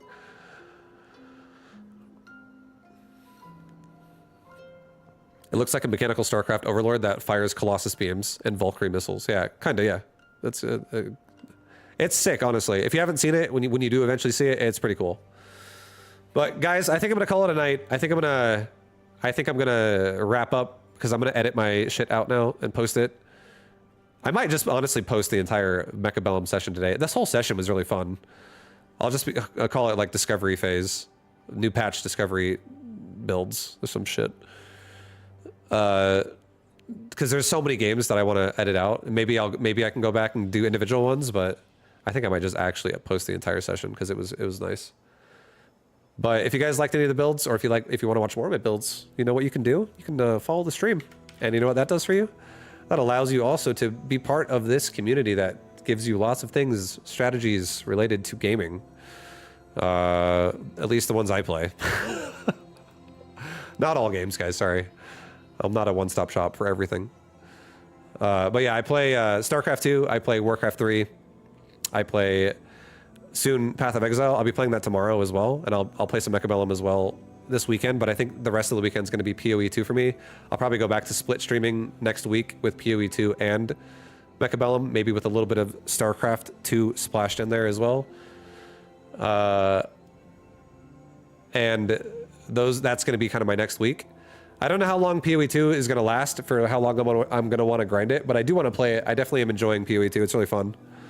But yeah, if you guys want to follow anything else I do, you can check out my Discord, my YouTube, my Twitter, Instagram threads, all linked there if you're interested. And with that, I am going to call it a night. The new videos from today will be posted by tomorrow, and I will see you guys then as well. Tomorrow, I have a... Wait, I can't remember what day. Saturday, I think, is the event. So, yeah, tomorrow I will be starting my stream probably like 11:30 p.m. Pacific time, something like that, because noon Pacific time is the start of the new league in PoE 2. So I will be playing that shit. I don't think the Mechabellum show matches are tomorrow, but I have to I can't fucking remember, dude. I have to check. Follow socials if you want information. I'll probably post later tonight about that again. So anyways, guys, I guess that's it for me. Have a great night. Have a great day. I appreciate all of you very much. Thanks for watching the stream. Thanks for supporting the stream in general. I love doing it. And I'll see you guys tomorrow. Peace, everybody. Take it easy. Have a good night. Appreciate you. I'll see you next time. Later, guys.